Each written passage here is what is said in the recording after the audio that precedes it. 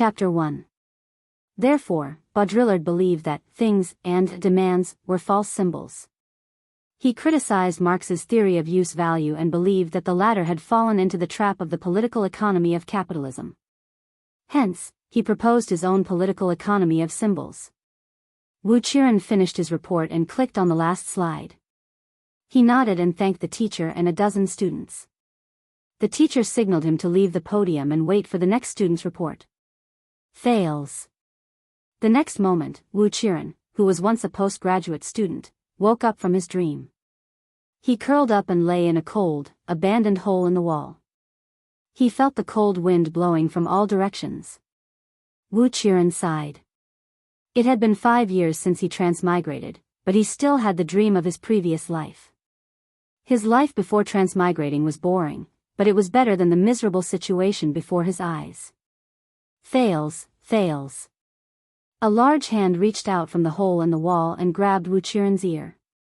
It then violently dragged him out of the small hole.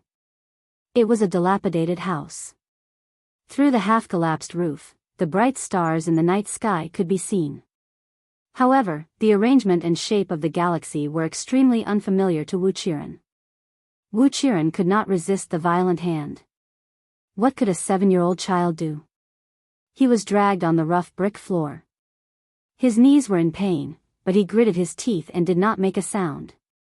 This was because the cruel Quide was especially impatient with children's cries. It was said that he once paralyzed a 6-year-old girl who wanted to use her tears to exchange for food. I asked Rick. Your monthly allowance this week is 5 coppers less than last week. Did you hide it? The angry Quide was like a lion with red fur. His protruding nose made him look even more ferocious. Wu Qiren fell to the ground. His gray eyes glanced at the holes in the walls around him from the corner of his eyes. The 5 child beggars who lived in the same house with him, ranging from 4 to 10 years old, were all shivering in fear at Quide's furious roar. In the innermost hole in the wall, the youngest short-haired girl bit her left hand tightly. Her face was red as she looked at Wu Qiren, who was on the ground in fear. In the hole beside her, the 6-year-old boy, Ned, was so frightened that he screamed. That was Korea. Wu Qiren knew what she was afraid of. In fact, Wu Qiren's luck this week was pretty good. He, the child beggar Thales, Wu Qiren's current name, received a total of 37 copper coins this week, which was 18 more than the previous week. However, he only handed over 14 coppers to Quide, the head of the Black Street Brotherhood who was in charge of child beggars. He then used the remaining coppers, along with the money that he had painstakingly saved for 2 years, to go to Grove Pharmacy.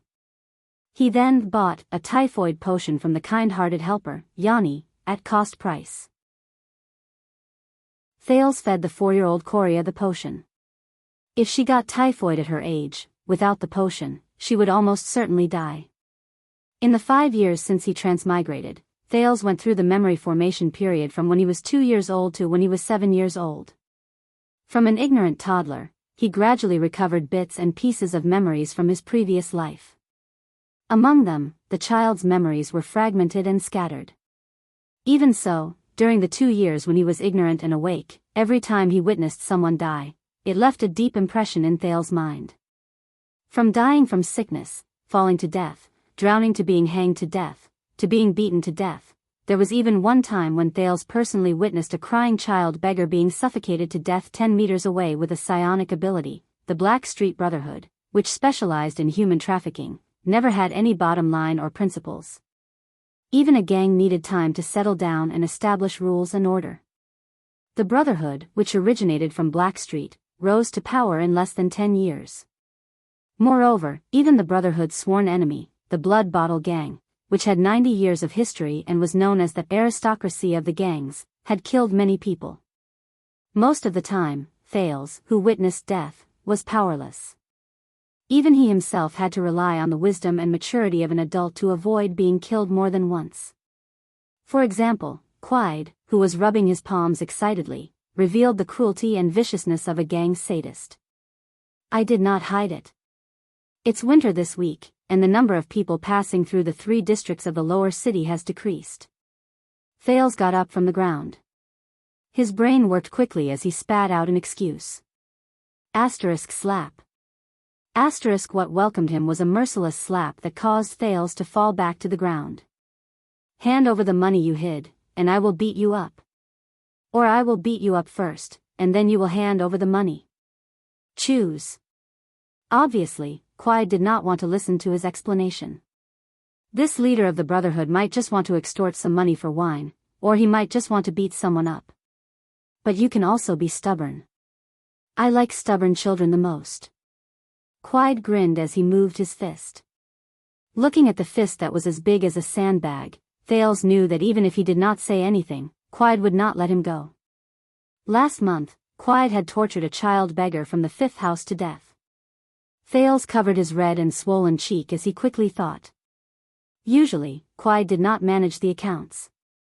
At night, he would go to the Sunset Bar in the underground street to fool around or hold a bottle of wine.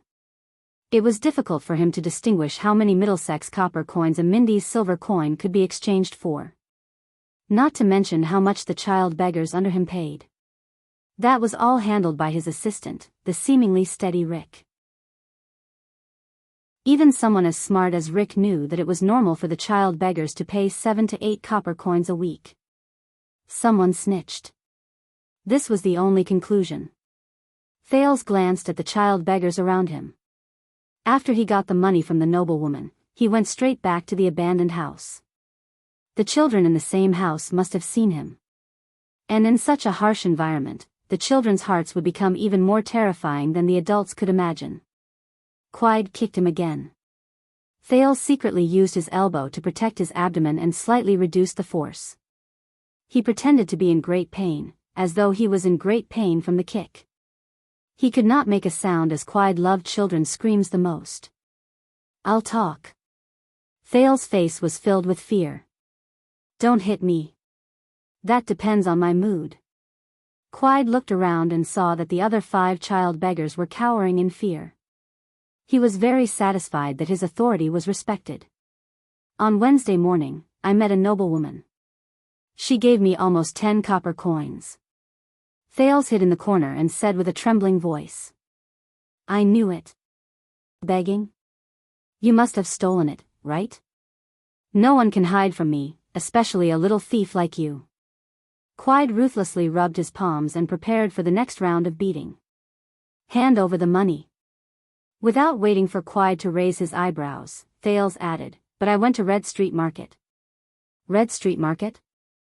Quiet lowered his raised palm a little. You went to the Blood Bottle Gang's territory? Yes, we could not get more money from that place. Other than members of the Brotherhood, skilled rangers, and some guys with special purposes, who would be so blind as to wander around the 3 abandoned areas near Black Street? Even the city defense team, who carried swords and shields, were unwilling to go near this sinful place. The first time I got so much money, the people from the Blood Bottle Gang did not appear. Then I thought that I might have another chance the next day. Idiot. Quiet kicked Thales fiercely. Thales saw Coria tremble in the distance. Then, he heard Quiet scolding, why don't you think about it?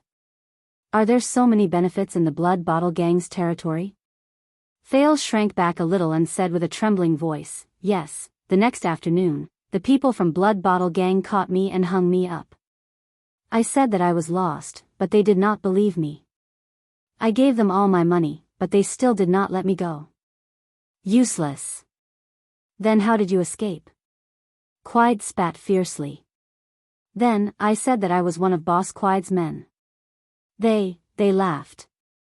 What? Quiet clenched his fists. He grabbed Thales' tattered sackcloth collar and lifted him up from the corner. What were they laughing at? Thales shook his head in confusion. I don't really understand what they were saying. Quiet stared at him fiercely. Speak. Thales pretended to be frightened. He trembled and said, there was a bald-headed man among them. He said that since he was Quiet's subordinate's child, he should spare his life because Quiet really needed children. Before Thales could finish speaking, Quiet threw him fiercely against the wall. He tried his best to protect his head, chest, and abdomen. He used his back to withstand the impact of the wall. Then, he immediately turned his back to Quide to receive Quide's furious heavy blows. At the same time, he felt the force of the heavy blows and constantly changed the angle of his back to cushion the impact. "Son of a bitch, you, bald-headed, Sven, how did he know? Kill you, trash, idiot," Quide shouted furiously. He kicked Thales again and again. Only a few words could be distinguished from his mouth. In the hole in the wall, a few children watched in horror as Thales was beaten. However, they tightly covered their mouths and did not dare to make a sound. Thales breathed a sigh of relief as he endured Quide's violent kicks. At the very least, Quide would no longer ask about where the extra money went. Moreover, even though he looked terrifying, the enraged Quide was much safer than the Quide who was happily torturing children. His words were half-truths. Thales did go to Red Street Market, but he hid in the corner of the dark alley and carefully observed his surroundings.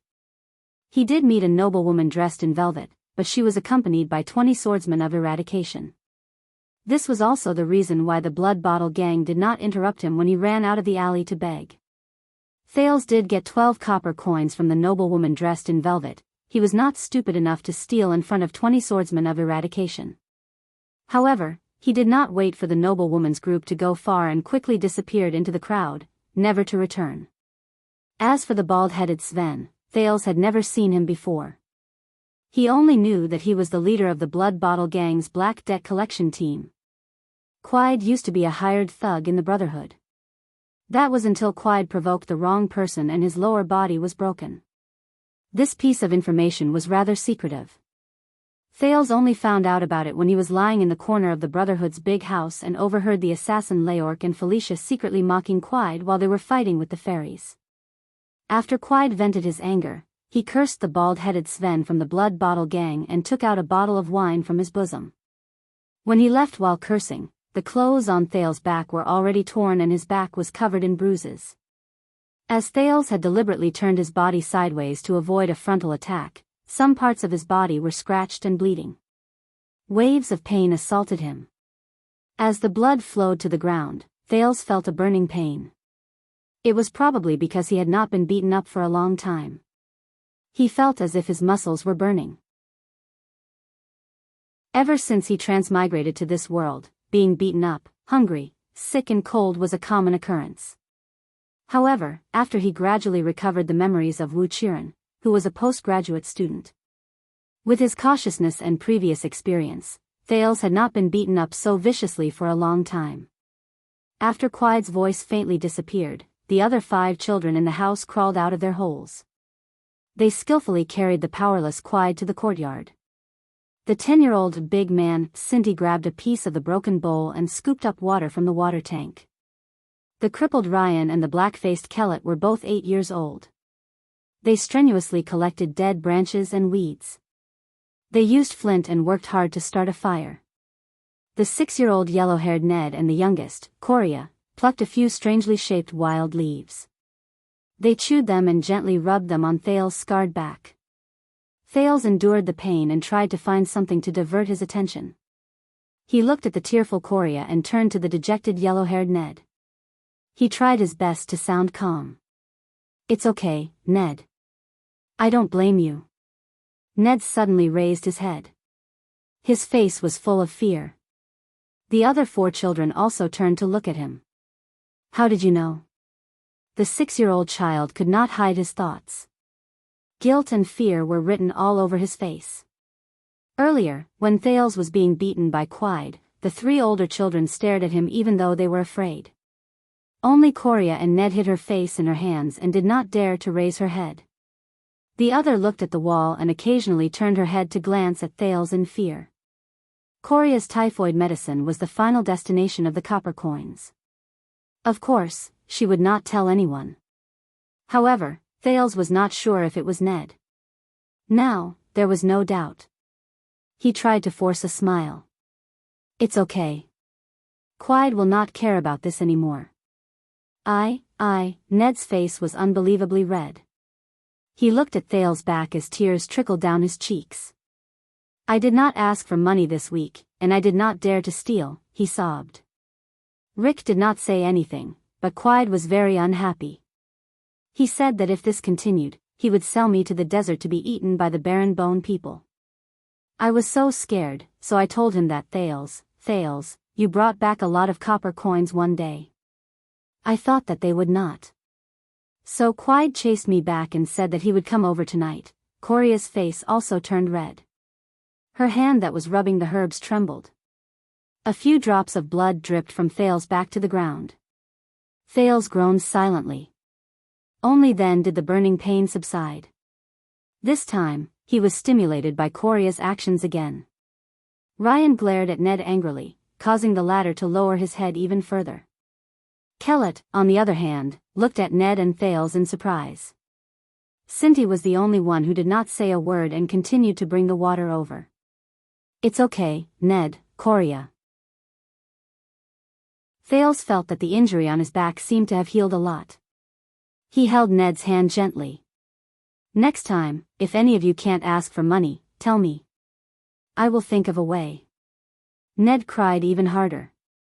His sobbing words were a little unclear. Thales, I'm not, sorry, it's okay now, Ned. Don't be afraid, I always have a way. Thales smiled as he took the broken bowl from Cindy's hand and drank a mouthful of water. He turned his head and gently inhaled. Compared to the countless predecessors who had traveled through countless worlds, his luck was undoubtedly much worse. But even so, he looked at the 5 children around him, especially Coria who had just recovered from her typhoid. There was still a trace of fear in her crystal-clear eyes. I'll think of a way to ask for more money tomorrow, he thought. In the Sunset Temple of Eternal Star City, after the prayers at sunset, an intern priestess who was cleaning up the altar stopped what she was doing. She looked in surprise at a sacrificial lamp filled with eternal oil under the stone altar. Ever since she started taking care of the altar, she had never lit or used this inconspicuous sacrificial lamp. Suddenly, a bright yellow flame was ignited in this unremarkable sacrificial lamp. The flames suddenly turned red, like the color of blood, and became more and more vigorous. An elderly priestess noticed the intern's loss of composure. She scolded her discontentedly, and the intern turned her attention back to the altar. But when the priestess herself saw the unusual sacrificial lamp, she cried out in surprise. Nia, hurry up and inform the Lord Priestess. The elderly priestess could not hide her surprise. She trembled and rushed to the sacrificial lamp.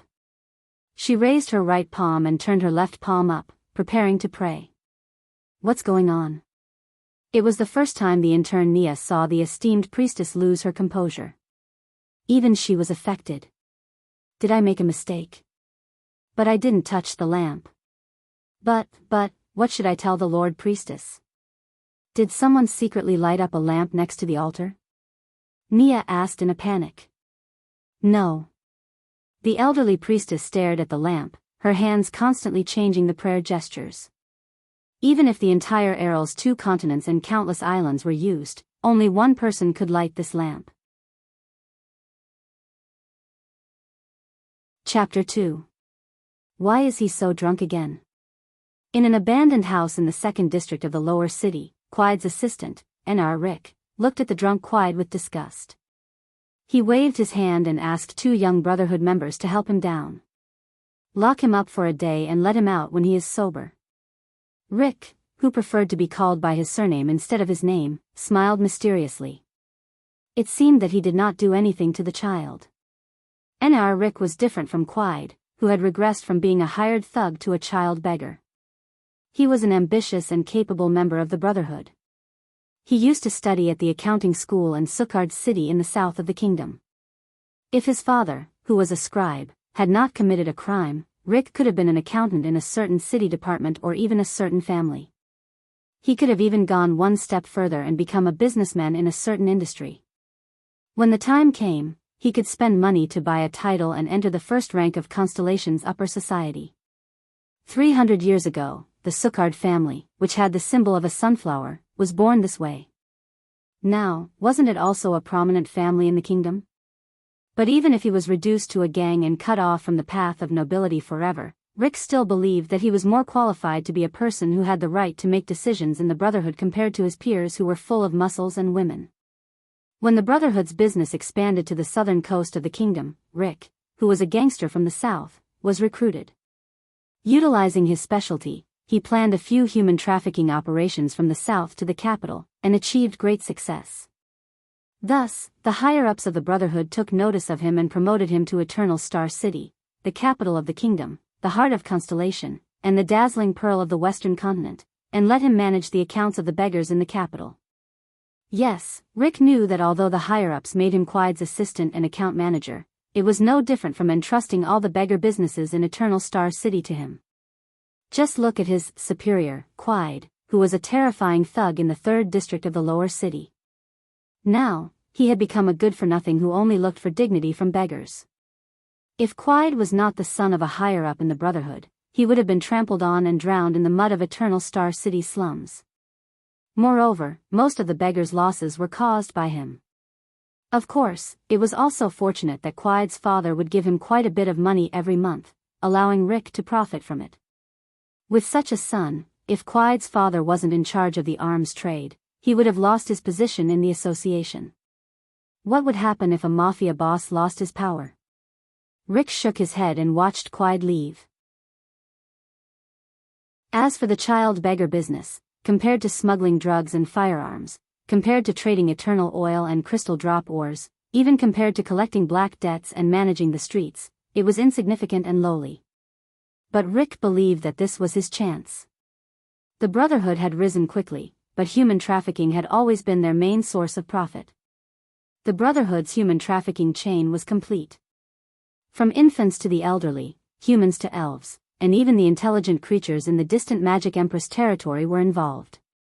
But the most important thing was actually the Brotherhood's own source of members. Among them, the Black Widow, Beth, was in charge of collecting and raising the infants. At the same time, she would sell a portion of them. The slightly older ones would be sent to Rick to be beaten into beggars.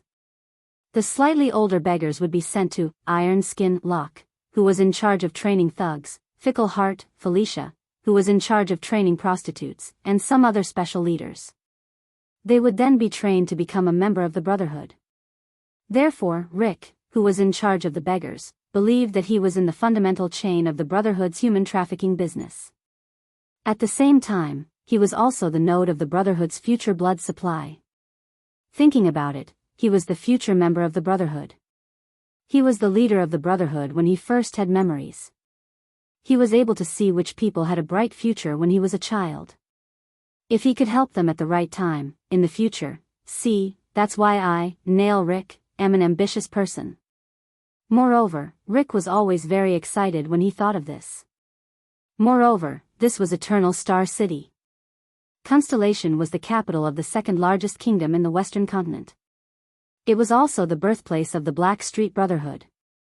Being able to work here meant that the leaders of the Brotherhood could always see him.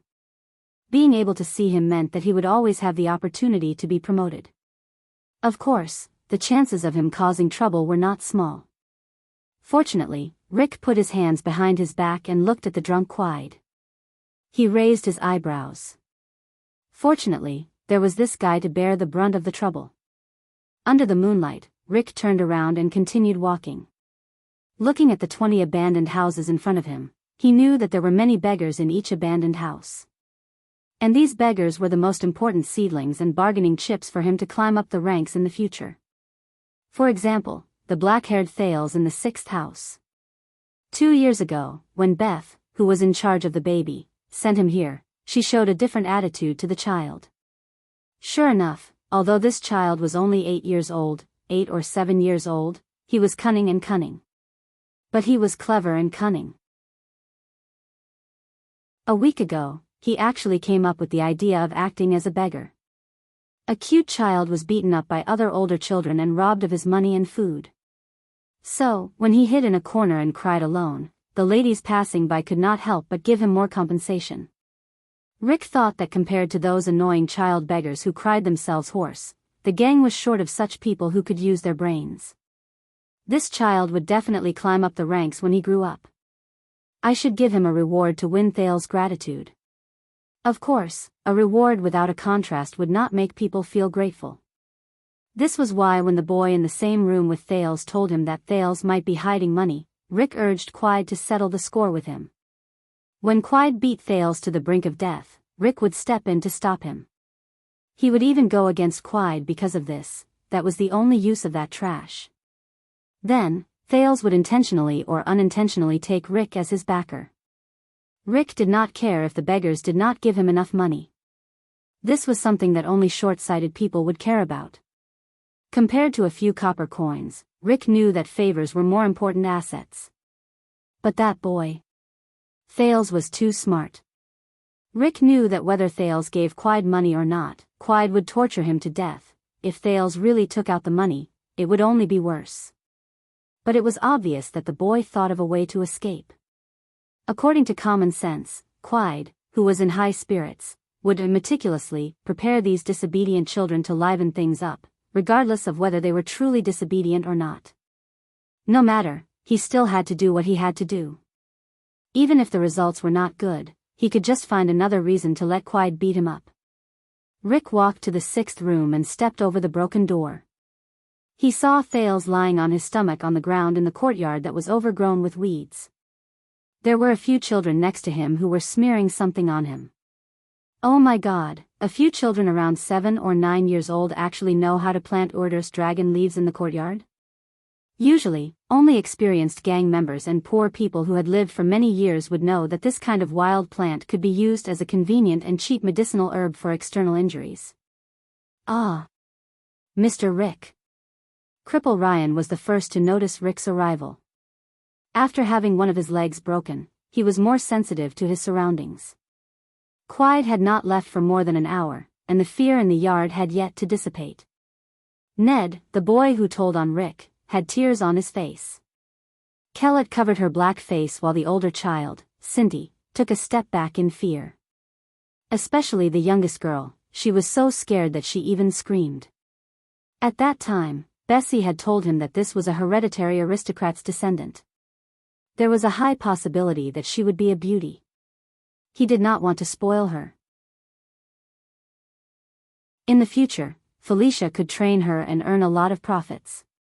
It was a pity that his child beggars had to be handed over to the gang at the age of 10, or at most 12. If only he could keep her until she was 15, then he could send her away. Otherwise, it would be fine even if she was 13. Mr. Rick. Thales interrupted Rick's subtle thoughts. He turned his head with difficulty, which affected the injury on his back. He grimaced in pain. Sigh, I'm sorry, Thales, Rick sighed and showed a pitiful expression. I couldn't stop him, Quide. After all, I'm only his assistant. I can't afford to offend his backer. I could only come here quietly after the incident. Under the cautious gazes of the children, Rick squatted down and worriedly checked Thales' injuries. Fortunately, he didn't hit you too hard today, or else, Mr. Rick, I'm fine, Thales struggled to say. I'm sorry, my allowance last week was indeed. Forget about the allowance, he said. Rick took the broken bowl from Cindy's hands and poured away the water inside. He plucked a few pieces of Urdos dragon leaves and picked up a stone to grind them. You were sent to me when you were young. In the past few years, I've watched you grow from trembling little guys to careless hairy kids. To me, you are far more important than a few copper coins. Rick's face showed a trace of pain. At your age, you shouldn't be begging on the streets, but this is the rule of the Brotherhood, Mr. Rick. Thales seemed to be moved. He clenched his fist. Come, grind the herbs with a stone. It's better than chewing them with your mouth. Rick wiped the herbs in the bowl and personally applied them to Thales. Kellett, who was beside him, bit her lips and whimpered. Thank you, Mr. Rick, Coria said softly. If only you were in charge of us instead of Quide. Don't let Quide hear this, Rick smiled helplessly. To be honest, I'm very afraid of him. The other children also smiled knowingly. Rick knew that showing similarities and a sense of humor at the right time was a good way to make people accept him. Thank you very much, Mr. Rick, Thales said solemnly. He knew that in the eyes of many people, he appeared to be more mature, so there was no need to act like a child. Rick nodded. Protect yourself well. You are a smart child. I believe you can do it well. Oh, right. Rick suddenly remembered something. He passed the bowl to Ned and took out a money pouch from his waist. He passed it to Cindy, who was still in a daze. I have to hand in my salary every month, and I don't have much money myself. Here are 30 coppers.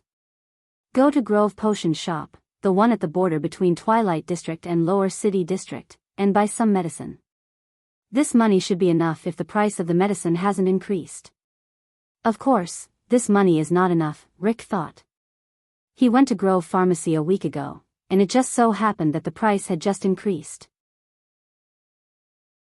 This way, when the children realized that they did not have enough money, they would think that it was because of the temporary price increase. If they did not have enough money, what could they do? Of course, they would take it from the money that they begged. This way, they would not have enough money for next week. Be careful when you buy the medicine. Don't let others, especially Quide, know about it, Rick said with a smile and stood up. Of course, Rick thought in his heart, Quide will definitely know. If they did not buy the medicine, that would be even better. Quide would know that they were really hiding money. Rick's lips curled up slightly. At that time, he would be able to obtain their final loyalty. Mr. Rick, Coria looked at the money bag in Cindy's hand and was about to cry. You are really a good person. Ned bit his lips and nodded vigorously. Even the older child, Cindy, was a little moved. He touched the money bag in his hand and weighed it. Rick sighed, shook his head and waved his hand. No, I should be the one apologizing. This is all I can do for you. Mr. Rick, Thales lied on the ground and looked at Rick hesitantly.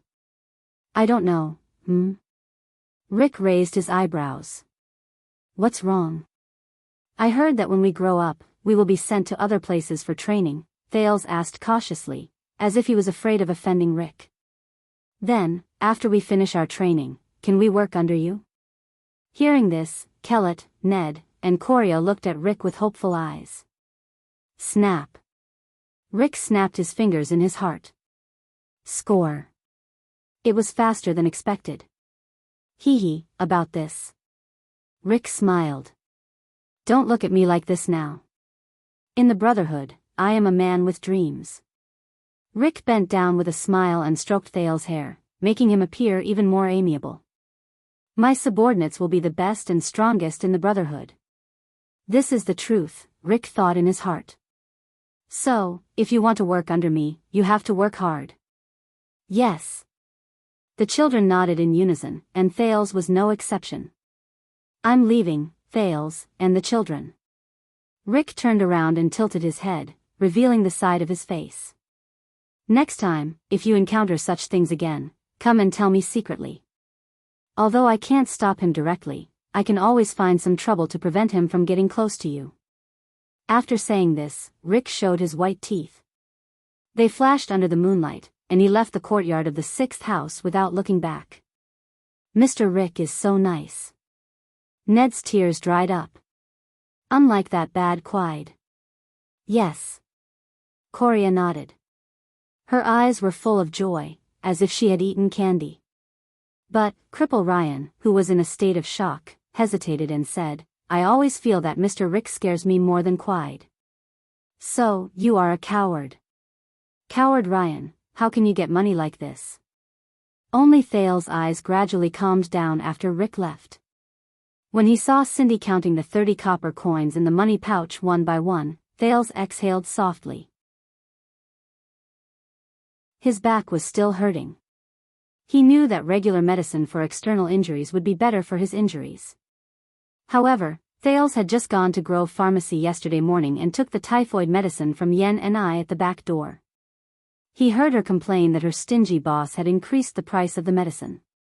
Even the external injury medicine was increased to 35 copper coins. It was exactly 5 copper coins more than what Rick had given him. However, he also found out a key point from Sunset Bar's owner's daughter, Jayla. Rick was in charge of Quide's expensive expenses in the bar. But, I have to hand in the money every month, and I don't have much money." Rick's words echoed in the transmigrator's ears. He could not help but look at the bag of copper coins in his hand. The child beggars had forgotten their fear and were fooling around with each other. Thales was the only one who furrowed his eyebrows. He turned his head around with much difficulty and glanced at his scarred back. He sighed and hung his head down heavily. This damn world.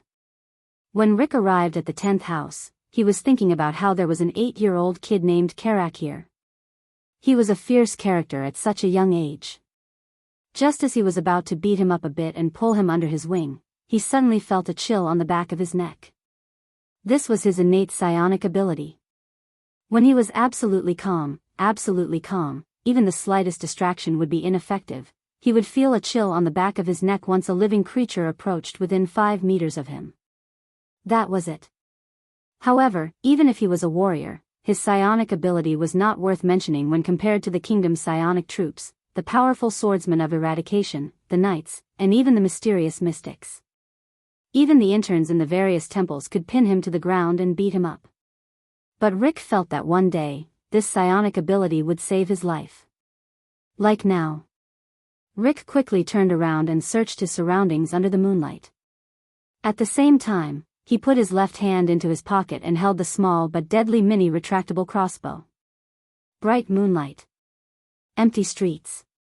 No cover. No cover. But there was no one. Rick took a deep breath and kept himself absolutely calm. He felt the chill on the back of his neck continue. Could it be that a rat crawled through the sewer under my feet? Rick turned in 3 different directions and ran quickly for a while. But the lingering chill on his neck made him get rid of this thought. Which rat would be directly below me and follow me in 3 directions for 20 meters? Rick became more and more frightened. I shouldn't have come out alone, even if this is the abandoned house, the Brotherhood's territory. I should have brought 20 thugs, each with a mystic gun in their hands, no matter how heavy that damn thing is. Just like the Brotherhood's big boss in charge of the drug trade, Lazancy Fisher, there are 30 people following him everywhere he goes. If I had enough money, I should have hired 2 swordsmen of eradication, a psionic warrior, or even a mystic. Forget it, mystics are too scary. Nair Rick, you have to calm down, he told himself. You are the man who will be in charge of the entire Eternal Star City in the future, and even Constellation's underground world. Calm down, you have to calm down. He forced himself to be calm as he turned around and walked back the way he came, as if he was just jogging. Did I offend anyone? Was there anyone who wanted his life? Is there anything worth paying attention to in this neighborhood? He walked a few hundred meters. Under the moonlight, there was no one around. Chapter 3. If the news is true, a gray-haired middle-aged noble's right hand trembled slightly.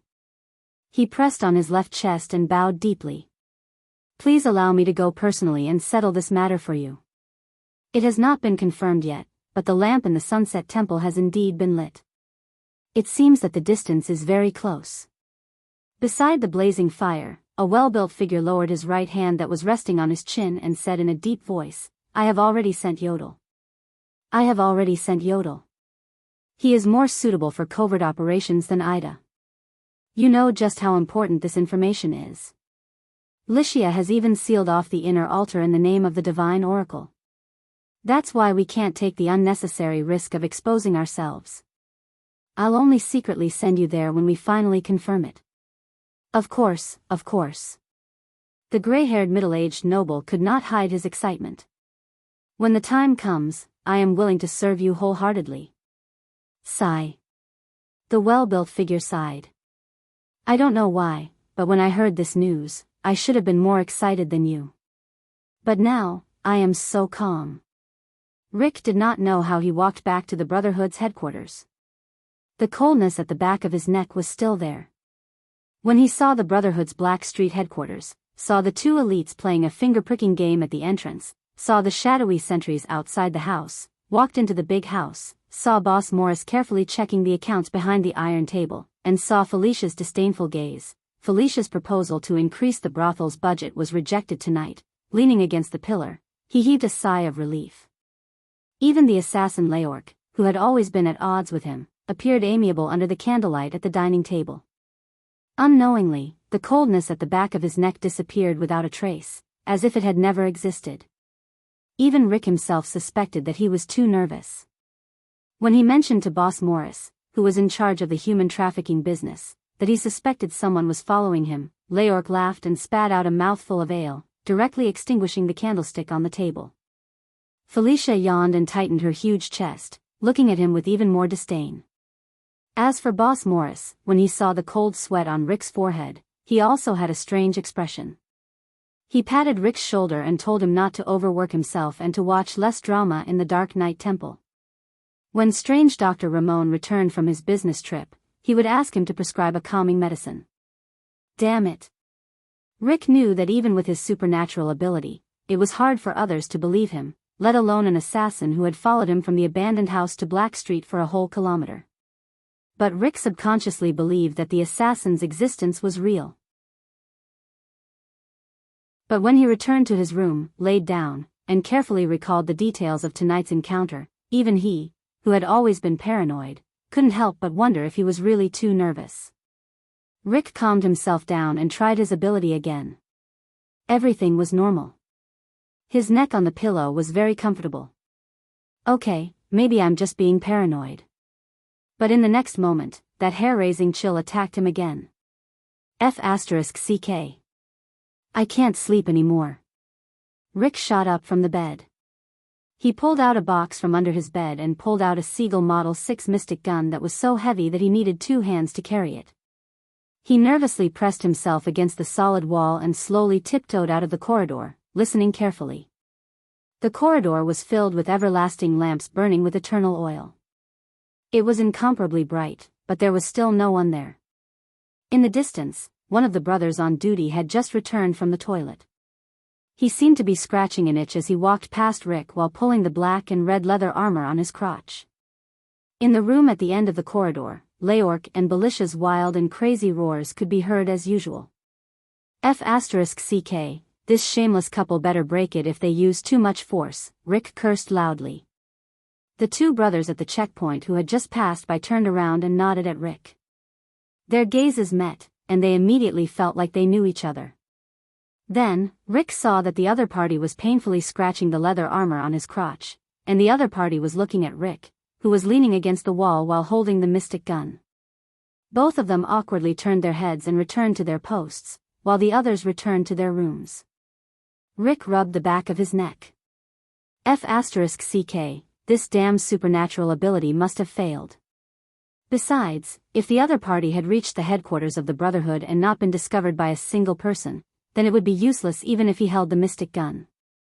Even Boss Morris's supernatural ability would be useless. Sleep, sleep. Thal's back injury looked bad, but it did not seem to be too serious. It was only the 3rd day, and he could already stand up and walk. His attributes were extraordinary. Thal stood in line and sighed. He looked at the dilapidated houses and walls around him, took the black bread and wild vegetables handed to him by the thug Pearson, and put them into his mouth. It was a pity that he was born in such a place. There is a sharp branch next to you. You must have secretly cut my hand.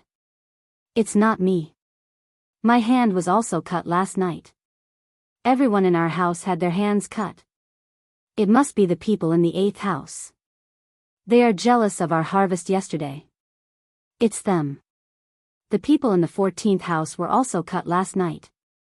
They don't want us to touch sheep on the streets.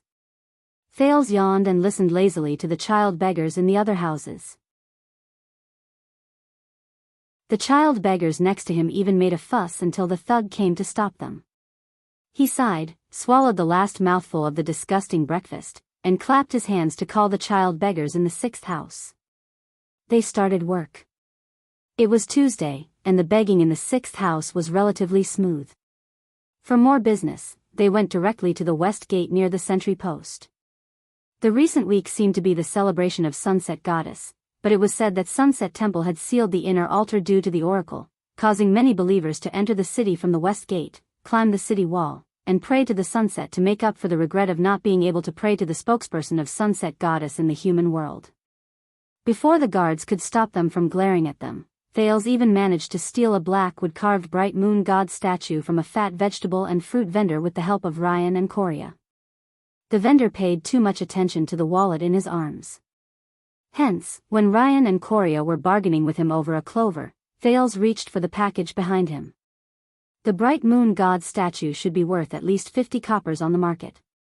Of course, this kind of stolen goods could not be seen in public, and could only be sold through the channels of the Brotherhood.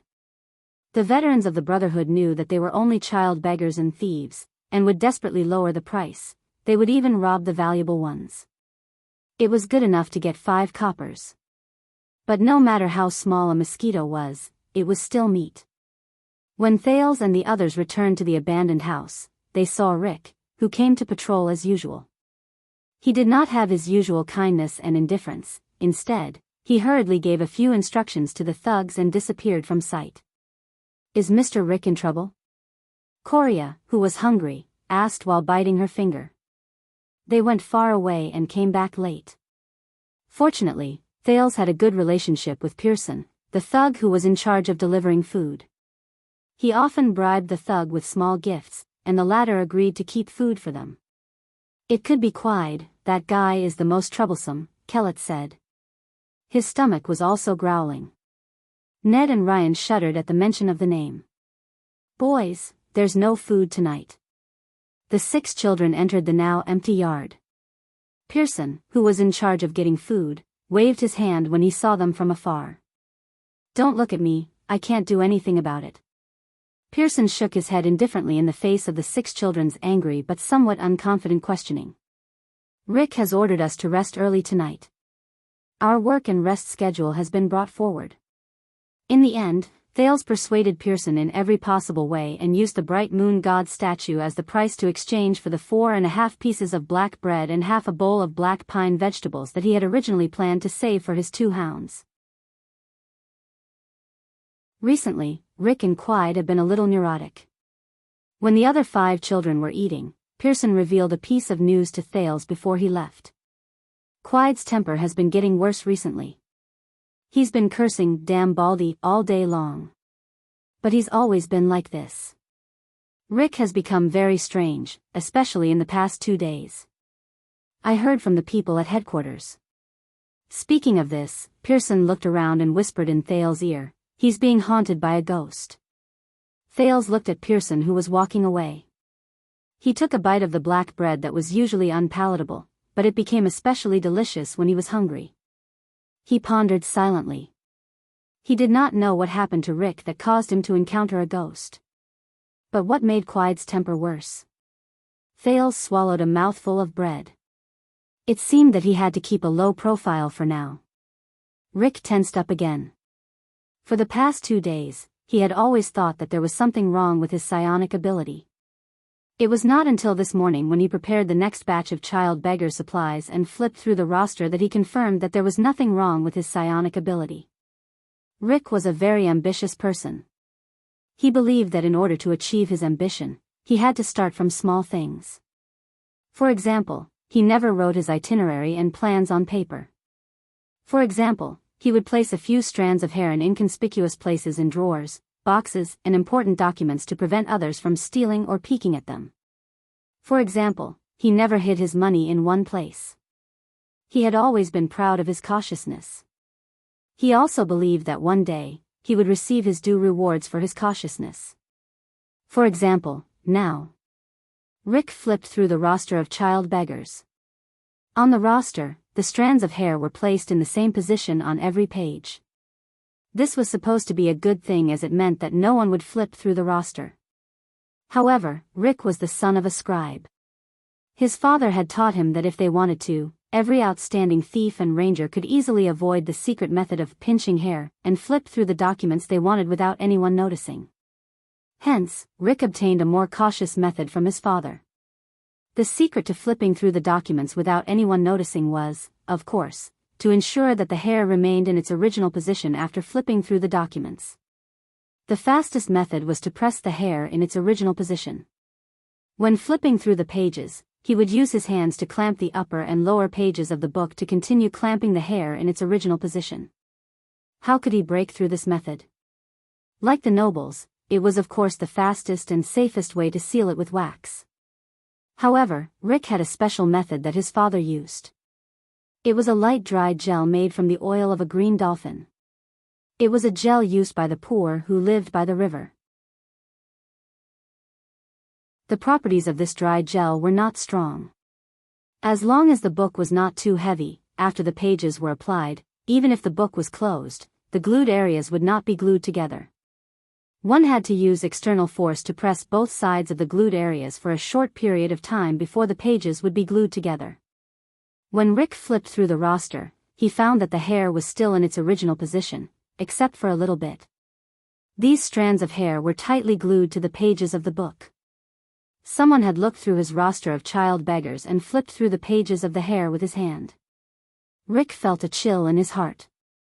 Moreover, it was definitely an expert who could leave the 4 strands of hair that were clamped on different but inconspicuous positions in the book without leaving a trace.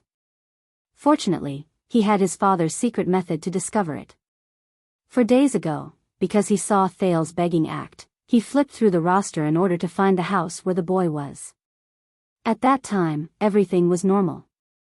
However, up until today, in the 4 days since then, someone had come to his room and flipped through the roster of child beggars. Rick felt a chill run down his spine. He suddenly realized that this was not the most important thing. So, he scrambled to open the hidden compartment of the drawer and pulled out the most important account book of human trafficking, his secret deposit book at the Royal Family Bank. The account book and deposit book were safe. There were no signs of them being flipped through. The strands of hair naturally fell off the pages. Rick breathed a sigh of relief. Fortunately, the things in the hidden compartment had not been. Wait a minute. If it was an expert, how could they have missed the hidden compartment? Rick trembled as he pulled out the entire hidden compartment. He opened it and touched the place where the strands of hair should have been clamped. Then, he collapsed on the chair. The strands of hair were firmly glued to the seam of the hidden compartment by the Rick family's unique light-drying gel. When Rick walked into the dining room in a daze, he turned a blind eye to Leork and Felicia who were flirting with each other. Instead, it was Leork, who had always been at odds with him, who called out to him in Schadenfreude. "Accountant, I heard that you recently encountered a ghost?" Rick ignored him and continued to sit expressionlessly. He pulled over a bottle of ink on the table and used it as a sauce. He poured it on his steak. "Ignore him," Felicia smiled as she sat on Leork's lap. She glanced at the killer flirtatiously and fed him a glass of red wine. "Are you still coming to my room tonight?" Of course. Leork did not wait to swallow the red wine and hurriedly replied, "I only found out today that the boss had removed the sentries outside the house a week ago. So, tonight, we might as well, go a little crazy." "Io, you are really bad," clang. The bottle of ink in Rick's hand fell on the table. The ink spread across the table and flowed in front of the man and woman on the other side. His face was pale as he raised his head to look at Leork and Felicia, who had an unhappy look on their faces. A week ago, there were no sentries guarding the big house in the headquarters? Nonsense. Leork brushed off the ink on his body and threw a piece of bread at Rick's face in annoyance. "Recently, the boss said that the operation against the Blood Bottle Gang must be kept a secret. The fewer people, the better. So, the sentries were removed outside the house. You can't even enter the house to use the toilet. But you don't have to worry. Don't you still have a ghost that never leaves your side to protect you?"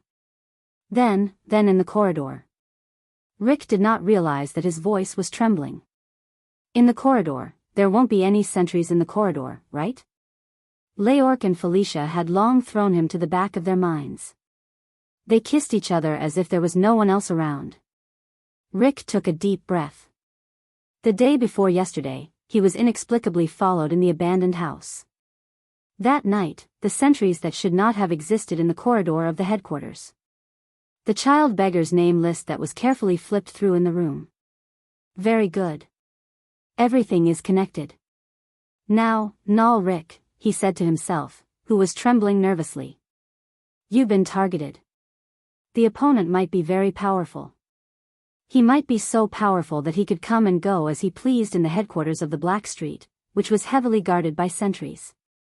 He might be so powerful that even a terrifying killer like Leork and an experienced psionic warrior like Boss Morris did not notice him. I'm the only lucky one. Thanks to my late father, I discovered this. He might be right behind me. I must save myself. I must save myself. I must find his purpose. Rick's brain worked frantically. The other party must have turned his room upside down in the past 2 days. However, he only carefully looked through the child beggar's name list. He abandoned the more important account book like it was a worn-out shoe. The thing that the other party is looking for is in the child beggar's name list. That's right. I was targeted near the abandoned house. That's where the child beggars live. He's looking for a certain child beggar. However, Rick had a headache thinking about it.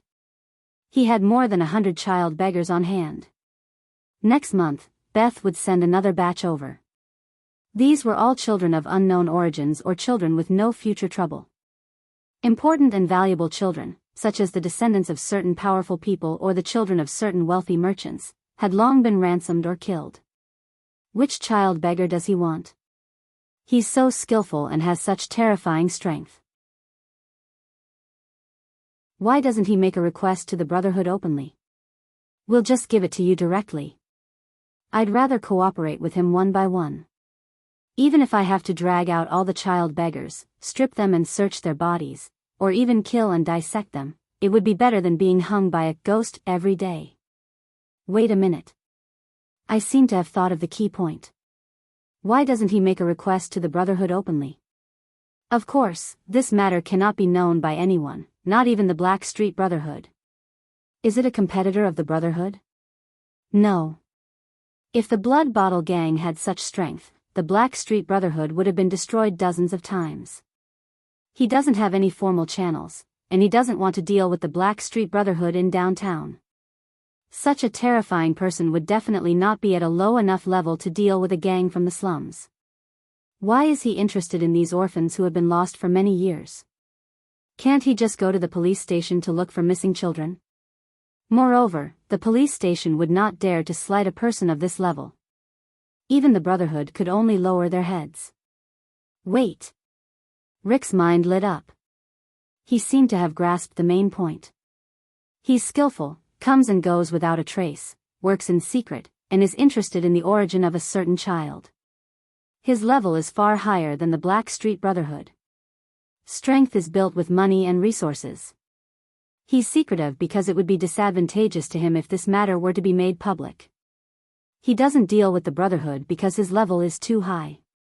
He's interested in the children that the Brotherhood collected from different sources. He's probably above the supreme class, and he's backed by someone with power and wealth. Yet, he avoids the eyes and ears of the Brotherhood and the police station to secretly search for an important child. Child? Rick fiercely slapped his thigh. A string in his mind seemed to have been connected in an instant. He's involved in some big family's bloodline inheritance struggle. F***CK. Rick fiercely glared at Leork and Felicia, who had already started to move up and down. However, his thoughts had long since left the couple in front of him.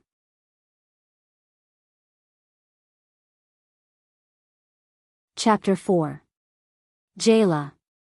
Black Pine Wine. Give me another dozen. In the noisy and dark Sunset pub, Quide panted heavily as he leaned on the bar counter. One glass after another, he poured the wine into his mouth. Hey, big guy. If you don't have money to tip, you won't get any black pine wine. Jayla, who was standing behind the bar counter, unhappily brought out 2 large glasses of black pine wine. She placed them on the bar counter without a trace of politeness. For your father's sake, these are the last 2 glasses. I'll give you 30 seconds to finish drinking and then get out of here. Every hour you sit here, our pub, no, the entire underground street's profits will decrease by 10%. Quide was already a little dizzy from drinking. However, even in the noisy pub, Jayla's shrewd voice still traveled far. Quide could feel the gazes of the customers around him and the ridicule they might have in their hearts. His heart was filled with anger. Back then, I was the blood axe, Quide Rhoda, who made the entire lower city tremble in fear. If it was not for that incident, why would a girl at the bar counter dare to bully me? Even the bald Sven, who debuted 2 years later than me, dared to laugh at me in front of the beggar and laugh at my next words, F***ck. You blind girl. Quide gritted his teeth and shook his heavy head. He stood up and grabbed Jayla's hand. He dragged her in front of him across the bar counter and fiercely roared, I told you. A dozen black pine wine. The whole pub quietened down. The lower city district was a famous chaotic place in Eternal Star City, and the underground district was a famous chaotic place in the lower city district. It was especially so after Black Street Brotherhood took over the place 10 years ago. Sunset Bar was the center of operations in this chaotic place. The people in Sunset Bar were basically people who belonged to Black Street Brotherhood or people who were looking for Black Street Brotherhood. Hence, when Quide grabbed Jayla's hand and roared, everyone in the bar looked like they were watching a good show. They did not make a sound or stop him. Quide's head became dizzy, but he could still feel that the wrist he was holding was very smooth and soft. He could also feel the faint fragrance from Jayla's body. Under the dim light of the candlestick in the bar, Jayla's short brown hair looked clean and neat. Her smooth face and delicate outline were clearer than usual. Quide's imagination ran wild for a moment. Jayla seemed to be shocked by him as well. She stared in shock at the former top fighter, who was now a down-and-out drunkard. When the noise of the customers disappeared, the dizzy Quide felt vaguely satisfied. He felt that his actions had received due attention. But soon, when he shifted his gaze to Jayla, he gradually sobered up. Thus, the elation he felt just now gradually turned into fear and trembling. Jayla Charlton was one of the few people who knew her full name. This beautiful woman. Quide recalled his father's words to him to stay away from her, as well as what he had seen and heard in Sunset Pub several times. This shrewish and seductive bar girl was currently staring at him with a playful gaze. Quide's chin began to tremble uncontrollably. Jayla, that, I am not, but before Quide could react, clack. Jayla's hand, which was grabbing his wrist, was forcefully grabbed by her. In the next second, Quide's middle finger and index finger were bent in the opposite direction. What followed was a piercing pain. Ah! Quide cried out in pain. His face was distorted. But it was not over yet. Jayla fiercely grabbed his outstretched hand and forcefully twisted it in the opposite direction of his elbow joint. Crack. Ah. No. Jayla. Sister Jayla. I was wrong. I shouldn't have. Ah. The sound of Quide's elbow joint being dislocated was heard at the same time as Quide's scream. Before Quide could finish begging for mercy, the agile woman used the force to flip over. Her slender left leg, which was wearing short leather pants, stepped onto the bar counter and ruthlessly smashed Quide's neck. Good job, little Jayla. You did not embarrass the boss. With this skill, you can apply to train as a swordsman of eradication. She actually wore safety pants. I swear I saw it. I bet she's wearing black. The surrounding customers instantly regained their liveliness. One by one, they cheered for Jayla. Listen up, you gorilla. Jayla glared fiercely at Quide, who was suffocating from the pressure. She stood with one foot behind the bar counter while her left leg was pressed against the counter. Her right hand was clasped around Quide's outstretched arm. Her graceful and slender figure was clearly visible. She slowly took out a strangely shaped knife from the leather holster on her left boot. The blade and the handle were not in a straight line. From afar, it looked like a wolf's leg. Then, without changing her expression, she stabbed Quide's palm vertically. The tip of the knife was nailed into the bar counter. the customers' cheers became even louder. Woo woo. Quide was in so much pain that he squeezed out tears. However, the pressure on his neck made him squeal like a pig. Jayla slowly lowered her upper body and displayed her perfect flexibility. She approached Quide's tear-streaked face, whistled, and smiled. Then, his face turned fierce and ferocious, and he spoke in a rhythmic, but chilling, and flirtatious voice, which was full of charm. Quide Rhoda, I don't care whose son you are. I don't care if you are the leader of child beggars or a hired thug who collects black accounts, but you mother****, listen to me, from now until the end of the world, if you dare to appear in my bar again, I will put you down, there, then, son, one piece at a time, chop into mincemeat, mix it into the wine, one mouthful at a time, pour it down your throat, do you understand? Trash. While Quide cried, he covered his pierced right hand and escaped from Sunset Pub under the laughter of the customers and Jayla's disdainful gaze. Only then did Jayla clap her hands and wipe off the blood on the wolf-limb blade with a look of disgust.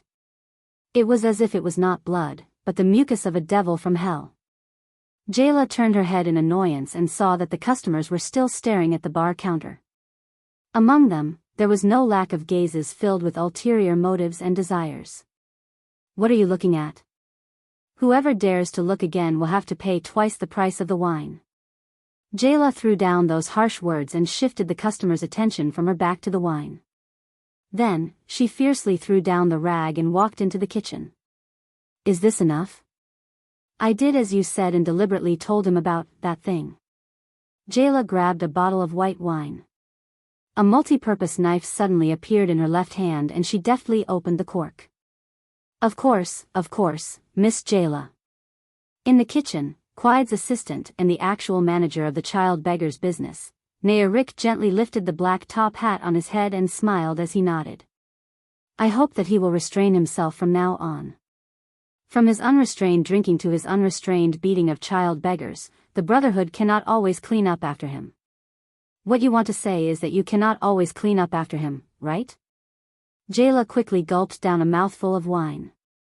Rick suddenly felt that this crude action was more appropriate on Jayla's body. It was fresh and attractive. That is not wrong, because the Brotherhood's interests are my interests. Rick smiled and subconsciously touched the back of his neck. Are you sure that this will work? Why do I feel that a person like him will find more trouble when he goes back? For example, to vent his anger on your child beggars? You really know him well, Rick thought. Actually, I do not know whether it will work or not because I do not know him, but... Rick shook his head helplessly. This was his signature action to show his innocence and sincerity. Recently, he has become worse. 3 days ago, for a ridiculous reason, he beat up a seedling that I thought highly of. If it were not for that child's intelligence, another seedling would have died in Quide's hands. I did not know that you were so generous and righteous. Jayla rolled her eyes in her heart. As he said this, Rick's gaze suddenly became firm. That is why I decided that this cannot go on. He must be warned. Otherwise, he will sooner or later ruin the business that I have worked so hard to manage. All right, you do not have to explain to me so many reasons like, I was forced to kill my superior. Jayla yawned and waved her hand to let Rick leave. I did not say that I wanted to kill him, speaking of which, hurry up and pay the remuneration we agreed on. I only accept cash, Jayla interrupted Rick. She lazily finished the white wine and stuck out her tongue to lick the last drop of wine into her mouth. This action made Rick's heart skip a beat. Also, you still have to pay for the wine he owes today. Jayla slightly narrowed her eyes as she watched Rick leave after he took off his hat and saluted her. Don't think that I do not know that you switched Quide's wine today. Others might not be able to recognize it, but I, Jayla from the Sunset Pub, know it very clearly. Quide only drank strong Shaka wine.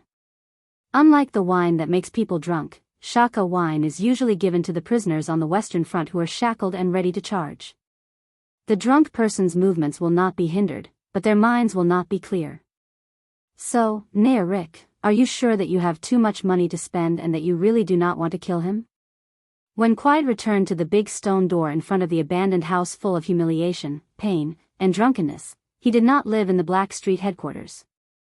Quiet felt that anyone who knew the inside story would stare at his lower body when they saw him. At that moment, two thugs happened to pass by the wall in a hurry. Their chatter could be heard from afar. "Have you heard? The child beggars are spreading a rumor that Boss Quiet is no longer a man." "What do you mean? Can he become a woman?" "Idiot, it means that Quiet has been castrated. I heard that a few years ago, when he was collecting debts at Karima Street, he encountered something strange in a haunted house. It was the house where the Earl of Norfolk and his family were hanged. Everyone said that a female ghost in a red dress cut off his lower body. It was clean." For a moment, Quiet felt all the blood in his body rush to his head. The next moment, he lost control and roared angrily. He pounced from behind the wall and grabbed one of the thugs' neck tightly. Who said that? Which bastard? Which bastard? I'm going to kill him." The other thug panicked and retreated a few steps. Quiet fiercely pressed the person in his hand to the ground. His grip became tighter and tighter, but his pierced right hand was unable to withstand the force. After all, he was a famous leader of the thugs in the Brotherhood. He was also a top-notch expert in the ordinary rank. Even though his physical strength had declined and his skills had deteriorated due to many years of decadence, as long as he did not fight against the female cat burglar from the Charlton family, he would still be able to defeat an ordinary thug. Especially now, Quiet felt that all the anger in his body had turned into an inexhaustible force. "Boss Quiet. It was just a rumor. We don't believe it." "Ah." Quiet was like a wild beast as he suddenly raised his head. The thug who was trying to defend himself was so frightened that he took a step back. However, he immediately saw that his other companion's face was pale. He was exhaling more than he was inhaling. The thug who kept retreating looked at Quiet's ferocious gaze. His face was full of fear. "Ah, yes, it was the child beggars who spread the rumor. Boss, it was really not our fault. You can ask the child beggars and you will know." "Gotcha." It was the sound of a neck bone breaking. The thug who was choked by Quiet had already stopped breathing. Quiet slowly stood up from the ground. His eyes were filled with a ferocious glint as if he was about to devour someone. The after-effects of tonight's alcohol were too strong. It caused him to gradually lose his last bit of rationality. The remaining thug's body was trembling. Seeing that the situation was not good, he cried out while rolling and crawling away. Quiet wanted to chase after them, but he was too drunk. His footsteps were unstable and he could not run. He fiercely took 2 breaths and looked at the corpse under his feet. He felt that his anger had not been vented. He kicked it a few more times before shaking his head and walking towards the 20 or so abandoned houses. Quiet did not think about why the thugs who were patrolling tonight, this was necessary to keep an eye on the child beggars, did not appear. He only had a strong desire in his mind to find the people who laughed at him. Then, he would torture them to death one by one. Quiet, who had just killed someone, felt as if a long-lost shackle had been opened in his mind.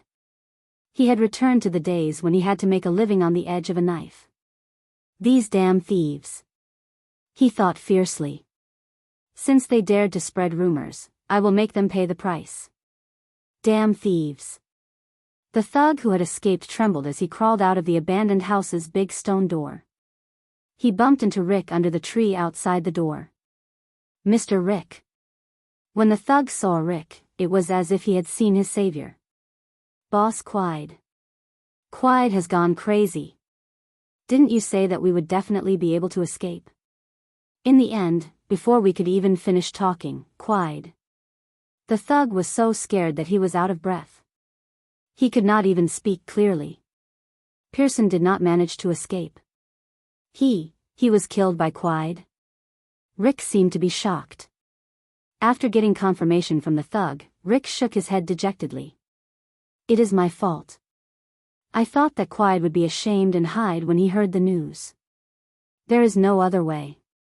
Go and close the big stone door and lock Quiet in the abandoned houses district. Then, prepare the carriage. We will leave immediately. Okay. Mr. Rick, where are we going? The thug, who was still in a state of shock, heard that they were leaving and nodded. He did not even think about what to do with the child beggars who were also inside. Go to the headquarters and look for Boss Morris. Rick's face suddenly became serious as he watched the thug rush to the side of the big stone door. He stretched out his hand to close the double door and inserted the stone lock. This time, Quiet would definitely look for all the child beggars. Among them, there would definitely be someone that the ghost wanted. He had brought forward his work and rest schedule for the day. It was not too late yet. Quiet had half of the night to take care of the child beggars.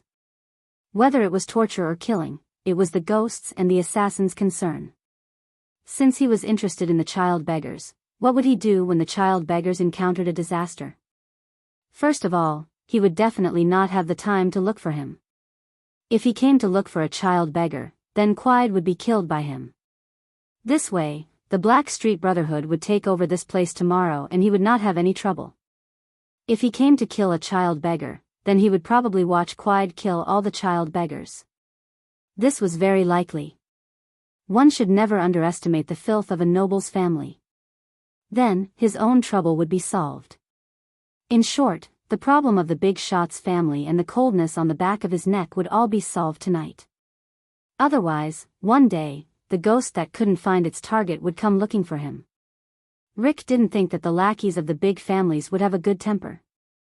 He also didn't think that after meeting the ghost, he would be able to see the next day's sun in one piece. It was not that Rick did not think of pretending to be sick for a month or simply asking for a transfer to another place. He wanted to run as far away from the scary ghost as possible until it found what it wanted. However, Rick, who had been fine the day before, suddenly fell sick or left. Wouldn't that be the same as telling the ghost that he knew of its existence and then betting his life on the ghost's kindness of not involving the innocent? There must be another, safe, unsuspecting scapegoat, to expose the ghost's designs. Boss Quiet, I will have to trouble you again. Rick thought indifferently. It was a pity that this group of child beggars, Thales and Karak. After this, there was a chance that he would be punished because he did not keep an eye on them.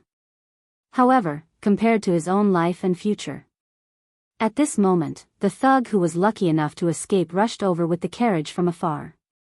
Rick nodded at him and gave him an encouraging and comforting smile. He then walked to the side of the carriage. Then, he took out the mini extendable crossbow from his bosom and shot the arrow that was soaked in the poisonous blue vine grass accurately into the surprised thug's wide-open mouth. On the night that Rick made the decision that would never be known to the world, but still deeply affected the fate of the kingdom, the child beggars in the 6th house were led by Thales to sit beside the fire that they had painstakingly started because they had to rest early. They counted the day's harvest. That woman in black gave us 8 coppers. I heard that her youngest son had just passed away because of typhoid. No wonder she was so generous. Milera, with her ears drooping, gave us all the coppers she had left over from the grocery shopping. Oh, only 2. Sinti had a smile on his face as he counted the coppers one by one and piled them on his left. Thales nodded, grabbed a sharp stone, and drew the word Jing on the ground. That skinny man with Highland boots refused to pay, so Ryan and I taught him a lesson. Kellett took out a card and looked at the words on it in distress. But he only had this card in his bosom, and I don't know what it is for. That is the pass to the National Institute of Science, Jade Star Grand Library. That is in the upper city, 5 blocks away from us. Thales looked at the card and said, that skinny man must be a scholar from a foreign academy. I don't know if he is a philosopher or a scientist. But, looking at him, he might be a literary scholar. Wow. Thales, you actually know the words on it. Coria and Ned looked at Thales with admiration. How is that possible? Thales shrugged and looked at the vague hope in the eyes of the 2 children. No one has ever taught us how to read and count. I only knew about it when I saw the book emblem on the back of the card. However, Thales thought that he was already teaching himself how to read, such as the words on the signboards of Sunset Bar, Grove Pharmacy, and National Institute of Science. And his past memories gave him an inexplicable respect and admiration for knowledge, so he would not let go of any opportunity to learn and accumulate knowledge. Thales raised his dust-covered hands and looked at the calluses that had appeared prematurely due to working hard all day long. He rubbed his half-full stomach and sighed. It's really a form of happiness to be able to sit in front of the study table freely and absorb the wisdom of the predecessors. Thales could no longer remember the scene of his transmigration. To be precise, the memories of his transmigration were retrieved bit by bit as Thales gradually grew up and his brain gradually took shape. His memories from the age of 2 to 3 were scattered and sparse, just like a real 2-year-old. He only remembered a patch of sticky red. He did not know why the color could be described as sticky, a black stone house filled with the cries of a baby, and a skinny woman. He only found out later that she was the black-hearted widow, Beth, a female leader in charge of raising the new children in the Brotherhood. Thales was sent to the abandoned house when he was 3 years old. It was also at that time that the memories of his previous life gradually became clear to him. The scenes that flashed through his mind the most were scenes of him sitting in front of a desk, his gaze moving back and forth between the books and the computer, or sitting in a classroom, discussing something with a dozen young people in different attire, or a middle-aged or old professor. But those were all illusions. Over the past 4 years, Thales struggled to maintain the survival of the child beggars in the 6th house in a life filled with beatings, bullying, darkness, crime, and death. Compared to the postgraduate student in his previous life whose brain was more developed than his body, the 4 years of being a child beggar had given Thales many new skills, such as acting skills to gain sympathy, pickpocketing without anyone noticing, cleverly and quietly eavesdropping, and framing his competitors through cooperation on the streets. During this period, Thales also made many preparations that exceeded the scope of a child beggar, such as building good relationships with people of different social classes. In Lower City, different social classes probably meant different social classes of the lower class, secretly finding out the secrets of the Brotherhood, arranging several secret locations, secretly storing some inventory. Quide was not wrong about this, and so on. Thales was not prepared to accept the fate given to him by this world. He would not be a child beggar who knew his place, nor would he become a thug or a thief for the Brotherhood. He was also not interested in creating a gang storm in Eternal Star City. He wanted to escape. Then, he would live his own life and be a free person.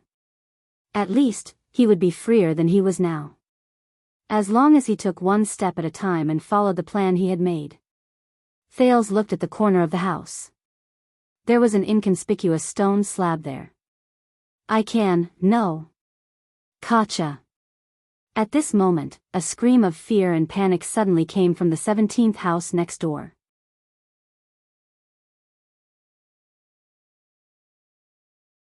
Chapter 5. The abandoned house was not a house, but a place in Eternal Star City. It was located in the 2nd district of Lower City, adjacent to the infamous Black Street. Its total area was about the size of a street. Thales once heard from the elders in the Brotherhood that the abandoned house was said to have been built by the Court of Constellation 100 years ago. It also used to have a rather respectable name, but no one remembered it anymore. It was only recorded in the City Hall. It was also once filled with the mediocre but bustling citizens of the capital of the kingdom. No one knew when it started, but the abandoned house became a place where gangs came in contact and negotiated, and occasionally fought. Hence, under the company of blood and axes, the houses in the bustling streets became deserted, with only stone walls and bricks left. It was said that the abandoned house was once used as a place to dump corpses. To this day, children who grew up happily under the sunshine of the capital would be warned, if you don't listen to me, I will send you to the abandoned house. The reputation of the abandoned house was second only to that of the terrifying Black Street. When the Black Street Brotherhood rose to power and seized the hegemony of the underworld in Lower City District, the abandoned house became the headquarters of the Brotherhood's child beggar business in the city. In order to facilitate management and to prevent the child beggars from escaping during the night, the Brotherhood had set up a 10-foot wide and 15-foot deep trench on all 4 sides of the abandoned houses. The trench was filled with sharpened wooden stakes and rusty nails, leaving only a stone door that could be locked from the back at the front of the abandoned houses. Rumor had it that after countless corpses and tests, someone finally dug a secret passage in the deep trench and escaped. But at least in the 4 years Thales was in the abandoned house, no child beggar was able to find the legendary secret passage. Instead, the number of corpses in the deep trench increased every year as the Brotherhood's business expanded. It was said that every year, there would be blind children who tried to escape through the deep trench, so the Brotherhood had to clean up the corpses in the trench every year. As its name suggested, the abandoned houses land was made up of stone houses that had been abandoned for a long time. There were a total of 23 of them. There were originally more, but some of them had collapsed during the gang war many years ago, and some of them had been demolished by the Brotherhood. They were located irregularly behind the big stone gate. Some of the stone houses were isolated, while others were closer to each other. The lucky child beggars were assigned to abandoned houses with well water, while the unlucky ones, like the 6th house where Thales was, could only fill their water tanks with water from other houses, and this was usually not without a price. Water and food often caused conflicts between the child beggars. For example, the water tank in the 6th house was obtained during the 2nd year after Thales arrived at the abandoned houses. He reached an agreement with the 17th house next door to fetch water once a week through various means. Before Ned and Coria arrived, there was only Cindy, Ryan, Kellett, and 2 other child beggars who were no longer alive. Even drinking water was a problem for them. Now, what Thales and the others heard was the cry of their leader, Diego, from the 17th house next door. Thales still remembered that when he fought for water, he threw a stone at Diego's head. At that time, Diego's cry was almost the same as now. Cajun. Someone come. We don't have it. Not us. Diego's cry was painful and panicked. So much so that the child beggars in the 6th house, including Thales, could not react for a while. However, Thales still had the memories of his previous life. His first reaction was to chase everyone in the courtyard back into the hole in the house. For a long period of time after that, Thales regretted this decision deeply. He wanted to hide. Thales glanced at the inconspicuous stone slab in the corner of the house, and hid under the wall opposite the 17th house. He stared at the dog hole that connected the 17th house and the 6th house. Back then, this was the symbol of the alliance between the children of the 2 houses. What happened to Diego and the others? Is there a fight? Ned asked curiously after he hid himself. The child beggars did not live in harmony. There were not many harmonious houses like the 6th house in the abandoned houses. Apart from Quide, many of the child beggars' injuries and even deaths were caused by the child beggars themselves. The children who were not even 10 years old did not know how to hold back. For example, before Ned and Coria came, one of Thales' 2 former roommates passed away like this. But the 17th house was considered a minority in the abandoned houses. Diego had brown skin, small eyes, blonde hair, and was a carefree but stubborn child. At 9.5 years old, he appeared to be more of a leader than Cindy and Thales. At least the child beggars in the 17th house listened to him. This was also the reason why the battle for water between the 6th house and the 17th house was full of twists and turns. It doesn't look like a fight. Could it be that the other houses are bullying Diego and the others? It must be Karak from the 10th house. He loves to bully others. Kellett seemed to have figured something out and said hurriedly. Then we have to hurry and help them. We promised them to help each other. Cripple Ryan wanted to run out of the hole and crawl into the dog hole. But before the moonlight shone on his upper body, Ryan was dragged back by Thales. Don't worry, it's not Karak. It's something else. Thales listened to the screams next door with a solemn expression. No, Diego. There was a dull sound as if a sandbag was thrown against the wall. But this time, it was another child, Ursula, who was crying. Thales remembered this 8-year-old child. When they were fighting for water, Ursula tightly pursed his lips and stood beside Diego. When the 2 sides started fighting, it was also Ursula who hugged Cindy's thigh and did not let him get close to the fight between Diego and Thales. If Thales did not attack Diego's knee and quickly pick up a stone, the sixth house might not even have a fixed water supply to this day. Something's wrong. As the oldest child in the house, the puzzled expression on Cindy's face gradually turned solemn. As the child beggar in the sixth house who worked with Thales the most and had the best rapport with him, Cindy was silent most of the time. But whenever he spoke, it was either something important or something crucial. Soon, the puzzled and solemn expressions on the children's faces turned into horror. Beg for mercy. Beg for mercy. Continue. I love to hear you begging for mercy. A deep but crazy voice came from next door. None of the child beggars in the abandoned house would ever forget this sound. To them, this sound was even scarier than that of a demon from hell. At least a demon would not break a child beggar's bones inch by inch, slash open a child beggar's face with a knife, or dip a child beggar's head into a vat of water in the name of quenching your thirst. Do demons really not know how to do that? At least the child beggars did not know that. It was Quide. Quide Rhoda, the leader of the child beggars in Blackstreet Brotherhood. He was also the child beggar's nightmare and bane. No. Boss Quide. We were wrong. Let's see if you still dare to speak nonsense. Do you dare to scold me behind my back? Damn it. Red-haired woman. Damn it. Baldy. Damn it. Jayla Charlton. All of you deserve to die. As Quide cursed in a delirious manner, a series of beating sounds came from next door. Sometimes it was a fist, sometimes it was a stone, and sometimes it was the sound of a human body colliding with the wall. Help. Help. Diego. Callie. Marita. Get up. Save me. Run. Run. Ugh. Oh my God. Where are the guards? Where's Mr. Rick? Oh my God. He wants to kill us, he wants to kill us all. No. No. Heart-wrenching cries came from more than one person. The abandoned houses under the moonlight seemed to be soul-stirring in Thales' eyes. It took Thales 3 seconds to realize what Quide was doing. He turned his head abruptly and looked at everyone in the sixth house. Ned and Coria were shivering in the hole in the wall. Ryan, who was about to rush out to help, was scared stiff.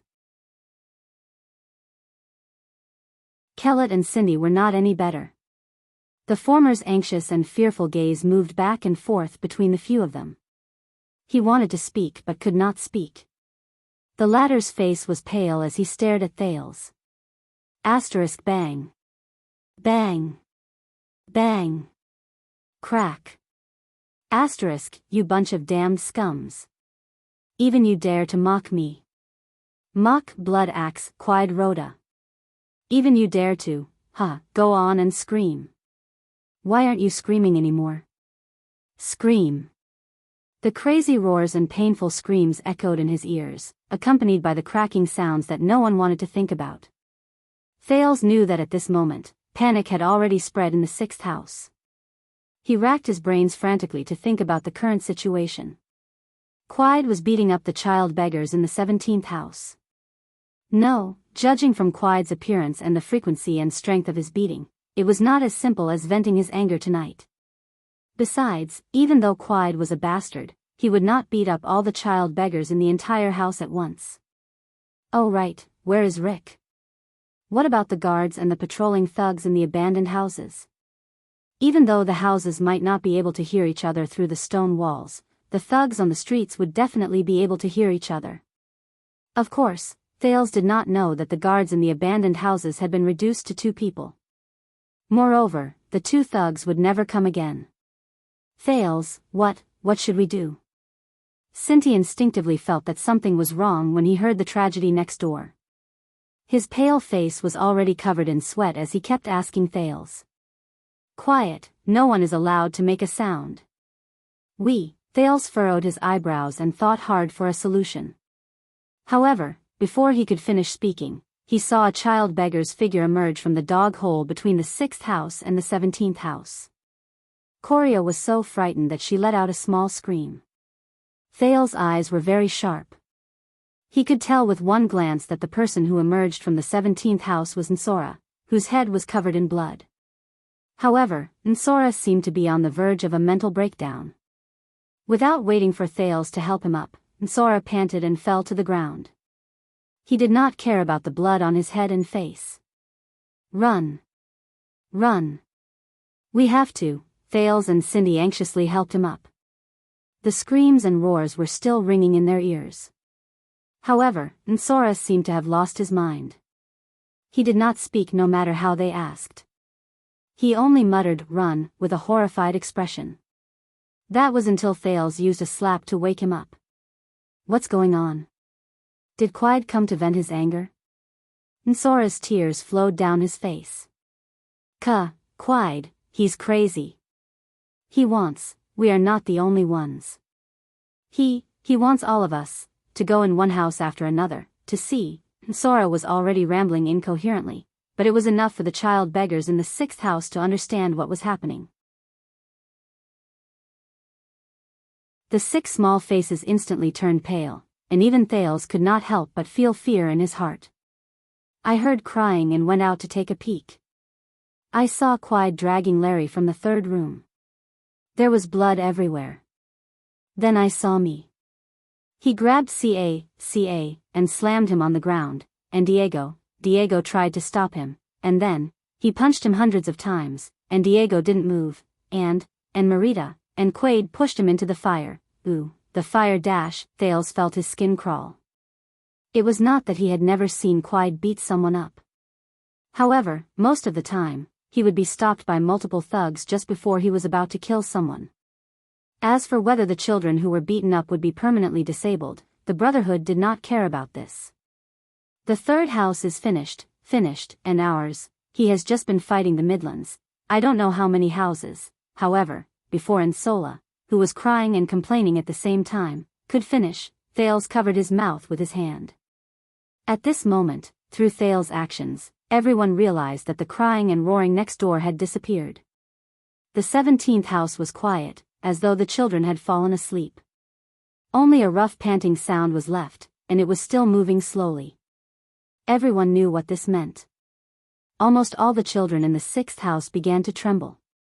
At that moment, Thales suddenly turned his head and tried his best to lower his voice. "Listen, let's quickly, bang.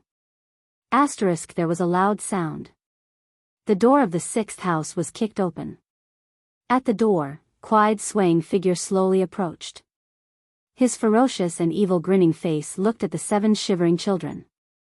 "Ran, where did you run off to?" You look a little familiar."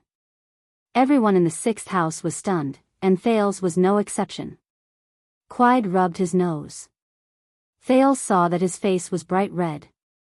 It was the color of drunkenness. His hands were also dark red in color. That was the color of blood. Quide looked at Thales, who was covering Sora's mouth tightly for a while. I remember you." The expression on his face kept changing. Gradually, it changed from a sinister smile to one of ferocity and hatred. "You are that brat that was caught by that damn Baldy. It's you. You must be the one laughing at me behind my back. Am I right? It must be you. It must be you." Thales felt a chill in his heart. Rick carefully steered the carriage. He forced himself to calm down and felt the warmth behind his neck. Fortunately, everything was normal. That ghost did not appear. It was probably having a headache because of Quide. In front of him, the big house of the Blackstreet Brotherhood gradually approached. Rick heaved a sigh of relief. "Accountant." Leork's voice could be heard. The assassin from the Brotherhood was shouting for Rick from 20 feet away. Leork's face appeared in the distance. It was as though he had appeared under the light of the torch. He asked in a dissatisfied tone, "Why did you come at this time? This is a knife business. You want to join in the fun with that pair of accounting hands of yours?" Rick was stunned for a moment. As the carriage moved forward, he saw that the small square in front of the big house was filled with the shadows of torches. They were all figures standing quietly, and every single one of them was wrapped in black cloth. The black cloth belonged to the Brotherhood. There were at least a few hundred of them. Rick suddenly realized that almost all the people in the Black Street Brotherhood were here. Rick quickly moved to the side and got off the carriage. He took a few quick steps forward, and with the help of the moonlight, he saw his superior, the plump Morris, who was also the boss of the human trafficking business in Eternal Star City. He was discussing something with a few other figures with different silhouettes, a 2-meter-tall yellow-haired giant, a mysterious figure dressed in a dark red long robe, and a plump and honest man. Rick was startled.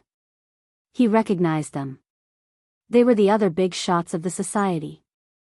There were even a few leaders who did not usually stay in Eternal Star City. Rick walked past groups of black-clothed thugs who were armed to the teeth with axes, knives, daggers, and even studded clubs. He walked straight towards Leork. "Leork, it's nice to meet you." "Forget it, I will not talk nonsense." "What do you want to do tonight?" Rick did not like Leork, just like how he did not like Rick. They had to meet frequently because of their work. Both of them had a tacit understanding about this. However, Leork was the one who knew the most inside information and was the quickest to ask about it. "Didn't the boss tell you?" Leork curled his lips in disdain and glanced at Rick. Old rules. When facing the Blood Bottle Gang, other than mystic guns and infantry crossbows, you can use any weapon. The assassin, who was known for his efficiency and ruthlessness, touched the scimitar behind his waist. It was as though he was feeling the sharpness of the scabbard. Rick was shocked. Against the Blood Bottle Gang, the assassin took a deep breath and licked his lips with a playful smile. "Tonight, we will take down Red Street Market." Is there still no news from Yodel? What about Sunset Temple? A middle-aged noble with gray hair asked solemnly as he faced a luxurious chair in front of the stove. "Patience, my friend. We have waited for 12 years. It does not matter if we wait a little longer." The robust figure stood up from the chair and grabbed a scepter inlaid with a bright blue crystal. Upon closer inspection, the crystal on the scepter flickered with starlight slowly but rhythmically. Our pointless guesses here will only show that we are doubting Yodel's abilities. Moreover, did he not bring the flame of that lamp? I believe that he is already very close to his goal. He is just making a final confirmation, the robust figure said slowly. The middle-aged noble bowed deeply. It's not that I doubt Yodel's ability, and I've never underestimated his loyalty. It's just that. He paused for a moment and sighed. Yodel is too calm and callous. Compared to his unwavering loyalty to. He doesn't care about anything else. Just like 12 years ago, I'm worried that he, the middle-aged noble, did not continue speaking, and the robust figure did not immediately reply. The robust figure walked to the French window with the scepter in hand. He looked out into the distance at the brightly lit and resplendent great temple. Even the moonlight could not compete with such brilliance. Then go and make preparations. Immediately head to the temple in secret. Once you have news, set off immediately. Do not wait for Yodel's signal. After a long while, the robust figure said slowly, I have no reason to doubt Yodel. He will not hesitate to act when it is time.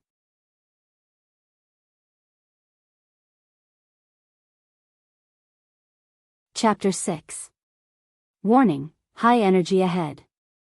Non-combatants must evacuate immediately. Repeat. High energy ahead. Non-combatants must evacuate immediately. When Thales regained his senses, Quiet had already grabbed him by the throat and lifted him into the air. Thales struggled and held on tightly to Quiet's hand that was strangling his neck, but he could not muster up any strength. He desperately opened his mouth wide, but he could not inhale any air. His legs kept kicking. His head started to spin. Beside his ears, all the sounds seemed to be separated by a thick layer of cloth. Coria was crying, Ryan was shivering in the hole in the wall, and Kellett was sitting in front of the hole in the wall, muttering to himself. Cindy and Ned shouted angrily and fearlessly rushed over. One of them hugged Quide's thigh, and the other hit Quide's stomach with his small hand. Cindy flew out and knocked over the water tank. The water splashed all over the courtyard. Ned was kicked by Quide. He screamed and fell to the ground, unable to get up. Thales did not have the time or mood to be surprised by Ned's bravery and Kellett and Ryan's cowardice. He knew what Cindy was doing. He dug his nails into Quide's hand from the front of his neck to the back of his neck. He wanted to break free, to get a breath of air. Suddenly, his nails dug into the back of Quide's right hand. It was as if he had dug into a hollow wound. Thales did not hesitate. His face was already red, and he dug his nails into Quide's hand. Ah! Quide cried out in pain. He loosened his iron-like hands and flung Thales against the wall. Thales felt dizzy and his throat was in pain. He held onto the broken wall and could not help but cough. Quide grabbed his palm. The wound caused by Jayla's knife had started to bleed again. Damn you, Jayla Charlton. Damn you, brat. Quide endured the pain and roared angrily. His anger and drunkenness surged at the same time. Bang. The ferocious Quide suddenly turned around and saw Ursula in the 17th room trying to escape. However, the door that Quide had just kicked down could not support his weight and broke apart. Huh, you want to run? Quide laughed sinisterly. He strode forward and grabbed Ursula's left leg. No. No. Ursula cried as she was lifted upside down by Quide. Kid, have you ever forged iron before? There is? No. Huh, it's all right, I'll teach you. Thales crawled up in pain. He only had time to see Quide swing Sola's left leg with both arms and smash Sola's head against the wall behind him. Thales only had time to instinctively turn his head to the side. There was a muffled sound above his head. It was similar to the sound of a fruit and vegetable vendor in Arlen smashing a melon. That's right, it was the vendor from whom they had stolen the bright moon god statue. Coria's cries turned into piercing screams. Thales was stunned. He could not close his eyes in time. Red and white liquid splashed onto Thales' face from afar. It was warm, but also cold. Ned crawled up from the ground and witnessed everything. He broke down and screamed, then ran toward the dog hole that led to room 17. Quide opened his mouth and took a deep breath. He had an intoxicated look on his face, as if he was not inhaling air, but high-grade black pine wine. The demon in human skin turned around and threw away the remaining part of Ursula. He laughed angrily and looked in Ned's direction. At that moment, Thales thought that Ned was small and agile. He would definitely be able to get through the dog hole before Quide did. Everything would be fine once he got through the hole. Once he got through the hole, he would be safe. Get through the hole. Get through the hole. Get through the hole. But before Ned could get through the hole, Quide grabbed both of Ned's legs. Are you that kid who can't even pay up? Quide laughed, then what's the use of having you? Ned cried loudly as he was dragged out of the hole by Quide. Scream, it's not miserable enough. It's a pity that the water tank is broken. I can't catch fish anymore. Quide shook his head to dispel the dizziness caused by the alcohol. He looked at Cindy, who had just woken up from the ground and the water tank beside him, and muttered. Then let's make it simpler. As Ned cried and kicked, Quide threw him face down on the ground. Then, he raised his right foot and stomped on the center of the 6-year-old child beggar's back. No. Thud. Crack. At the same time as Thales' heart-wrenching roar, there was also a heart-wrenching sound of something breaking. Everything in front of Thales became blurry. Thud. This was Quide's second kick. Thud. The third kick. Cindy shouted with all his might. He grabbed a piece of the water tank and rushed towards Quide. Quide only laughed loudly and kicked away the pieces in Cindy's hand. Then, he grabbed the collar of Cindy's linen clothes and lifted him up. I can't do anything. Thales lowered his head. In the corner, Ursula's body was still twitching silently but terrifyingly. Ned was lying face down on the ground, motionless. I thought I was protecting these children. But I can't do anything. I can't do anything. Cindy howled and kicked. Quide's laughter became louder and louder. Little brat, continue screaming. I like to hear you scream. Maybe I'll let you go when I'm in a good mood. Thales' vision darkened, and a familiar scene appeared in his mind. Deviant behavior. This is what we call human behavior that goes against social norms. Most people are used to calling it crime. But we must know that crime is only a very small part of deviant behavior. What we are concerned about is not the behavior itself, but the meaning and understanding of the behavior at the social level, at the collective level. Durkheim was one of the first scholars to put forward the theory of social norms, and he also looked at deviant behavior from the perspective of functionalism. There is a point of view that the enforcement and punishment of deviant behavior is one of the basic methods by which the main body of power shapes the people and shapes the social structure. This was the memory fragment from Thales' previous life. Just now, he had recovered a part of it. Demon. You demon. At this moment, Cindy howled and kicked, dispersing the scene in front of Thales' eyes. Yes. I am the demon. Quide laughed. Tell me, how will the demon deal with you? Thales took a deep breath. Damn bastard. His mind was unprecedentedly clear. He knew what to do. He should do this. He clenched his teeth and rushed to the corner of the house. He knows. Thales grabbed a stone at the corner of the house and forcefully lifted it. Then, he put his hand into a hidden hole behind the stone. Hurry up. Hurry up and touch it. Forget it. Since you have guts, I'll leave you for last. Quide laughed until his lips were asymmetrical. He fiercely pulled Cindy's right leg until Cindy's lips turned pale. Asterisk crack. Asterisk until it was dislocated. Quide threw Cindy down and stomped on Cindy's dislocated leg. Cindy's suppressed but uncontrollable howl reached Thales' ears, causing him to speed up his search. Quide left the courtyard and walked towards the house. The bright moonlight shone on Quide's smiling face through the half-collapsed roof. Ryan crossed his arms and stared at the floor beneath him. He tried his best to shrink further into the hole in the wall. Kellett crawled out of the hole in the wall shakily. He wanted to pull Coria, who was already hoarse and silent, out to escape. However, Coria seemed to be paralyzed from fear. She sobbed and did not move. Kellett did not dare to look at Cindy. He only pulled Coria as if he was pleading. However, Coria suddenly raised her head and whined like a lamb. Kelly seemed to have noticed something. He turned around and saw Quide's grinning face. He only felt something wet under his crotch. Caught it. Thales touched the thing he wanted and pulled it out with all his might. Then, Quide grabbed his right arm from behind with a delighted expression on his face. Did you think that I would miss you? Brat?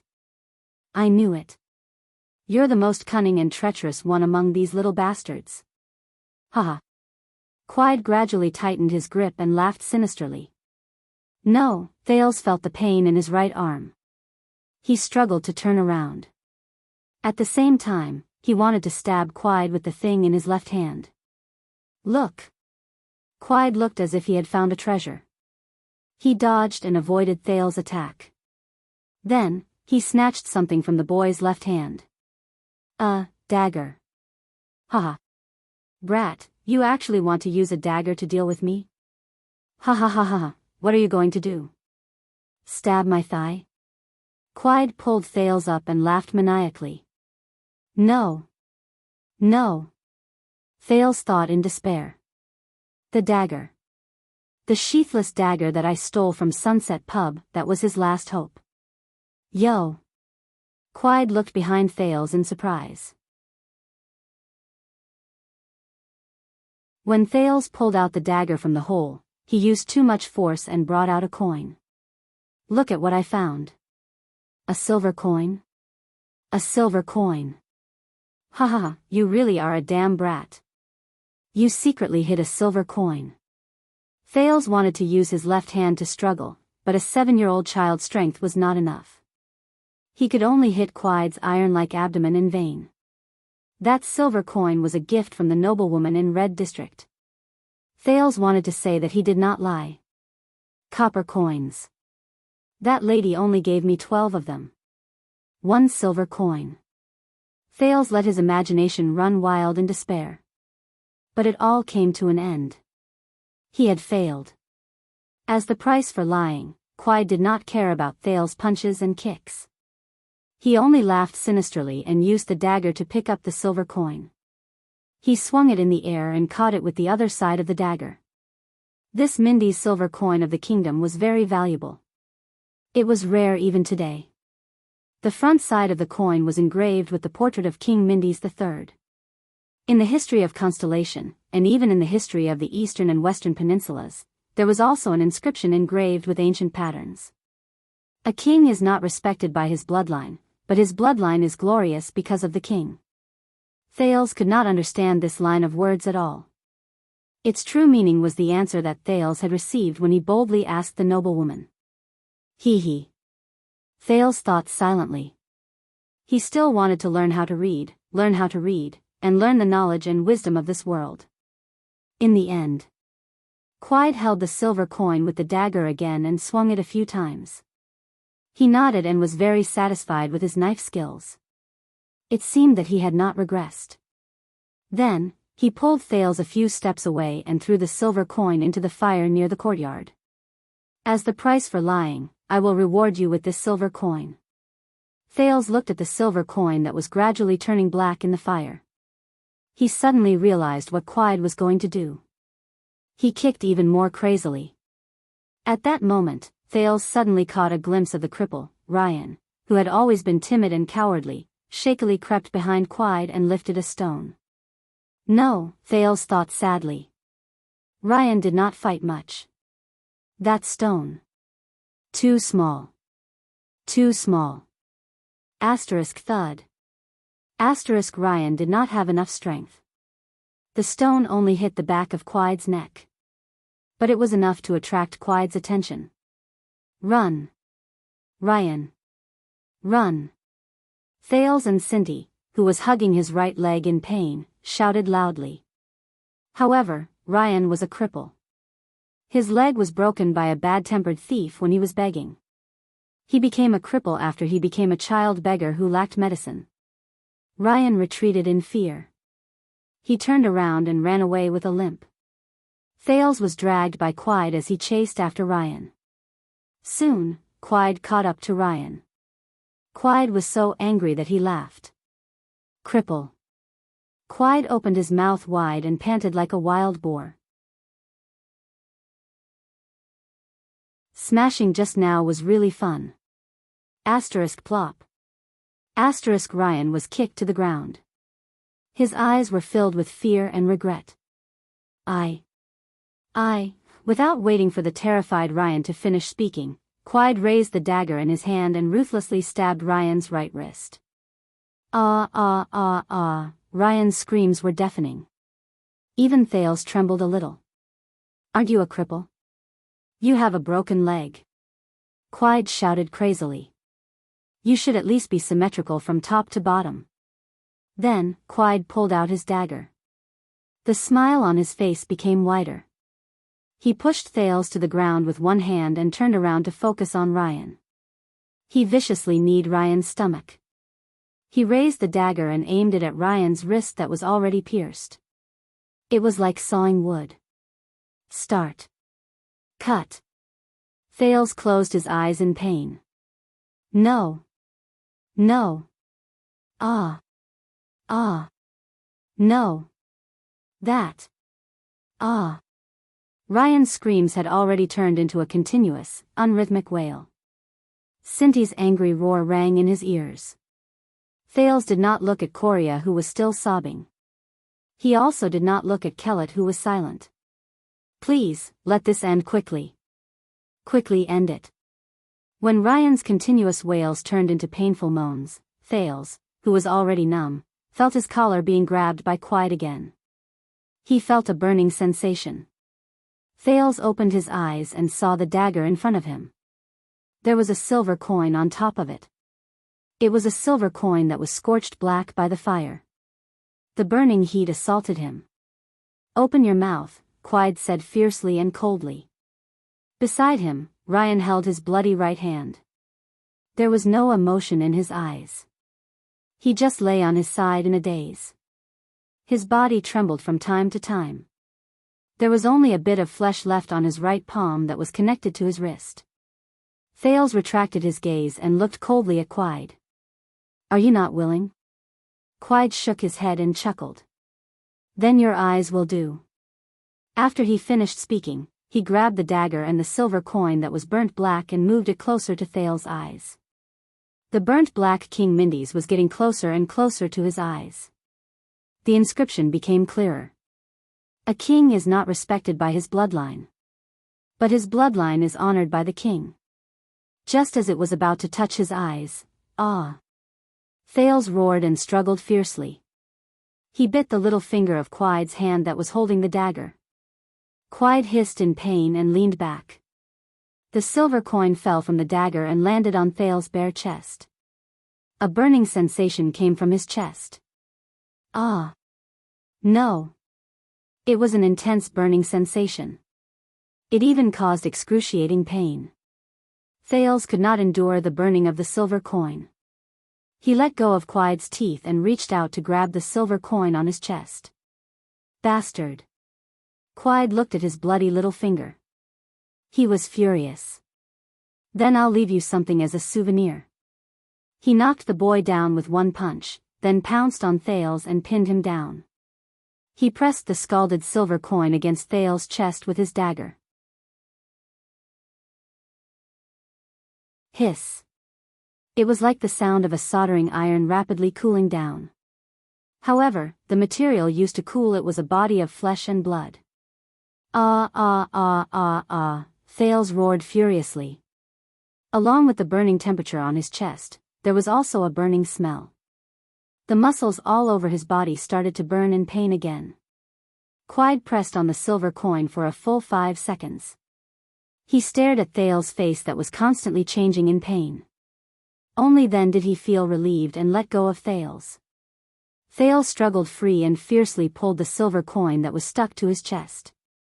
He did not care about the burning temperature and tore it off along with his belt and blood.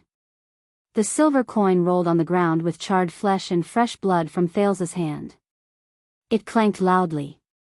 Thales' blood fell to the ground and quickly dried up.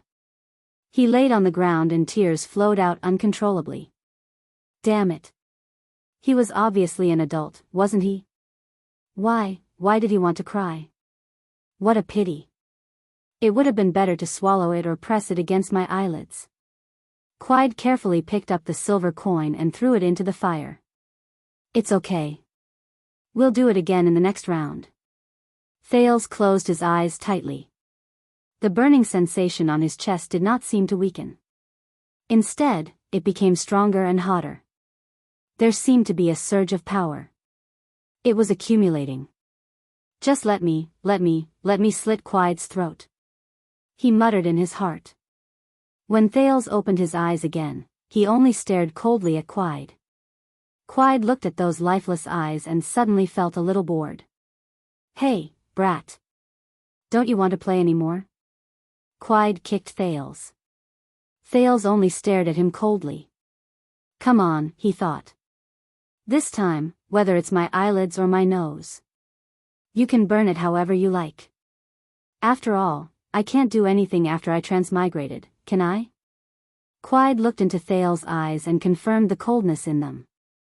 Quiet hated this kind of coldness. When he was collecting debts, he hated this kind of debtor the most. This meant that no matter how much he tortured the other party, he would not be able to collect any money. Boring. Quiet spat and thought fiercely, the fun has been ruined. I've wasted too much time. However, when he turned around and saw the other 2 child beggars in the hole in the wall, his eyes brightened again. Under Coria's cries and Kellett's fearful gaze, Quide reached his hand into one of the holes in the wall in the sixth house. He reached for the only and youngest girl. Thale's pupils instantly focused. Cindy looked at this scene in horror. Even Ryan put down his broken hand and raised his head. No. No. That's Coria. That's their youngest child. That child. The burning sensation in his chest became hotter and hotter. His muscles also felt like they were on fire. Coria only cried loudly. She was only 4 years old. Bastard. How dare you? Coria. Devil. Come at me. How dare you? You can't. Thales, Cindy, and even Ryan, who was holding his broken hand, frantically crawled towards Quide. However, they were all kicked away by Quide one by one. You are not allowed to hurt her. At this moment, a figure blocked in front of the hole in the wall. It was Kellett, who had been scared back into the hole. At this moment, he bravely pounced forward, wanting to protect Coria. However, Thales only shook his head in pain. No, you are not enough. Kellett's fist was easily caught by Quide. Don't disturb the entertainment. Quide chuckled. Without any hesitation, without any hindrance, he slit Kellett's neck. Kellett's eyes widened, as if he could not believe what was happening in front of him. Thales collapsed on the ground. Ryan began to cry and laugh as if he had lost his mind. As for Cindy, he only hammered the ground fiercely. Quide pushed Kellett, whose windpipe was broken and artery was spurting blood, to the side. He could not speak. Coria cried more and more fiercely. Don't. Don't grab me. I am very obedient. I don't have typhoid. I don't have it. Quide grabbed Coria's hair and carried the crying girl out of the hole in the wall like a pet. Then, he stretched out his dagger and picked up the silver coin from the fire. Bastard. Damn bastard. Thales closed his eyes and roared with all his strength. He hated himself. He hated this damned world. Then, he looked at Quide helplessly. As the girl struggled desperately and crazily, he pressed the silver coin, which had been burnt black for the second time, against Coria's face with the dagger. The children's sobs rang in his ears. Coria's cries were no longer coherent. How could this be? Thales lay on the ground, as if he had given up all hope. He was motionless, and his eyes were filled with grey despair. Only his chest, where he had been scalded, felt a scorching heat. Quide lifted the dagger and the silver coin from the girl's face, causing the girl to scream. He panted and looked around. He suddenly felt a little bored. Let's settle this quickly and look for the other kids. Wait a minute. Is it not good for the Brotherhood to do this? Quide's drunkenness began to subside. Who cares? Since Rick and his thugs did not appear, it's not a problem. He closed his eyes and shook his head. Then, he wanted to use both hands to break the girl's neck. Huh? When he raised his left hand, Quide suddenly felt strange. Didn't I hold the dagger and press the silver coin against the girl's face? Dagger? He did not think much about it. Quide continued to raise his left hand and touched Coria's neck. At this moment, Thales, who was lying on the ground, seemed to have touched something with his right hand. It made him tremble slightly. A dagger? He did not think much about it. Thales trembled as he got up and hid his hand behind his back. Everything happened just like that. In Cindy's eyes, Thales, who was trembling on the ground a moment ago, suddenly jumped up. Go to hell. The 7-year-old transmigrator used up the craziness of 2 worlds and 2 lives to stab and twist Quide's neck. So annoying. Quide had already seen his movements, but he did not care and just used his elbow. Then, Thales was sent flying by the impatient Quide's elbow. Asterisk bang. Asterisk Thales' head hit the side of a hole. He saw stars, but he still stubbornly raised his head and looked at his hand. He was holding the dagger that he stole from Sunset Pub. The dagger's edge was stained with blood. Everything seemed to have stopped at that moment. Quide was stunned for a moment. He lowered his head in surprise and looked at Thales, who was sent flying and coughing non-stop on the ground. Quide's surprised gaze did not last long before he realized what had happened to him. He suddenly let go of Coria.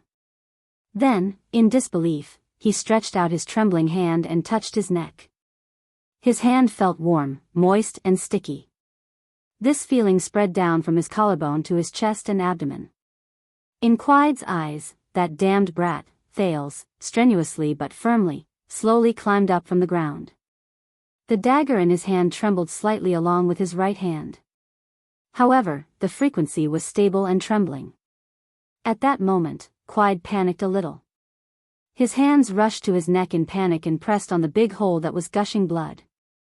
However, his trembling hands and chin seemed to be resisting his intentions. Arterial blood that was as red as paint gushed out unstoppably. Quide clenched his teeth. He felt that his legs were a little weak, so he took a step back. However, this step made him fall to the ground and he could no longer get up. The burning pain in his chest continued, but Thales raised his head. Under Coria and Cindy's fearful and shocked gazes, and amidst Ryan's indiscernible laughter, he looked at Quide coldly but firmly. He spoke word by word. Go to hell. Trash. Quide clenched his teeth even tighter. His anger surged again. However, it was different from before. Along with the anger, everything in front of him became dark, blurry, distant, and small. Everything was collapsing. His eyes bulged as if they were about to pop out of their sockets. He glared at Thales. Then, he extended his slightly trembling hand, the hand that was pierced by Jayla, towards Thales' direction. He spoke in a hoarse voice. He spoke hoarsely, damned brat. His blood-stained hand swept past Thales' ice-cold face.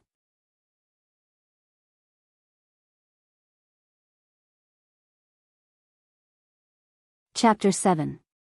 Bite this piece of wood tightly and you will feel better. I'm sorry, I could only think of this method. Thales frowned and knelt in front of Ryan. The crippled child beggar leaned against the wall, half lying on the ground. He raised his right hand, which was still bleeding. He stared blankly at Thales, who was sharpening a dagger on a blunt stone. He let Thales stuff a piece of wood into his mouth. Behind Thales, the girl, Coria, was sitting on the steps of the courtyard and the house with a dull expression. The burn on the left side of her face, which had been treated and applied medicine, was now covered with a piece of cloth. And that charred silver coin was now tightly grasped in her hand. The girl widened her eyes and looked around. She even looked up at the moon and laughed hysterically. Behind her, Quide's corpse was leaning against the broken wall. A wave of nausea assaulted Thales. Thales could vaguely feel the sensation of metal piercing into flesh and blood from time to time when he wielded the blade. Thales sighed and endured the discomfort of killing for the first time. The burn on his chest was still hurting, and it took away a lot of his attention. He had to kill Quide. Thales did not regret it. However, he had taken a life. No matter what Quide had done, whether he deserved to die or not, in a sense, he was equal to his own kind. He was a two-legged living being. And Thales had stabbed the dagger into his neck. More importantly, Thales turned his head and looked at Coria. He sharpened the dagger in his hand faster and faster. These children had probably experienced the most crucial scene in their lives. An illusory scene appeared in front of his eyes. The light from the projector and the words on the slide appeared like breaking waves. The paper I will be reporting for today's class is mainly focused on the field of psychology. From the perspective of developmental psychology, childhood and adolescence are the most crucial period for the formation of a person's mind and personality. Bloom's follow-up research found that the environment, interaction, and behavior experienced during this period are strongly related to the future personality and psychological development. Many theoretical studies also believe that this influence may last for a lifetime. Thales shook his head and buried another piece of memory that had been retrieved deep in his heart. The mental health of the child beggars was secondary. The problem at hand was how to survive. Thales suppressed the disgust in his heart and shifted his attention to the dagger in his hand. The dagger was not even as long as an adult's forearm. It was single-edged, and the tip of the blade was slightly curved. The wooden handle was wrapped with a black leather belt to prevent slippage, and the two sides of the blade were smooth. Huh! Thales suddenly noticed that the word JC was engraved on one side of the blade after being washed by the fresh blood. JC? Thales' gaze changed slightly, and a thought struck him. No matter how many tricks, how many schemes, and how clever they are not as useful as JC's dagger, Thales thought. Then, Thales' gaze turned cold. A moment ago, he was still sharpening the blade, but in the next moment, it appeared beside Ryan's severed hand. Chi! Thales cut down without hesitation. The blade cut off the last bit of flesh between Ryan's palm and wrist. Yes. Humph. Ryan's body spasmed violently like a prawn in the Assur River that had fallen into boiling water. He bit the firewood tightly, and a frightening sound came from his throat. His eyes were tightly shut in pain, and his face was distorted into an exaggerated shape. Tears and snot flowed down his face. Thales quickly pulled over a strip of cloth with medicine. It was actually just some dragon grass, wrapped it around Ryan's severed hand, and tied it back and forth violently. Hopefully this will work, stop the bleeding, and prevent infection, or else. Thales looked at the fire and shook his head. Ryan was still convulsing in pain. Thales pressed down on his severed hand with one hand, and pulled him into his embrace with the other. Hang in there, Ryan. It'll be over soon. Hang in there. Thales comforted him softly with his eyes closed. The burn on his chest was grazed by Ryan's hair, and he felt a piercing pain. Thales looked to the other side. Kellett, Ned, and Ursula were lying quietly under the moonlight. It was as if they were asleep. Ryan's breathing gradually became regular, but Coria began to sob softly again. Thales, sob, I'm so scared. Coria doesn't have typhoid. Coria is already healed. Thales put Ryan down, turned around, and held Coria in his arms. He carefully avoided the burn on her face, and patted her gently. It's okay, Coria. It's okay now. I'm sorry.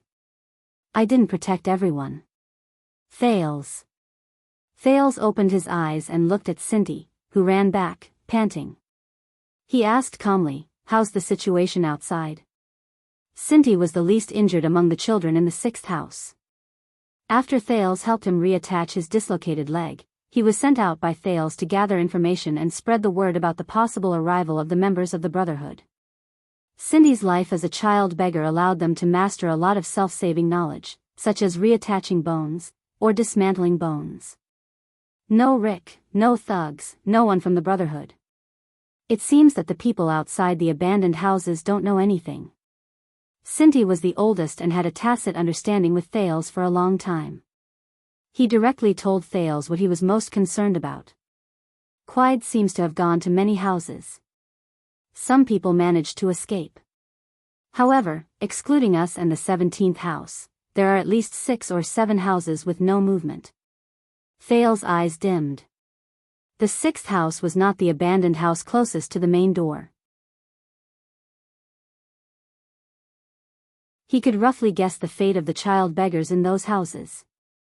Now the child beggars know what happened. Everyone is spreading the news that the Brotherhood wants to kill all of us. Some people are hiding in their houses and dare not come out. However, most of them ran to the streets. Some even want to escape. Thales' eyes brightened. Wait, you said that the thugs are gone? Cindy knew what Thales was thinking. He shook his head and said bitterly, it's useless. The main door is locked from the outside. Karak led the people in his house and shouted at the door, but no one came. Unless we can cross the trench and the spikes inside, we can't escape. Ryan struggled. He hugged his right hand and sat up from the ground. His face was pale. Do we have to escape? We can wait here until morning. When Rick and the others come, we can tell them that Quide went crazy. No. Thales firmly interrupted Ryan. Quide died in the abandoned house. If they find the murderer, we will definitely die. Even if they can't find the murderer, they will use the child beggars as an explanation. Moreover, Quide's father is a big shot in the Brotherhood. They will not let this go. Moreover, Thales looked at Ryan coldly. Do you still want to wait for them to send the next Quide? Even if the next leader is not someone like Quide, once he finds out that his predecessor died in the hands of the child beggars, do you still expect him to feed you well and kneel down to beg you not to kill him? Ryan, Coria, and Cindy could not understand what Thales was saying. The three of them blinked their eyes and looked as if they did not understand. Thales looked at the three of them and helplessly lowered his head. He sighed and said, "Sigh. Simply put, we have to escape." Oh. The three children nodded in unison as if they were suddenly enlightened. Thales shook his head helplessly. Suddenly, a scene appeared in front of his eyes. Heavy snow swirled on the scattered streets. A graceful figure hopped and skipped as she walked in front of him, mumbling incessantly. So, Weber used his observations and historical data to summarize the origin of capitalism in Europe. In his book, he mocked Oldma for saying that the economic base determines the superstructure. Although I don't understand what you are talking about, it sounds very powerful. Sigh. Simply put, Weber is using his intelligence to crush Oldma. Oh, is that so? Then let's go eat hot pot. Obviously, you are the one who asked me what lessons I had today. Can you not change the topic so quickly? And why are you changing the topic so naturally? Then it's decided. Korean-style barbecue. Assault freedom, attack. Wasn't it about hot pot just now? Hey, don't push me. And what assault freedom? I already said don't push me. Thales closed his eyes tightly and dispelled the illusion of the memories that surged back to him from the void. Recently, the memories were surging back more frequently. Past events appeared one by one. But not now. It cannot be now. There are more important things to do now. Thales opened his eyes and found that the three children were waiting for his decision. He stood up gently and pulled Ryan up as well. He took a deep breath. First of all, when there is no one outside, move Quide out of the sixth house. Although he is very heavy, we cannot let anyone know that his death is related to us in the short term. Then, Cindy, go and secretly pass the message to everyone. You must do it secretly. Don't let anyone know that you deliberately passed the message. Tell them that there are 5 loose spikes at the bottom of the trench on the left of the 4th house. Remove them and cover the remaining 2 spikes with a stone slab or something. Then, they can escape from the abandoned house. Cindy was shocked. You found the secret passage in the deep trench? Secret passage? Ryan and Coria seemed to be shocked as well. Thales did not say anything. He only patted Cindy's shoulder. Go. That was not a secret passage dug by a powerful senior child beggar. The so-called secret passage was dug by him using the excuse that he could return at night by begging at the West City gate twice a week. He took a dagger, tree vines, linen, and a corrosive agent from the pharmacy and secretly dug it over the past 4 years. It was like Errol's Shawshank's Redemption. As for the legend, it was simply a fantasy. There was never a savior, was there? Thales patted Cindy's shoulder again. The latter nodded and was about to turn around when he scratched his head. He seemed to have thought of something and asked doubtfully, "Why do we have to tell everyone? Can't we escape by ourselves? The more people there are, the harder it will be for us to escape, and the slower we will be." No, Thales said in his heart. The Brotherhood is not to be trifled with. They have spies in every street, every road, and every corner of the 3 lower districts. The outskirts of the West City gate are also filled with their lackeys. For a few child beggars who were not even 10 years old, even if they escaped from the abandoned house, it would be difficult to escape from the Brotherhood. Thales' original escape plan required another half a year. He would then be able to completely figure out the pattern and rhythm of the Brotherhood spies between the 3rd district of the lower city and Red Street Market. Then, he would be able to prepare supplies from Sunset Pub and Grove Pharmacy. Then, the possibility of their escape would greatly increase. As long as they could escape to Red Street Market. But now was not the best time. But in order to survive, they had to escape. Accidents always came suddenly, right? So, he had to turn the escape of the 6th house into a mass commotion among the child beggars. If only the 6th house was missing, it would be too obvious. The Brotherhood would soon find them. Secondly, the more people there were, the slower they would escape, but the safer and more inconspicuous they would be. However, if he had to list out these reasons one by one, Thales raised his head and looked at Cindy. His piercing gaze made the latter feel uncomfortable. "Cindy, do you still remember the promise we made 4 years ago?" Cindy was stunned for a moment. He lowered his head and pondered for a moment. When he raised his head, his gaze had already become firm. "Of course." Cindy looked at Thales, at the boy who was a head shorter than him, and slowly said, "You are in charge of thinking, I am in charge of doing." Thales nodded solemnly. "Let's escape together." Jayla Charlton watched in boredom as the last customer walked out of Sunset Pub. She then stood up lazily and kept his cup. There weren't many customers today, especially the Brotherhood's own people. Many of them had been transferred to participate in that big operation. Even the cook, Edmund, had gone with a machete. It was said that he was going to return a favor. The old man had not been back for a long time. Boring. Jayla glanced at the clock on the wall. It was 3:30 in the morning. It was a little early. However, that clock was also a little slow. That clock is already very old, Jayla thought. Even the back groove of the eternal oil is rusty. The rust has mixed into the eternal oil and greatly reduced the efficiency of work. I have to think of a way to make the old man pay some money and change the clock. Sunset Pub had so much business, but there was no tax collector from the city hall to collect taxes. For the king's sake, I will give him 2 middle fingers. Jayla. There were also no idiots who came to ask for protection fees, 100 coppers per person, and I will protect your fingers from being chopped off by me. How about that? Jayla. Even the stock of goods was obtained from the Black Street Brotherhood's own channel at a discounted price. Nair Rick, you are in charge of the accounts. Hurry up and tell these brothers on the ground, and also my knife, what price should you give me when I purchase the goods? Jayla. It should be possible to pay some money to change the bar's clock, right? That stingy old man. After closing the main door and dealing with the matters at the bar counter, Jayla put down her apron and rag, tightened her leather pants, extinguished the everlasting lamp at the front desk, what an ironic name, and walked into the kitchen. It was a little early today. According to the old rules, after she finished her training, there was still, the next moment, Jayla's expression became cold and fierce. She instantly lowered her body and bent her knees to a position where she could easily exert force. The wolf limb blade, which was famous in Blackstreet, instantly moved to her left hand. The blade flew out like a bolt of lightning. Asterisk thud.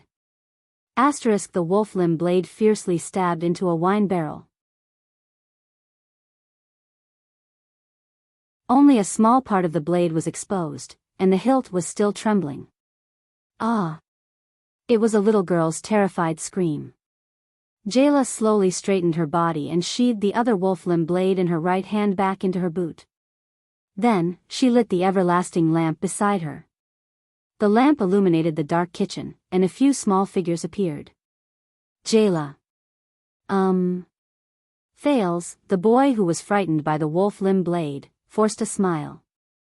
He raised his slightly trembling right hand and shook it unnaturally. Hi. It's me. Jayla stared at him coldly and did not say a word. Her gaze was sharp and terrifying. Coria shrank her body towards Thales in fear. Jayla suddenly walked over. Thales felt the 3 child beggars behind him take a step back unnaturally. I know, Jayla said coldly. Otherwise, I wouldn't have been aiming at a wine barrel. Jayla walked in front of him and pulled out the wolf-limb blade from the wine barrel that was 2 inches away from Thale's left ear. She twirled the blade in front of him as if to demonstrate her strength before she sheathed it into her boot. And, you brat, Thales rolled his eyes in his heart. He instinctively raised his hand to protect his forehead. But a slender finger had already poked him. Ah. It hurts. You must call me Sister Jayla.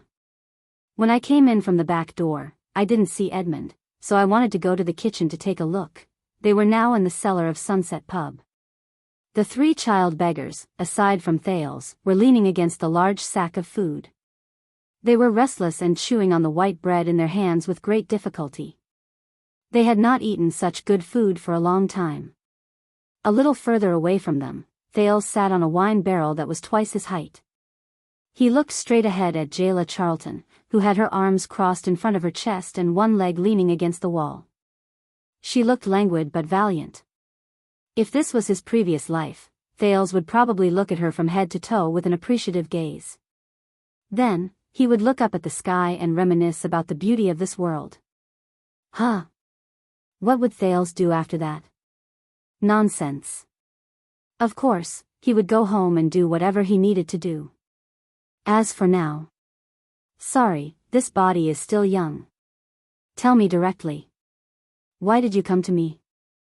Jayla still had that cold expression on her face. She went straight to the point.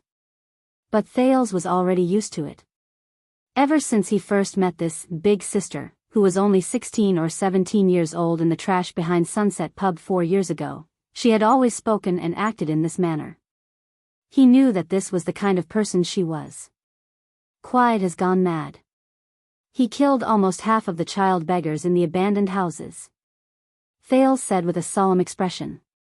At the same time, he silently clenched his fists. Motherf ****. From the moment Jayla saw the scarred child beggars, she had a faint suspicion about what happened earlier that day. Jayla's expression did not change, but she began to curse Rick in her heart.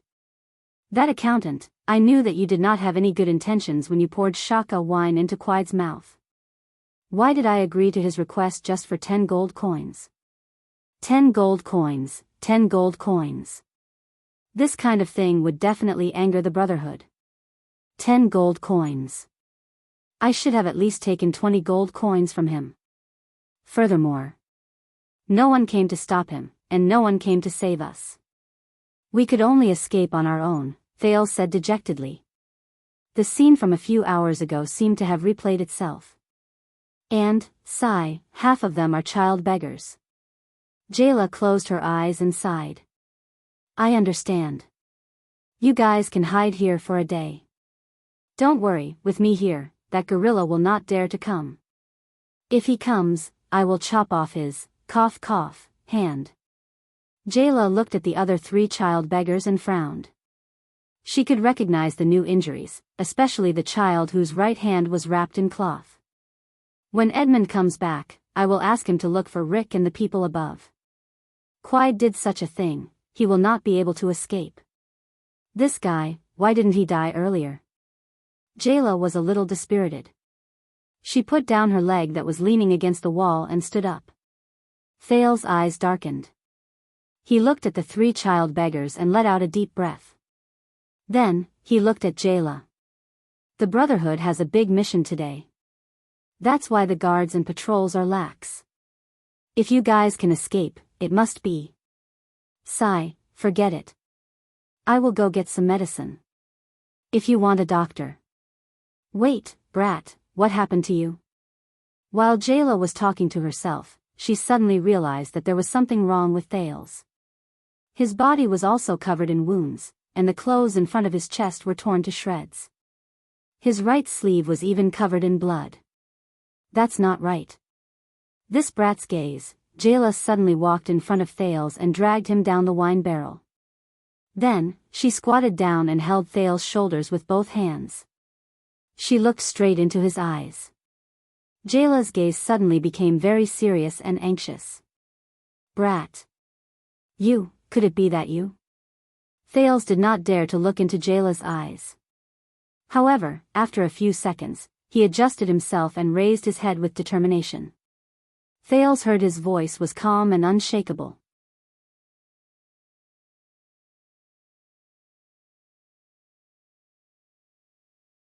Chapter 8. 5 hours ago. Lorbek Dara was 43 years old.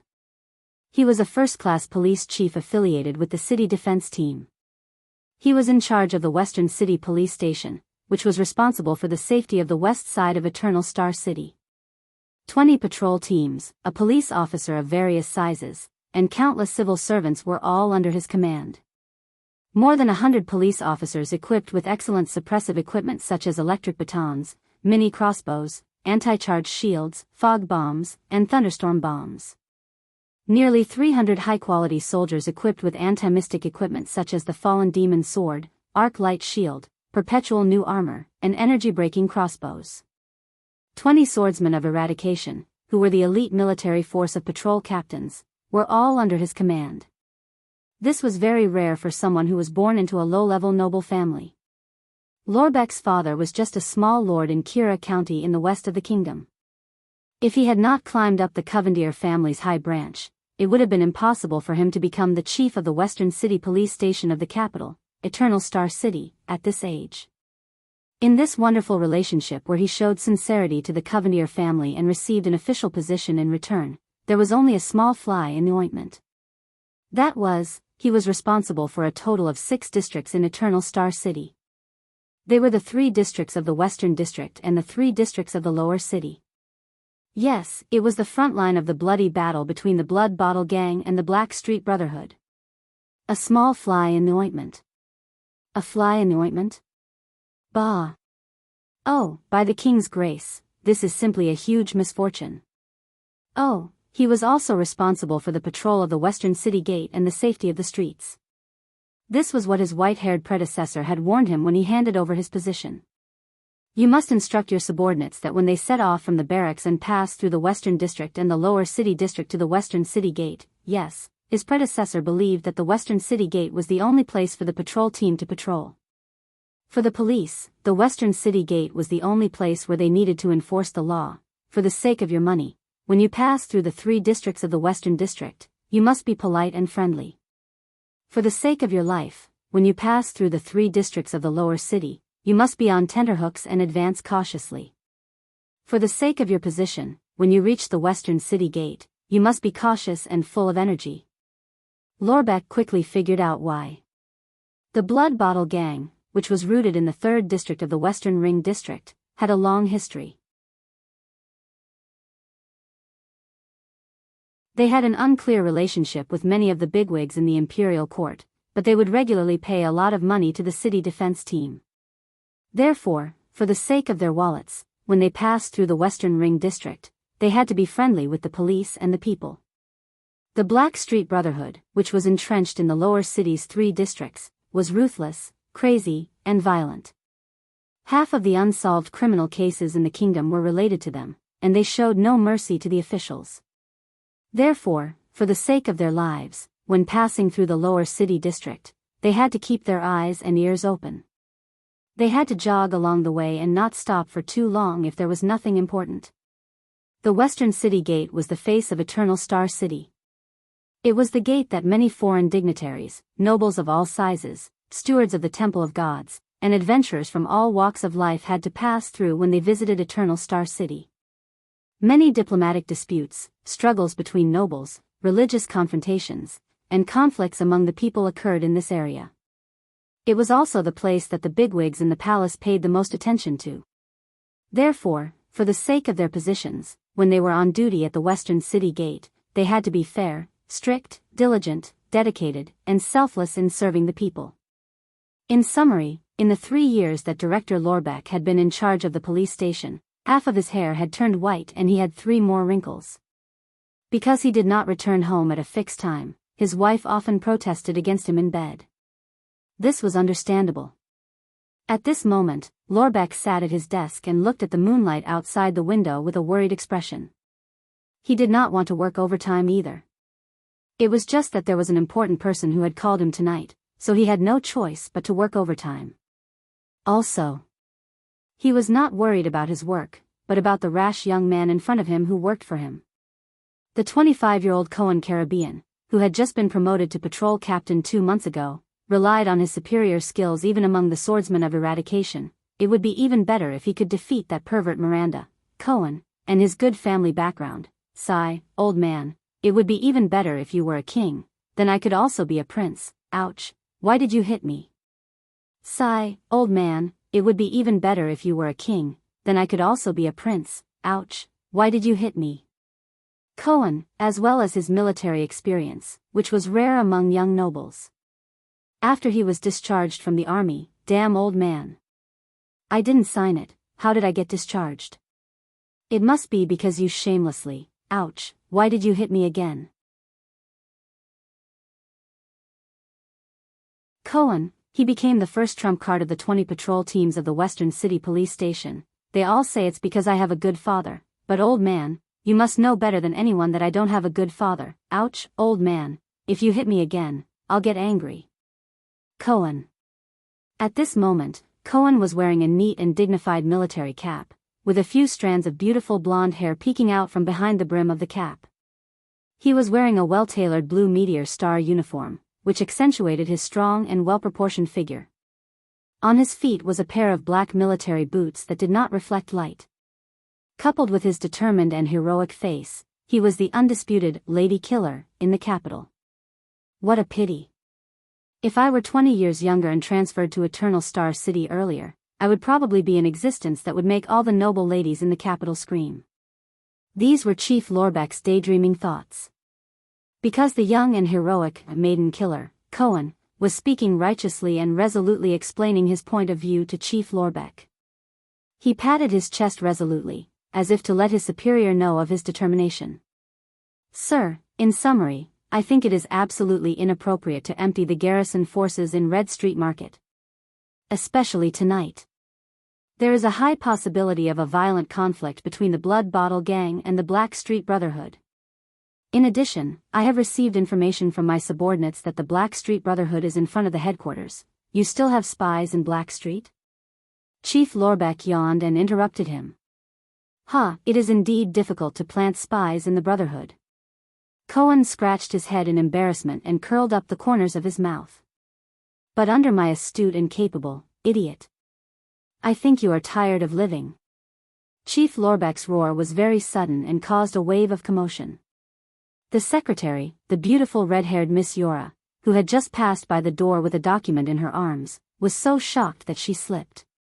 Do you think that the Brotherhood cannot touch you just because you are ranked third in the year-end assessment for a level 1 swordsman of eradication? Do you think that the Blood Bottle Gang will not dare to touch you just because you are from the Caribbean family? Most importantly, do you think, the angry Chief Lorbeck's voice became louder and louder. Cohen, who had been speaking incessantly, was stunned. You can command your immediate superior just because you are more handsome than me? Outside the door, Miss Yora, who was picking up the documents on the floor, trembled. The documents that she had already picked up were scattered all over the floor.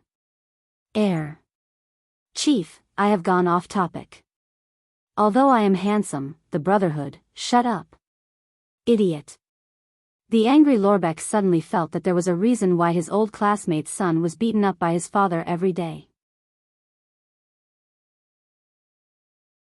Lorbeck took a deep breath and said slowly, I know how you feel. I've also been hot-blooded before.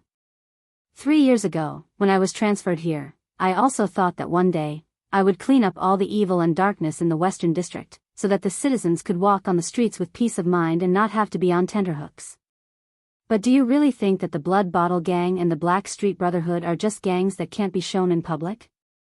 I send out 20 swordsmen of eradication, who can fight against 100 people, and 400 guards and patrol soldiers, and you think that you can wipe them out in one fell swoop?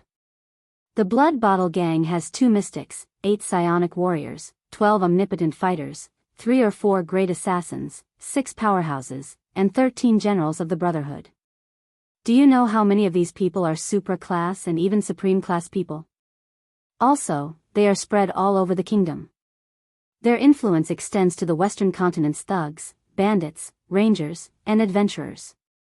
They have a pervasive intelligence network, a deep-rooted network of relationships, a sizable business network, a network of interests that can affect one's life, and a network of secrets. Do you think they are all vegetarians? Do you think this is a war against the Baron Bone people and the orcs on the Western Front? Do you think that my police officers and city defense soldiers have no families, children, social connections, or burdens? Do you think that they will be willing to die for you just because you yell? Even if the two gangs are wiped out, what about the secret affairs of the nobles that are related to them? What about the oil and funding of the administrative departments that rely on their threats to survive? What about the annual offerings they give to the important people in the palace? What about the poor, rioters, and unemployed people who have lost their livelihood after losing the gang's restraint and protection?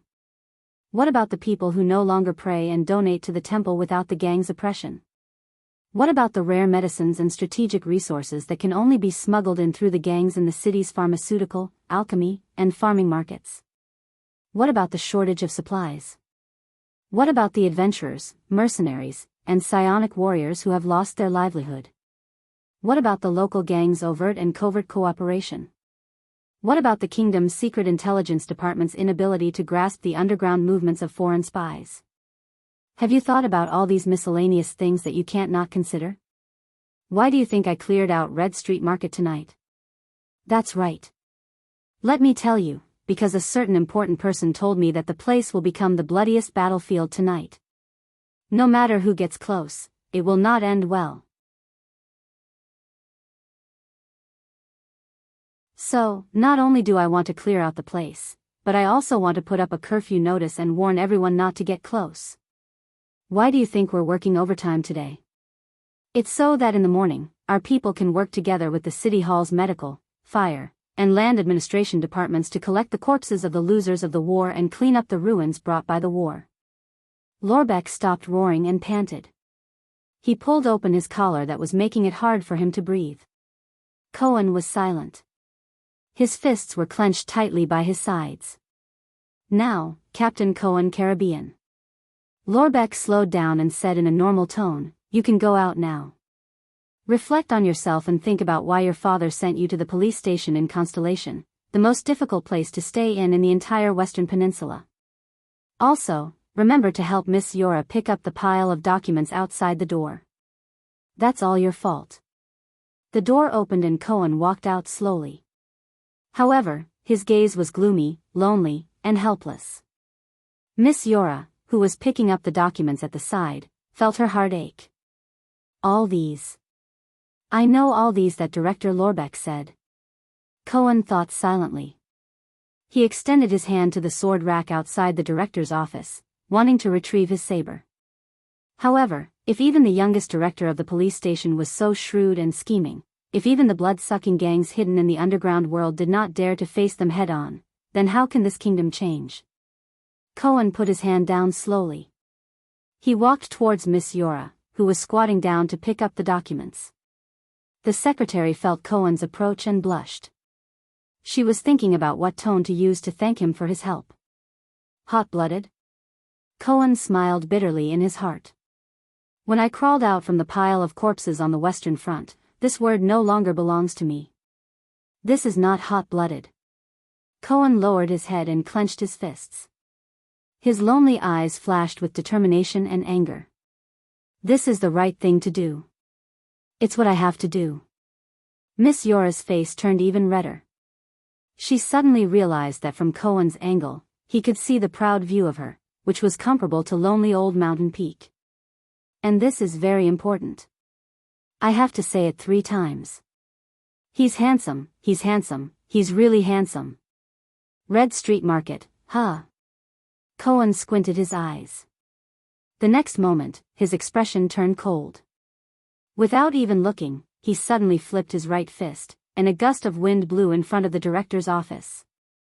Asterisk whoosh. Asterisk when the gust of wind dissipated, Cohen was gone. Along with it, his sword on the sword rack also disappeared. Only Miss Yora, who was gnashing her teeth, was left, tearing at her long red hair that was messed up by the gust of wind.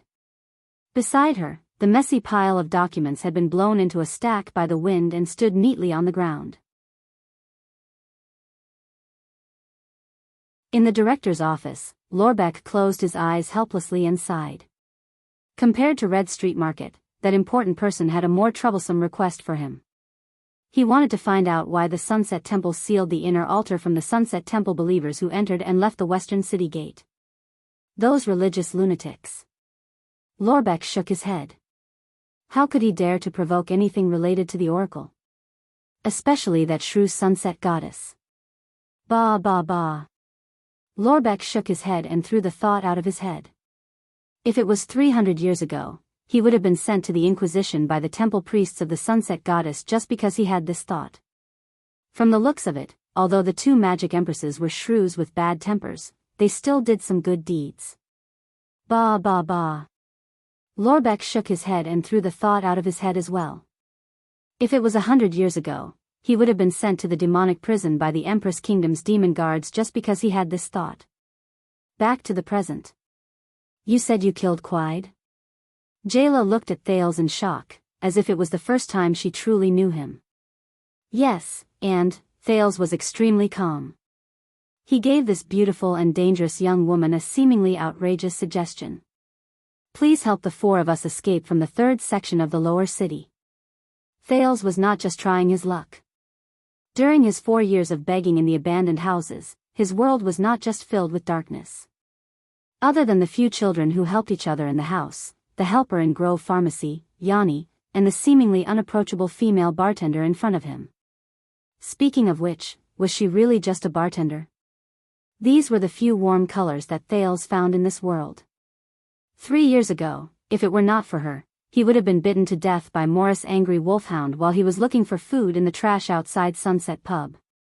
After that, Morris grumbled for a long time. Why was it that the angry wolfhound that he had raised for 6 years could not be tamed? It actually ran away and disappeared on its own. Say that again? Jayla seemed to have heard the most unbelievable words, such as the devil from hell returning to the human world, or the gods descending upon the human world. I mean, I would like to ask you, but Jayla interrupted him. You have just killed the most terrifying force in Constellation's underground world, Quide Rhoda, the only son of Black Street Brotherhood's leader in charge of the beggar business in Eternal Star City. He is also the boss of firearms, Ironheart Shanda Rhoda. Jayla finished speaking in one breath. With a steely expression, she extended her slender index finger and poked Thales' forehead. Then, you still want me to protect you, betray the most terrifying force in Constellation's underground world, and escape from the Black Street Brotherhood's hunt and pursuit? Not exactly. Thales rubbed the finger mark on his forehead. Under Jayla's murderous gaze, he smiled sheepishly and said, but, that's about it. Jayla digested this news for a long time. Although Thales was anxious, he still waited quietly. Jayla came back to her senses and sighed. However, her expression quickly returned to being cold and indifferent. Going against the entire Brotherhood for you? Do I look like such a good person to you? No, it should be, do you think I look like a good person to you? You don't need to meet the people from the Brotherhood. Thales said anxiously. We have our own escape plan. You only need to give us some food and supplies. You only need to help us hide from the Brotherhood's eyes and ears on the way from the 3rd district of the lower city to Red Street Market. This is a piece of cake for you. I beg you. Thales said solemnly. We only have you to rely on, Sister Jayla. However, Jayla did not seem to buy his words. You are just a little beggar. Jayla laughed coldly. No matter what, I am still a member of the Brotherhood. What makes you think that I will not immediately hand over you, the murderer of the Brotherhood's leader, and the accomplices? Thales was silent for a moment. Jayla tilted her head and waited for his answer with a faint smile. Because I believe in you. Jayla was stunned. She did not catch up to Thales' logic. What? Thales enunciated each word clearly and firmly said, because I believe in you, and I want to be a good person. Jayla was stunned. Did I get the wrong script? So, to use his weird language, he could actually say such silly things? This brat, isn't he always quite mature? And he's a member of the Brotherhood, someone who grew up in a beggar's nest, right? Why is he suddenly? Did he watch too many dramas in Dark Knight Temple recently? The story of the friendship between the hero Chara and the prophet Kaplan? Or was his brain damaged by Quide? But Thales took a deep breath. What he said next made her speechless for a long time. I know that almost everyone in the Brotherhood is scum and scoundrel. They are all perverts with blood debts. They are mad wolves and demons in human skin. To them, sympathy, kindness, conscience, and compassion are not even as good as the mud in the sewers. They sell young girls whose families have been ruined to brothels. They beat desperate children until they are disabled. They sell drugs to teenage girls. They extort diligent merchants until they are penniless. They force farmers who sell their children to starve to death when they encounter natural disasters. They capture people who cannot pay their debts and sell them as slaves in the desert. They work together with degenerate nobles in the ugliest of secrets. But I also know that many of them are forced to make a living. They are all forced. They are all influenced by what they see since they were young. They are all unable to extricate themselves from it. They all want to survive. They all have their own reasons of, I can't not do this. That is why they become the Brotherhood's most vicious pawns and ruthless thugs. But it is precisely because of this that I feel that in this kind of environment and situation, besides surviving, I can still persevere. I can hold on to a little sympathy, a little compassion, a little kindness, a little conscience. I can persist in doing good deeds. I can be a good person. I can give up the idea of earning dirty money with my knife skills. I can give even the most destitute drunkard a cup of free ale. I can give a cloak to a beaten woman. I can even kill the beloved dog of the Brotherhood's leader to save the life of a child I don't know in the cold, windy garbage dump. I can even help him, support him, and care for him. Jayla furrowed her eyebrows tightly. She did not realize that she had started to bite her lower lip. When he said this, Thales raised his head and looked at Jayla. His gaze was sincere and hopeful. To be able to do all this, I feel that it is more difficult, more dangerous, and more comfortable than being a pure bad guy in the Brotherhood, a bad guy who abandons his beliefs and conscience, a bad guy who commits all sorts of crimes, and who is happy and comfortable every day. Stop. Jayla raised her head with an indignant expression. Her eyes were red. Brat, you are not related to me. How dare you? But her words were interrupted by Thales, who did not care. Jayla Charlton. I have seen your knife skills when you split a dog into 3 parts. I have also seen you chop off the finger of a troublemaker. I also know that the customers in Sunset Pub are very afraid of you. I know that even Quide, Rick, and even Chief Morris are polite to you. When they know that you lower the price of their goods, they dare not say anything even though they are angry. I do not know the meaning of the surname Charlton in the Brotherhood, but I think that your hands were once stained with blood, and you even killed a lot of people. Perhaps your family and the people around you are all members of the Brotherhood. Perhaps your father, brothers, and sisters are all people who have committed many crimes. Jayla did not interrupt him. Instead, her expression was desolate. She sank into a deathly silence. So, actually, I do not know whether you are a good person or not, and whether you can be considered a good person. Thales quietly took out a dagger. I stole this dagger from your pub. But I know that I only said to you that day, I don't have a knife, how can I chop firewood? Then, that afternoon, this dagger appeared on the most obvious spot in the storeroom. I knew it all along. I always thought that this dagger was left behind by someone else, maybe Edmund. It was only today that the word JC appeared on the side of this blood-stained dagger. Thales raised his head and looked straight at Jayla. The faint starlight in his eyes made her heart tremble. That is your initials, right, JC? I just heard your full name from Quide's mouth. Jayla clenched her teeth. She did not even notice how a low-class child beggar, who never had the chance to read and write, could understand the letters on the dagger and even spell out her name. Jayla Charlton, Miss J.C., I want you to know, I must let you know that today, the dagger you gave me saved my life. It also saved the lives of the 3 children over there. The 3 children who think that even ordinary white bread is like a king's feast. Jayla clenched her fists, and her eyes gradually focused. This detestable brat. So, even though I do not know what you were like in the past, and I do not know what you will be like in the future, I always feel that you want to be a good person.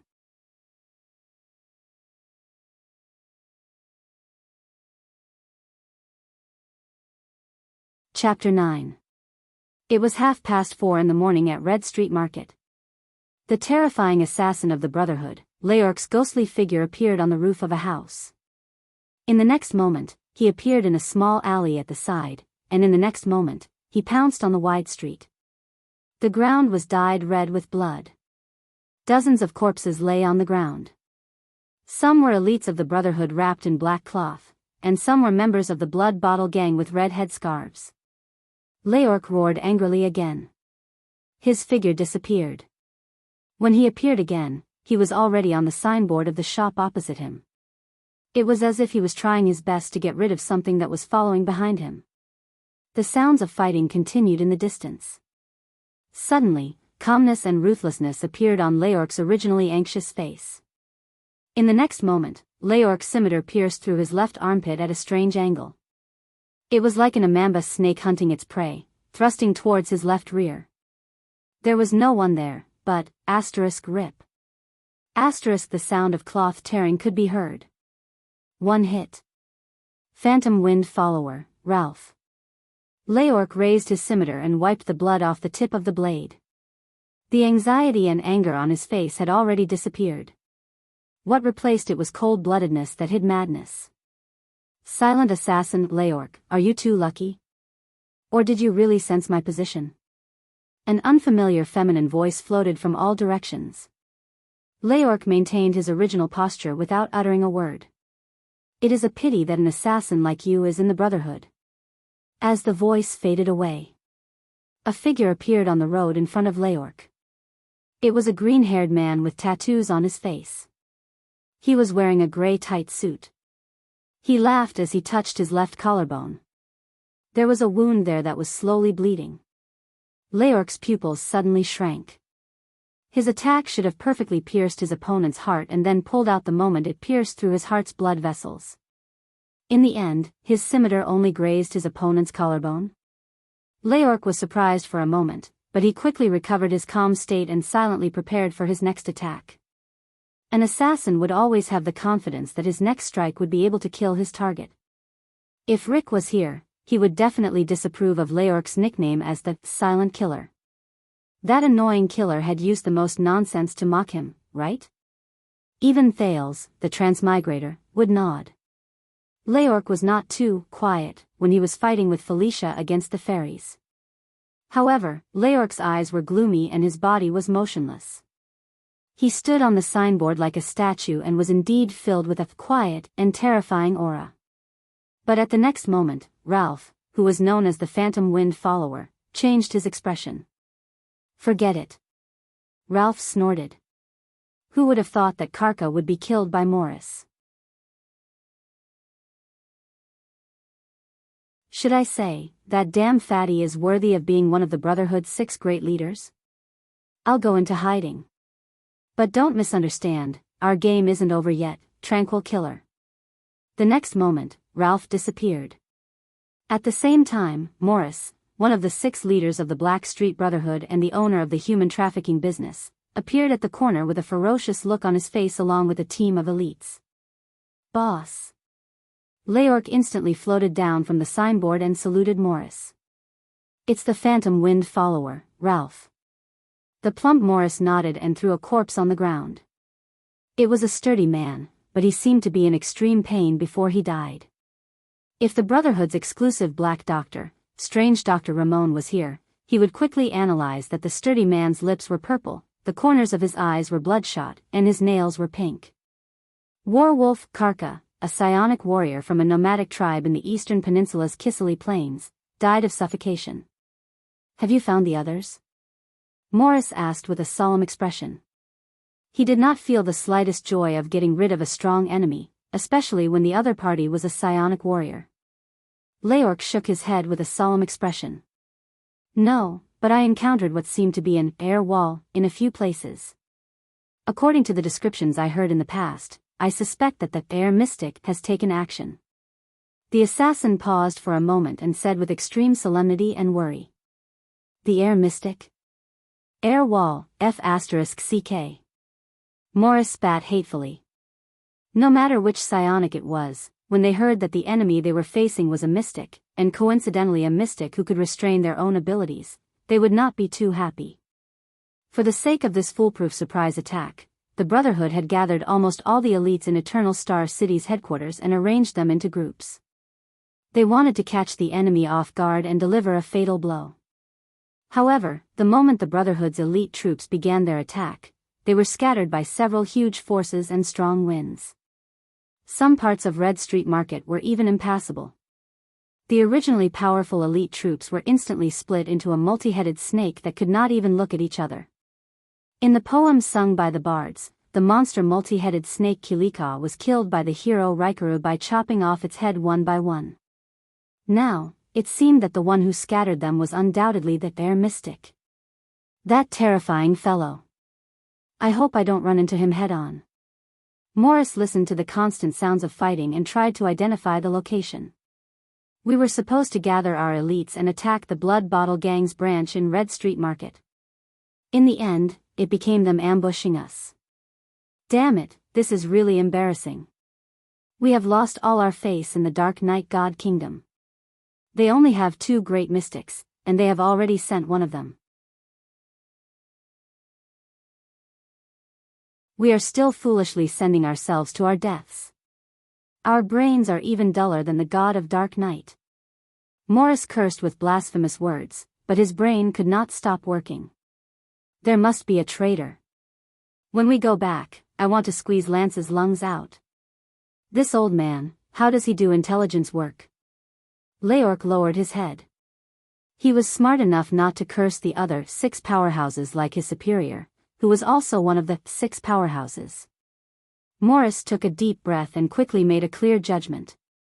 Since the enemy is a mystic, and we do not have any elites who are above supreme class, the operation to attack Red Street Market has completely failed. Spread out and give an order to all your people, give up on the target, return to where we came from, and break out of the encirclement with all your might. We are going back to Black Street. Jayla looked at Thales. The expression on her face gradually faded. It felt like a long time had passed. But Thales just stared at her without moving. Then, the man exhaled and lowered his head. Stinking brat. Jayla was expressionless. She only stared at the dark floor of the cellar. Thales did not even dare to breathe loudly. But then, the young female bartender quickly said in silence, Did anyone ever tell you? Thales listened attentively. Are you precocious? This time, it was Thales' turn to be stunned.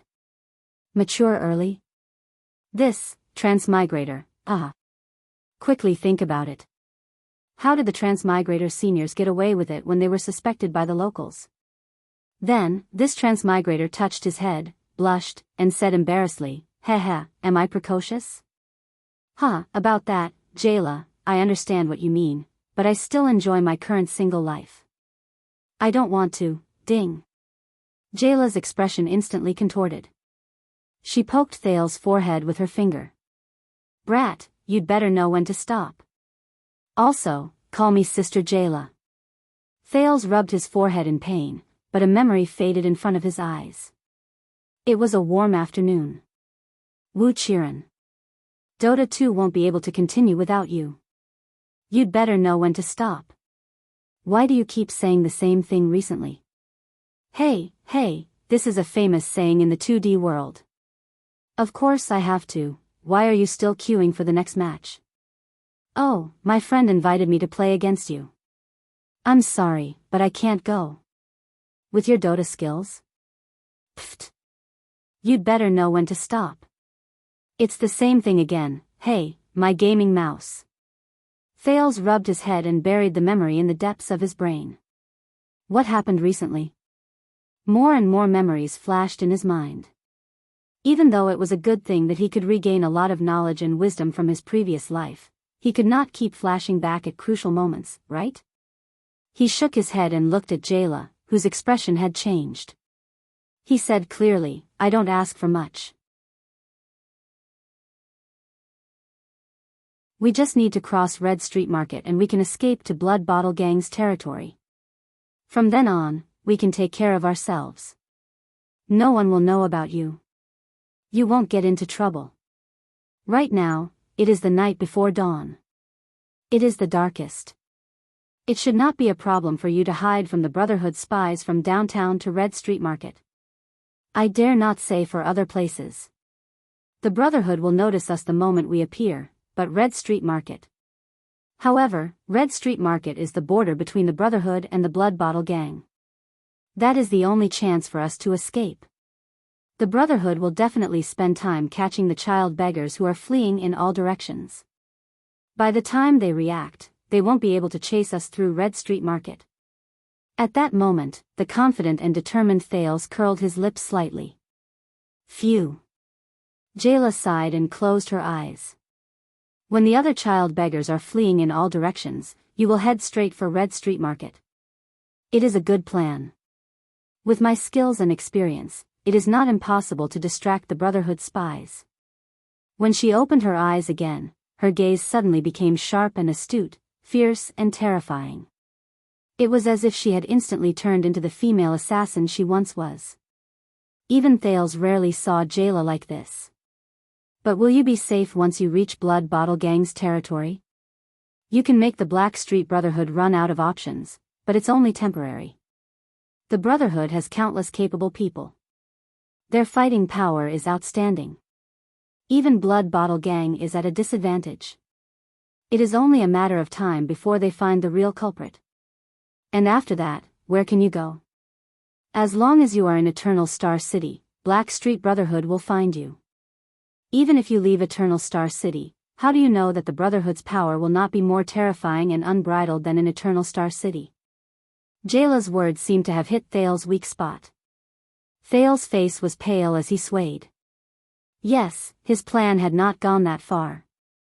His ability was limited, and his wisdom was limited. He had no way of guessing what would happen after Red Street Market. But they had nowhere else to go, did they? They could only go to Red Street Market. That's our problem. Thinking of this, he said stubbornly. Jayla, the astute and ruthless assassin, not the lazy and indifferent female bartender Jayla, shook her head. But, this is impossible. Seeing that Jayla was still shaking her head, Thales became anxious. In order to obtain Jayla's help, he had done everything he could. He had even used his verbal cannon of justice to win her over. How could he fail? You can't play like this. This is not Football Manager. He had no other choice. As a calf, he could not be greedy for money during a crucial moment in a team battle. He could not be stingy with the opportunity to enlarge his strength. Earthshaker had made a decisive leap. I know that compared to providing food and giving me a dagger, this request is too much. But please look at the 3 children over there. Their hopes are all in this bar. Jayla, please help me. Anne. Thales said with difficulty. Jayla raised her eyebrows. The transmigrator was very unwilling to say what he was about to say next, because to him, this was completely undisguised coercion and torture. Anne, you still owe me a favor, don't you? Thales said firmly. Huh? Jayla's eyes were filled with doubt and surprise, but she immediately laughed. The bartender placed a wolf limb blade on her thigh in front of Thales. A favor? You're saying that you once suggested that I change my weapon to this, and you think that it's a favor? Alright, that counts, but you're taking too much advantage of me. Thales looked at the wolf limb blade.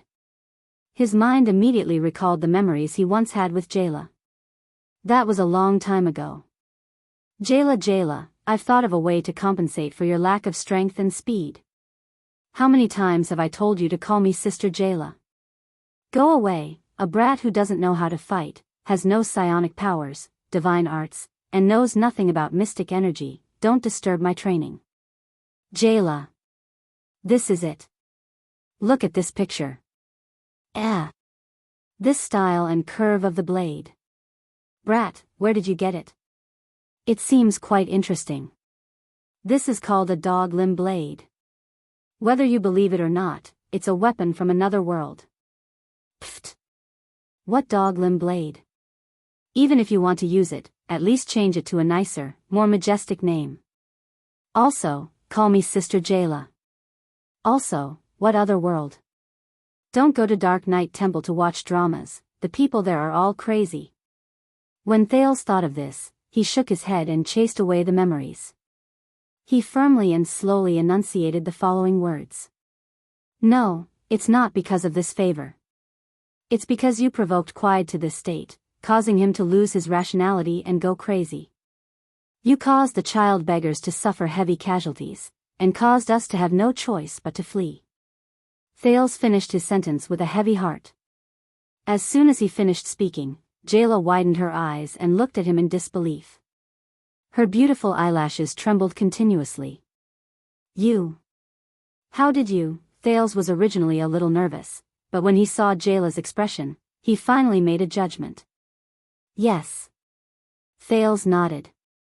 His heart was a little heavy. You were the one who cut Quide's hand, right? He cursed and called your name. Also, when Quide's greatest humiliation was mentioned, he might have been angry, but he was more ashamed. How could he be crazy enough to kill the child beggars? I don't know what happened, but Quide must have come to Sunset Pub to drink and offended you. Then, for some reason, he lost his sanity and rushed into the abandoned house to kill half of the child beggars. That's what happened, right? The other half of the child beggars' lives are actually related to you, right? At that moment, Thales clearly saw the trembling in Jayla's eyes. Damn brat. Jayla cursed in her heart, but the wolf limb blade in her hand trembled continuously, betraying her current mood. Too smart. It's just a few dozen child beggars.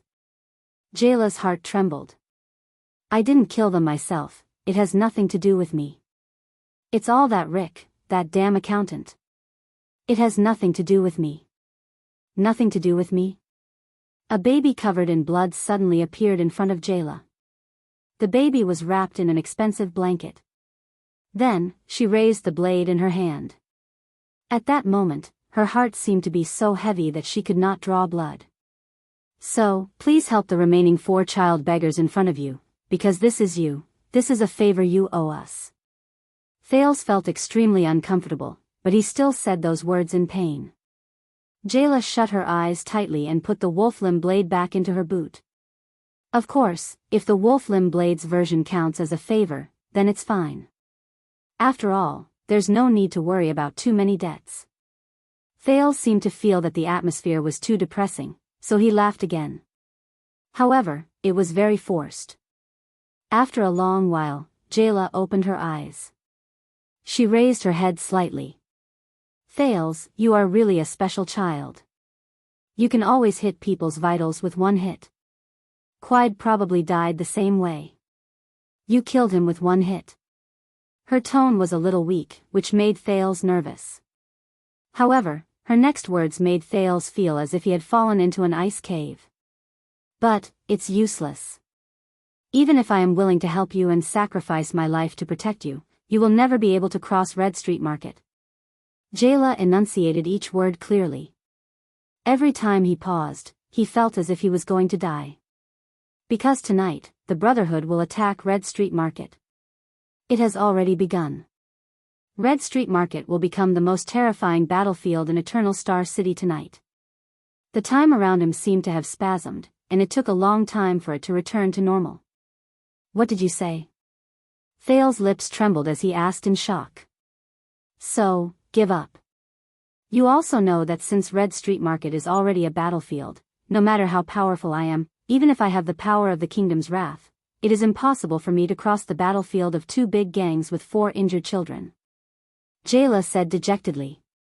Thales looked at Jayla in shock, then at the 3 children who had almost finished their bread in the distance. When Coria saw him looking over, she waved happily. 4-year-old girls always forget their pain easily. Don't worry. Cinti licked the bread crumbs off his hand and patted the still terrified Ryan. Thales will help us escape. Yes, Thales is the smartest. He can do anything. Coria raised a small piece of bread and added happily. But on the other side of the cellar, in front of Jayla, the boy who bore the child beggar's confidence and hope buried his face in his hands in despair. How could this be? Why would the Brotherhood attack Red Street Market today? Why is it tonight? It shouldn't be. Haha, an accident, we can't go anywhere else, other than Red Street Market and the Western District after that. The Brotherhood has eyes and ears everywhere. Unless we go straight to the first district of the lower city and go to the sewers, to the underhanded path. That's the Iron Bat Society's territory. No, the Iron Bat Society has long submitted to Black Street Brotherhood. Go back to the abandoned houses? Destroy Quide's body and destroy all evidence. Impossible. The other children already know. They will find out about us eventually. What should we do? What should we do? Thales' face was pale, his lips were pale, and his forehead was drenched in cold sweat. Jayla could not bear to see him like this, but she could only shake her head and pat his shoulder. Stay here with me. Jayla sighed. I have someone I trust who can hide you for at least a month. I can look for the old man. Jayla paused for a moment and said awkwardly, the Brotherhood values the old man's reputation a lot. At least you won't die. But it's definitely worse than death, the hopeless Thales added in his heart. Sometimes, Jayla looked at Thales' dispirited look and lamented that this smart boy had reached the end of his rope. We have to accept our fate. Thales' vision suddenly blurred again. Chiron, sigh, she's already gone. You have to restrain your grief. Sob, sob, sob. I'm fine, don't worry. Don't worry, Auntie, I'm fine. I'm really fine. I know, Chiron. Hee, sometimes, we have to accept our fate. Since she's gone, this is a hurdle we have to overcome. No one is an exception, hee. Auntie. You. She. We have to accept our fate. Sob, sob. Accept our fate. Sob. Accept my fate. What is my fate? Am I supposed to transmigrate to this world and be killed? Do I deserve to accept it? Ridiculous. I've read so many books. I've done so much research. I've written so many papers. How can I accept my fate? How can I believe in this so-called fate? Thales raised his head abruptly, startling Jayla. His eyes were filled with determination and anger. Brat, are you all right? Jayla asked tentatively. She did not know why, but at that moment, she was actually a little afraid of this 7-year-old boy. They will stay here with you. Thales suddenly spat out a sentence. The 3 of them will stay. You have to stay as well. Only then can you protect them. Just say that you've caught these 3 child beggars. Thales said emotionlessly, as if everything in front of him had lost its color. What? Jayla was a little surprised, but Thales ignored her. I'll make a statement with the 3 children. I'm the one who killed Quiet alone. Thales continued to speak expressionlessly, emphasizing the word alone. When the Brotherhood comes, just tell them this. Jayla frowned. What about you? Do you want me to hand you over? I'll go alone. She did not know why, but Jayla suddenly realized that this child had already made up his mind. No one could go against his decision, let alone stop him. But she could not let him die just like that. After all, you can't even leave Lower City District, brat. The Brotherhood will definitely find out when the sky brightens. Their informants will capture you. When that time comes, you will only regret not begging me to kill you now. Jayla said with a complicated expression. Thales turned his head. His eyes were so cold that it was frightening. Yes, Thales said coldly. Ever since he transmigrated, he had stayed in the Brotherhood's base in the suburbs for a year and in Lower City District for 4 years. He knew the Brotherhood's methods and abilities very well. I probably can't escape. But they can live, and they don't have to bear the pain Quide left behind. No, Quide has already left them with unforgettable pain for the rest of their lives, he said quietly. Jayla stretched out her hands and placed them on his shoulders, but she turned her face away. Thales could feel Jayla's hands. The assassin's hands, which were known for their stability and precision, were trembling slightly. No, I still have a place to go. The only place. And I already knew it, didn't I? Thales snickered. Oh, fate. That's how it works. It's toying with you. You can also play with it. He looked at the 3 children who had just finished eating their bread and were looking at him hopefully. They were no longer child beggars. The prince turned his head and looked at Jayla with a firm but calm gaze. Thales spoke softly as he looked at Jayla, whose face was gloomy and eyes were red. It's 4:30. The sky will be bright soon. There's still some distance to Red Street Market. Tell me all the informants that I need to pay attention to. I should go. Head to Red Street Market. Note 1.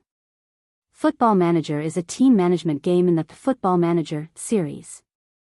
Players often have this feeling: I have done everything I can in terms of tactics, mentality, lineup, and public opinion.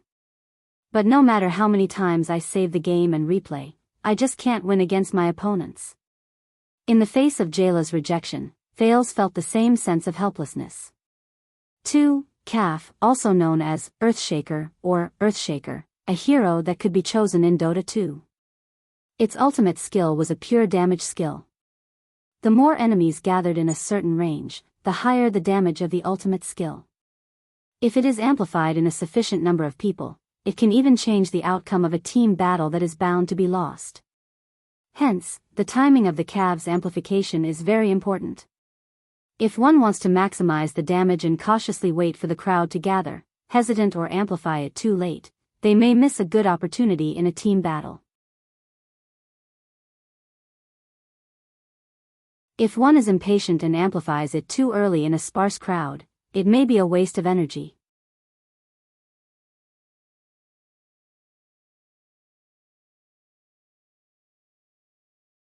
Chapter 10.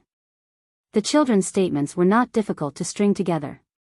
In their minds, Thales was the hero who defeated Quide. Thales made up an excuse and lied to them, saying that Jayla would arrange everything. No matter who asked, he would insist that Thales stabbed Quide's neck from behind. That way, once the storm died down, they would be safe. They can't catch me, Thales said with a smile. Korea and Ryan, who were 4 and 8 years old respectively, had little doubt. In their eyes, Thales was always omnipotent. Only Cindy was slightly doubtful when Thales left.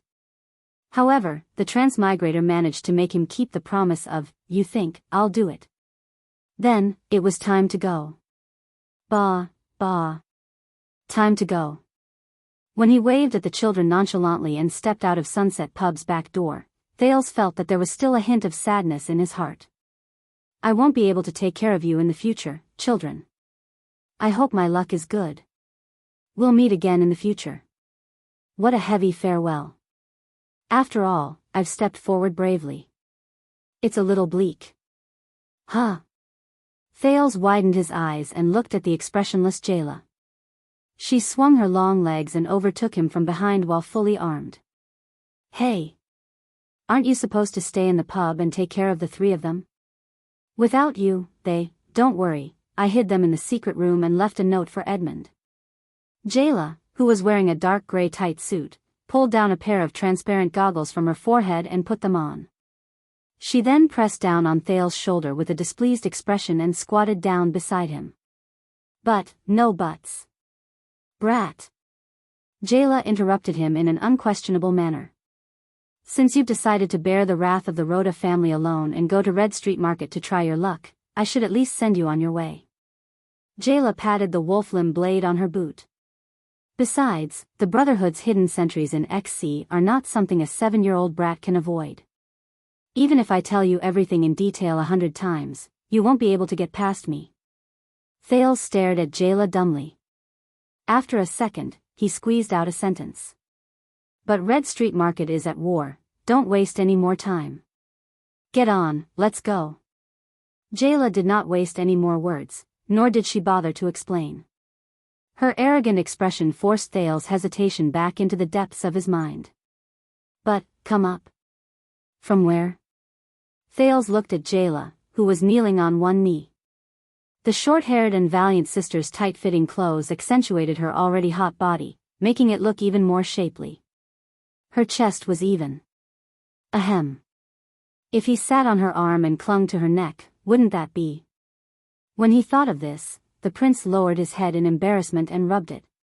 Boom. Ah. It hurts. Jayla fiercely jabbed the center of Thales' forehead with her finger again, causing his worldview to be shaken. As if she had seen through Thales' thoughts, Jayla fiercely pulled out her wolf-limb blade. She glared at him with a look that said, I'm not to be trifled with. Stinking brat. Stop thinking about those messy things and get on my back. I'll carry you.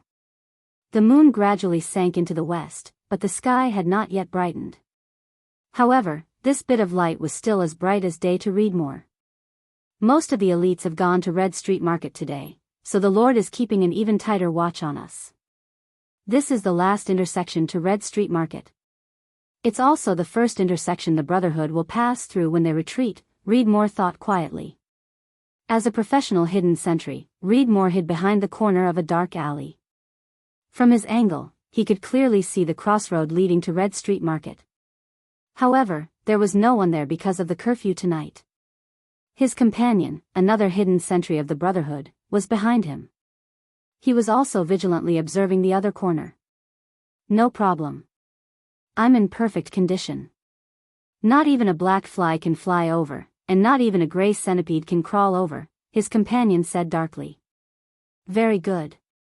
My period of vigilance is almost up. Later, I'll go and change shifts directly with Nasri. He should have woken up an hour ago. Reedmore nodded at his companion. Remaining vigilant and observing, he left through the hidden alley. The moment he left, he was suddenly stunned. Just now, he seemed to have felt that there was something in the empty alley opposite him. No, impossible.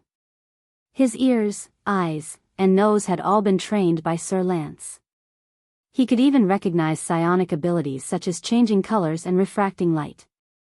If there was an intruder, as long as it did not have a rare combination of psionic abilities, such as mental influence, it would not be able to escape his sight and hearing. But he still decided to take a look. When Reedmore returned from patrolling the opposite alley, he was finally at ease. It was probably because his period of vigilance had passed, and he was hallucinating. He shook his head and went back to change shifts. Behind Reedmore, a short-haired woman in black tights walked out softly. There was a child lying on her back. She looked at Reedmore's back, then lowered her body. She tapped the ground lightly with the tip of her foot, and quietly but quickly leaped out of the alley towards Red Street Market. They were naturally the female bartender, Jayla, and the escaped beggar, Thales, who were heading towards Red Street Market. Before dawn, before the long night ends, normal people's defenses and nerves are at their most relaxed. Even an ordinary student from the Wangli Military Academy would know this. For some reason, Jayla could still speak even though she was running. Thales clung tightly to Jayla's back as she shuttled through the alley at an unprecedented speed. She moved as fast as the wind, but she made no sound when she landed. Thales, who was clinging to Jayla's neck, could only close his eyes and press his head against the back of Jayla's neck. His nose was filled with Jayla's body fragrance, and he had no idea where he was. But Jayla's voice still traveled clearly into his ears. So, one of the 6 powerhouses in charge of the Brotherhood's intelligence gathering, the Sleepless Kobe and Lance, trained a special group of hidden sentries, the Sleepless. It's not that they don't sleep, it's just that their schedules are different from normal people. I don't know the exact number of them, but all of their schedules are staggered. They start at dusk, start at dusk, start at dusk, start at noon, and start at dawn. There are all sorts of times. That's why Lance's hidden sentries are able to work in shifts to ensure that every hidden sentries on duty are at their most energetic and vigilant. Lance calls this the alert period. From their senses to their experience to their cooperation to their tracking, Lance has trained them to be better than the police station's purebred Rudo police dogs. They have a team that is in charge of the headquarters. During the day, they blend into the crowd in disguise. At night, they turn into hidden sentries to observe and monitor all the key entrances and exits in XC. The 2 people we passed by just now should be the last sentries of the Sleepless, in front of Red Street Market. Thales did not speak.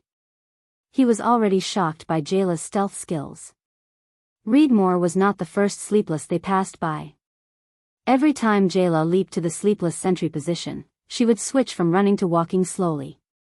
What surprised Thales the most was that Jayla's movements entered an extremely strange rhythm.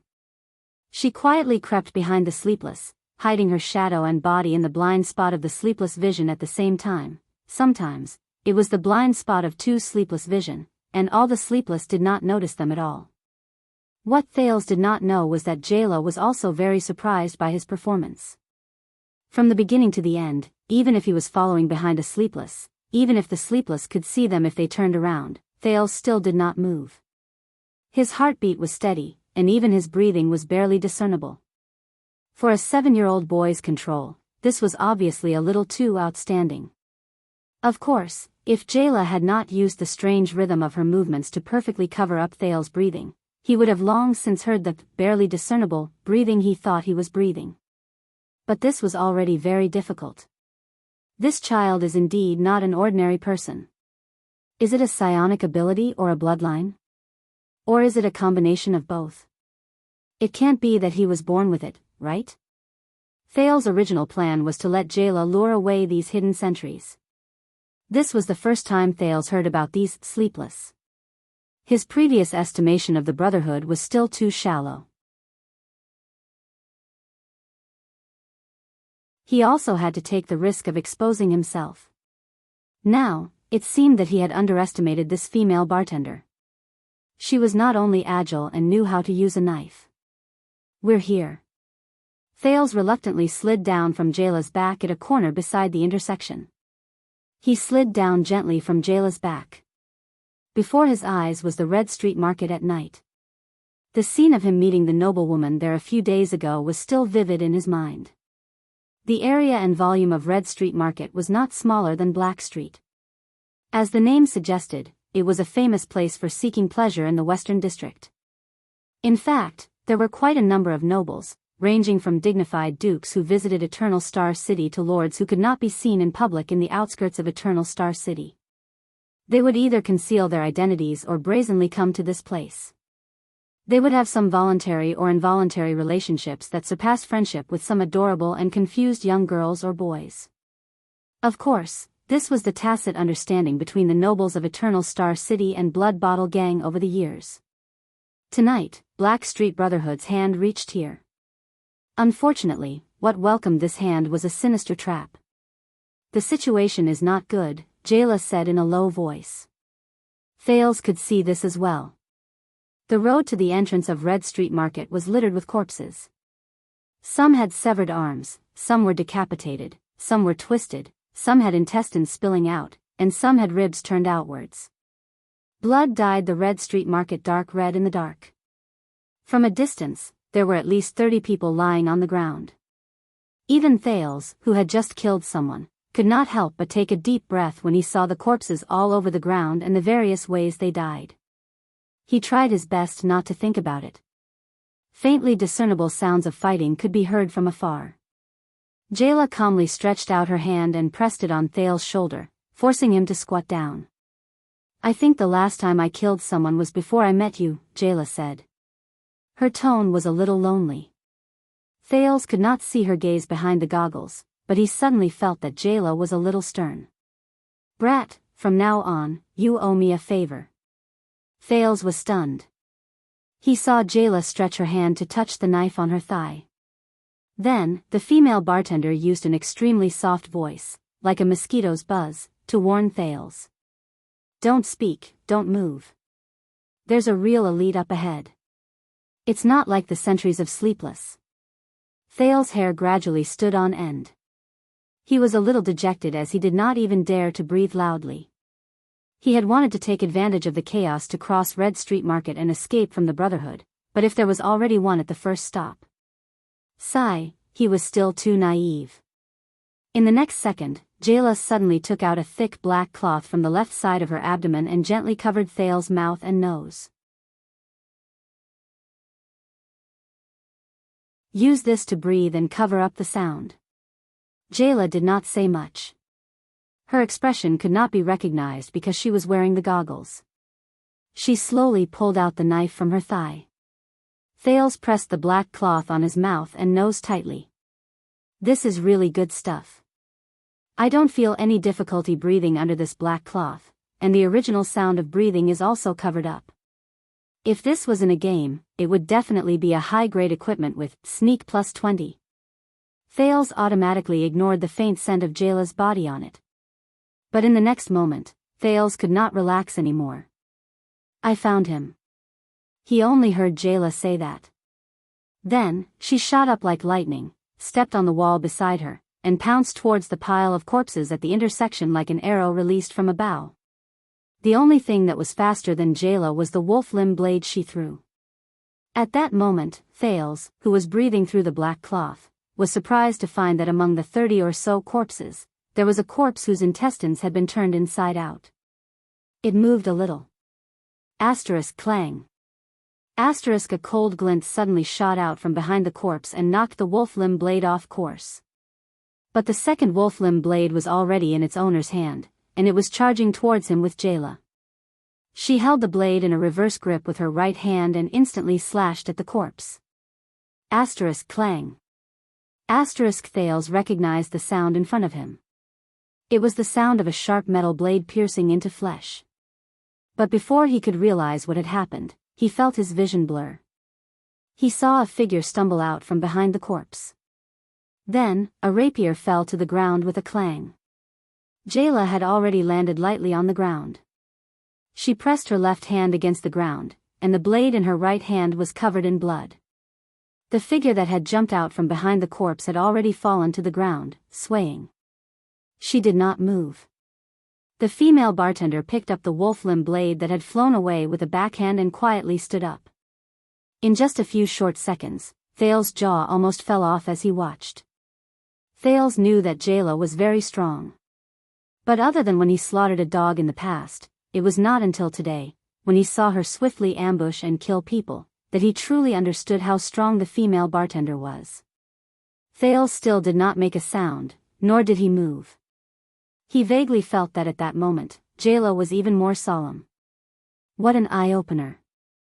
Among those in the ordinary class, you should be considered an outstanding assassin, right?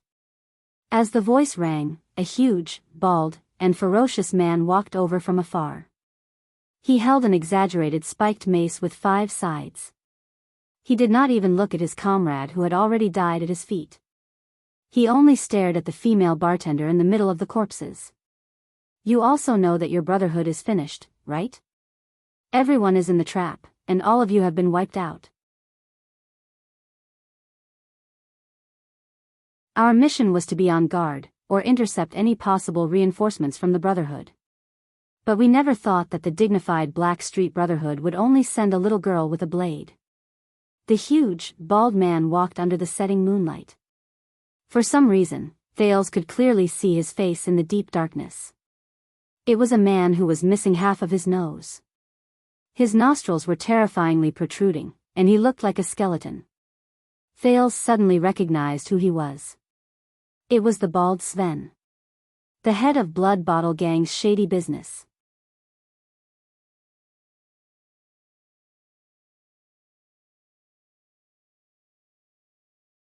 Chapter 11. Since 12 years ago, when the kingdom was in chaos and blood was everywhere, that terrifying swordsman used the tip of his sword without any principles or emotions to carve out a territory in Blackstreet. The newly born Blackstreet Brotherhood and the long-standing Blood Bottle Gang in the capital were like two evil dragons that would not rest until one of them died. They fought to the death for the hegemony of Eternal Star City and even Constellation's underworld.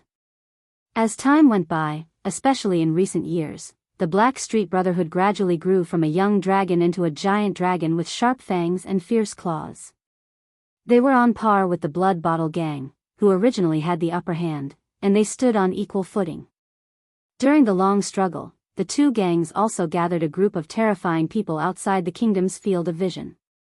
They stirred up a huge wave of blood in the underworld. Among them, the dozen or so powerful fighters from Blackstreet Brotherhood and the dozen or so elites from Blood Bottle Gang became the front lines of the struggle between the two gangs. They represented the most promising youths and the most promising newcomers. Compared to the Brotherhood's three mysterious legendary assassins, the six powerhouses who rarely fought, the Blood Bottle Gang's two terrifying mystics, and the strange 8 psionic warriors, even the child beggars were familiar with the names of these young and powerful fighters. The bald Sven was the most mysterious of the 12 elites from Blood Bottle Gang, who were known as the strongest 12. There were only 12 of them left at the moment. He was in charge of collecting Blood Bottle Gang's debts and rarely showed his face in large-scale battles. That was why no one said that his martial arts skills and combat abilities were great. However, he had stood tall for 5 years in the bloody battles between the gangs.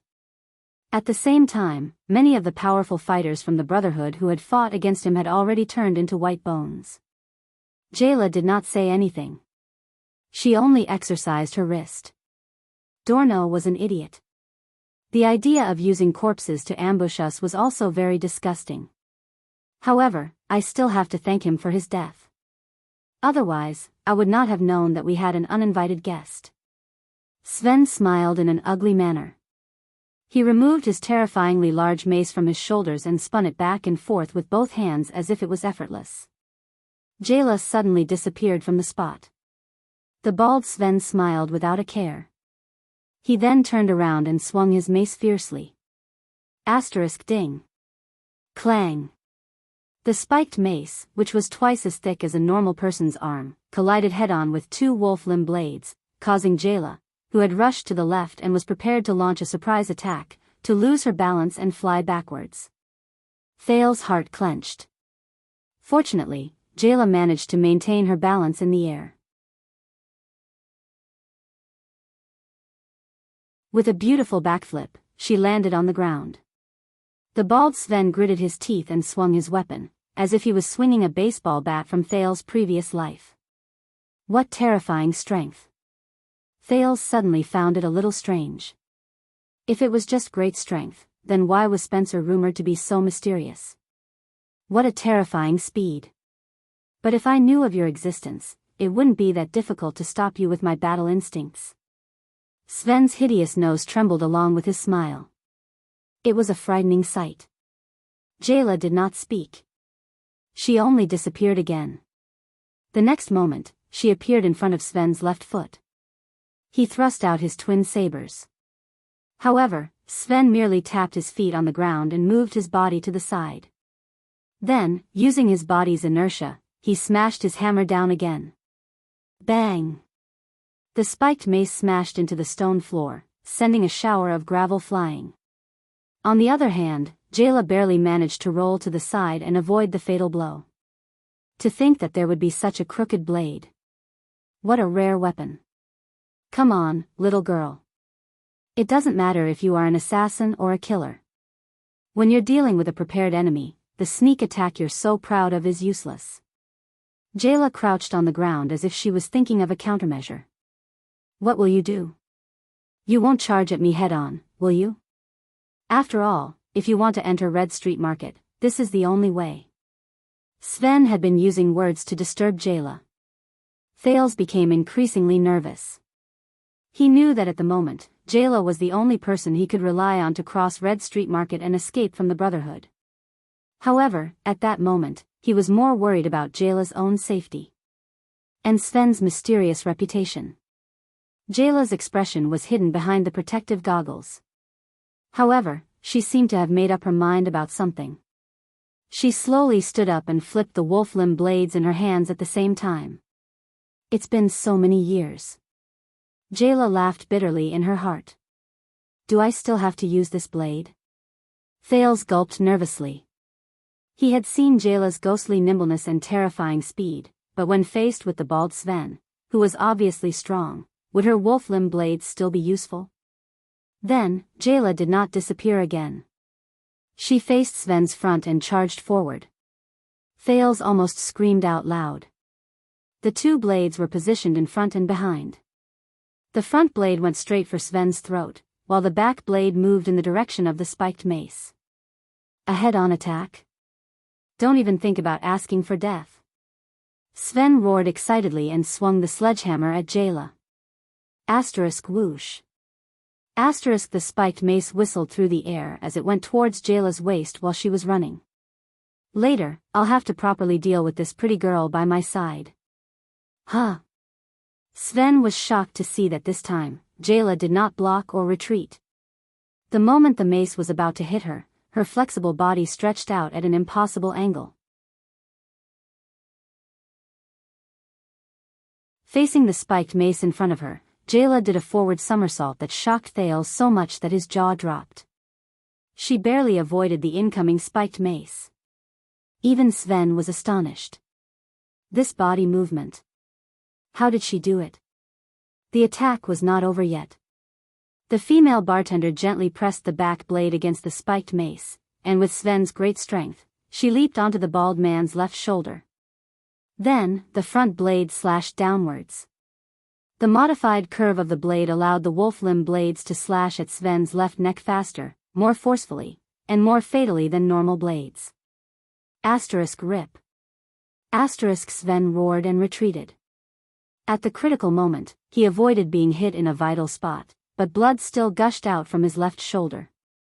Did this person completely give up on defense and use risky dodges to attack head-on? Doesn't she know that one mishap and she'll be dead? But Jayla did not show mercy after gaining the upper hand. With a tap of her foot, she continued her attack. She turned sideways again and dodged the tip of Sven's hammer by a hair's breadth. The wolf limb blades in her hands followed their master and spun toward Sven. There was another flash of blood. This time, Jayla cut open the bald man's right rib. Then, the next slash came. She charged head-on and perfectly displayed the agility and flexibility of her body. She faced Sven's terrifying attacks, and every time she was about to be hit by the mace, she would move and dodge. There were a few times when Thales saw the tip of her nose narrowly brush past the rusty nails on the spiked mace. At the same time, the rhythm and speed of Jayla's attacks did not decrease in the slightest. In fact, it was even more fatal than when she launched a sneak attack. On the other hand, even though Sven roared repeatedly and his momentum was astonishing under her relentless and extremely dangerous attacks, even Thales could tell that he was already in dire straits and was in a pinch as his body continued to bleed from the injuries he sustained. This can't go on. Sven thought in panic. How can she not make mistakes when dodging by a hair's breadth? Asterisk clang.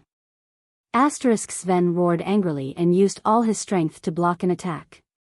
Then, he rolled to the side in a pathetic manner. Imagine a big man like a bear being forced to roll on the ground by a slender girl who was only 2/3 his height, to avoid this round of attacks. Then, he quickly widened the distance between them. This is the swift killing blade. This sentence was like a pebble that broke the surface of the water. It stopped Jayla's continuous attacks and made the latter stop in her tracks. And the moves you used to kill Dorno were probably the swift killing blade and the instant killing blade. Sven panted violently. His face was filled with fear as he roared in disbelief, the swift killing blade. I have only seen it in the hands of the blood chant Loden Charlton a long time ago. You are a member of the Charlton family, the assassin's flower. Jayla knelt on one knee without saying a word. This seemed to be her favorite posture to exert force. She only stared coldly at the big man. This is impossible. Sven seemed to have suffered a blow. After Kessel V succeeded the throne, the members of the Charlton family fled Constellation and disappeared outside the country. Why are you here and standing on the Brotherhood side? He said in disbelief. Wanted posters and bounties have been posted all over the Western Peninsula. How dare you come to Eternal Star City with the heavy crime of killing a member of the royal family? Aren't you afraid of being surrounded by the army and the royal guards? No matter how strong the Charlton family and Blackstreet Brotherhood are, can they withstand the wrath of the Iron Hand King and all of Constellation? However, the bald Sven's angry tone suddenly softened in the next second. If I die here, your identity will definitely be exposed. The kingdom's secret intelligence department will receive the news that the regicide family has returned to Constellation by tomorrow morning. Kessel V will not let you go. He will eradicate every descendant and bloodline of the Charlton family. You can let me go, he said in a low voice. His tone was already begging. I don't care about the Blood Bottle Gang's mission anymore. Just go there directly. As long as you let me go, I promise that I will leave Constellation tomorrow. I will also not expose your secret. I know what you are capable of. I do not want to provoke the Charlton family. However, in the next moment, Jayla once again dashed in front of him. Asterisk ding. Asterisk shick. Asterisk this time, Sven blocked the first slash. However, that slash seemed to have a life of its own. It changed its direction at a rapid speed in a bizarre manner. After it knocked against the head of his hammer, it actually avoided it without any resistance. Jayla's head and chest also changed directions like soft ribbons, avoiding the spiked mace in front of her. It's practically like a human body drifting, Thales thought in his heart. What's going on? Sven thought in shock. Why is the trajectory of this slash unblockable? However, the blade in the female bartender's right hand did not stop moving. After changing directions, it returned to its original trajectory and went for Sven's neck even more fatally. Until it cut into his throat. Blood flowed everywhere. Sven watched in shock as Jayla calmly wiped the blood off the blade on Sven's clothes. Then, she quietly withdrew her blade. The spiked mace in the bald Sven's hand fell gently. What is this? Knife technique, Sven struggled, wanting to ask a question before he collapsed. However, Sven could not finish his question.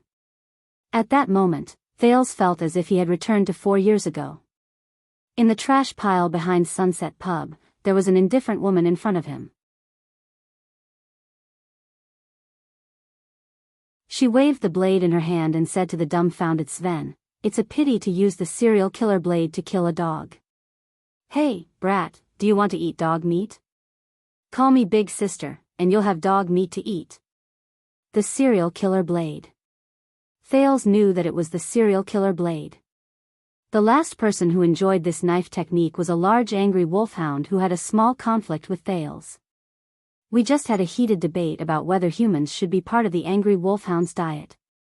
At the same time, I'm very grateful to you for supporting my point of view. So, dog meat? Jayla's skill surprised him once again. However, what shocked Thales even more was what the bald Sven said. It was the truth about the Charlton family, the assassin's flower. Killing a member of the royal family? Assassin's flower? Regicide? You talk a lot of nonsense. Jayla looked at Sven's corpse and said coldly.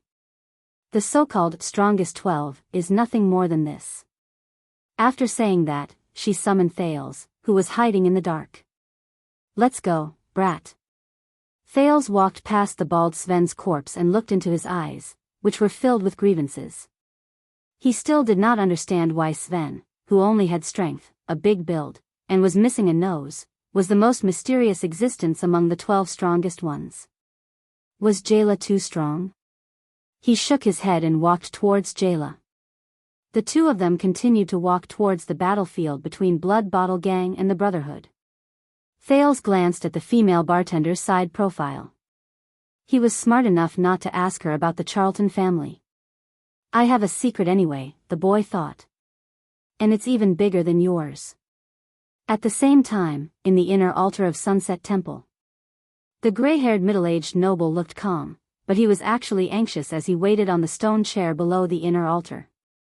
His gaze never left the small sacrificial lamp that was burning on the altar.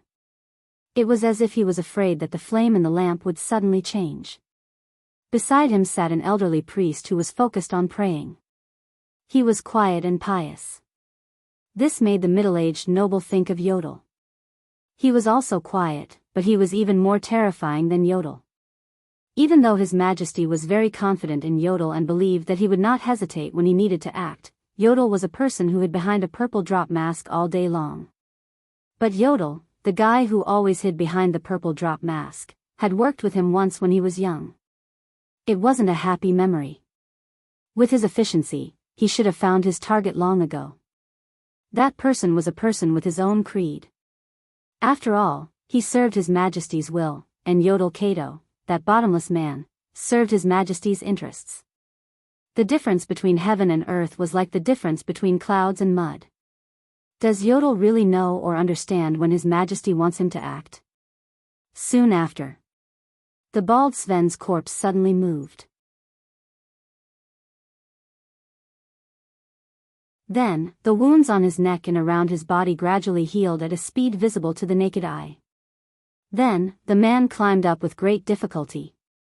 Damn it! Sven cursed and touched his spiked mace. The Charlton family has appeared in Eternal Star City. Just this news alone will get me 10 gold coins from the city hall, but Sven touched the wound on his neck that had just healed. His life was still more important. Fortunately, the woman was in a hurry and did not turn around to check. Sven was one of the 12 strongest in Blood Bottle Gang. There was no need to go into detail about his battle instincts and skills, but more importantly, it was his unknown self-healing psionic ability that allowed him to turn defeat into victory the moment his enemies let their guard down. As long as your head, or more accurately speaking, your brain is not damaged, you can return from death.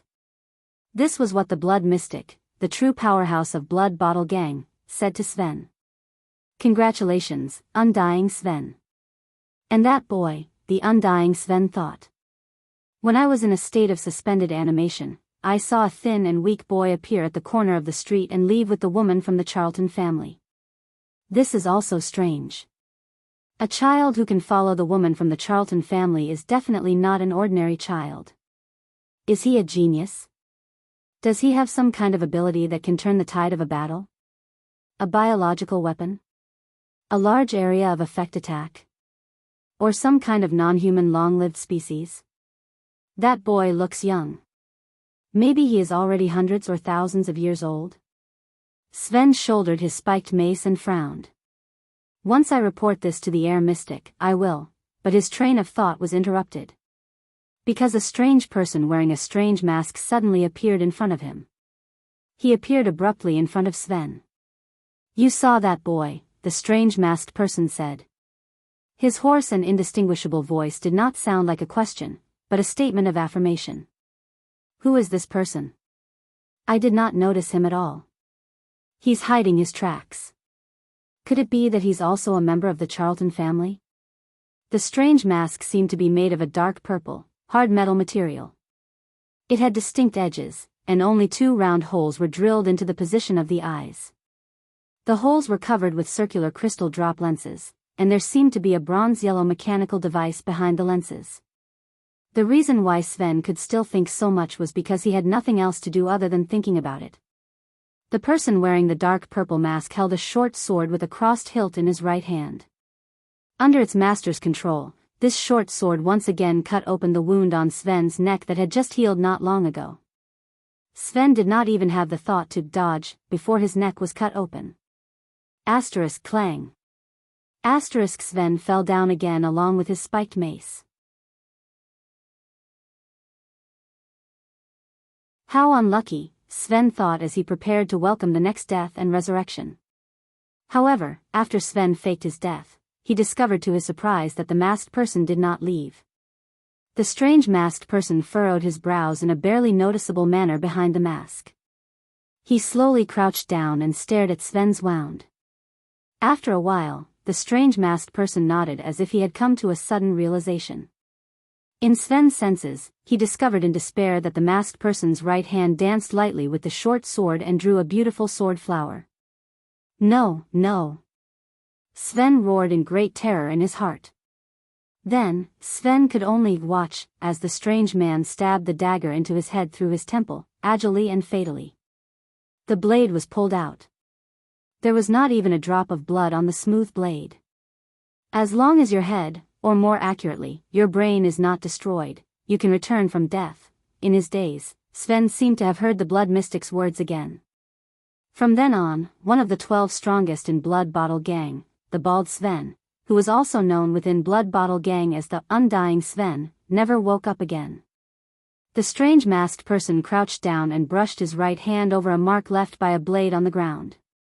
It was the mark left by the wolf limb blade when it pierced into the ground. He stood up. Then, he disappeared.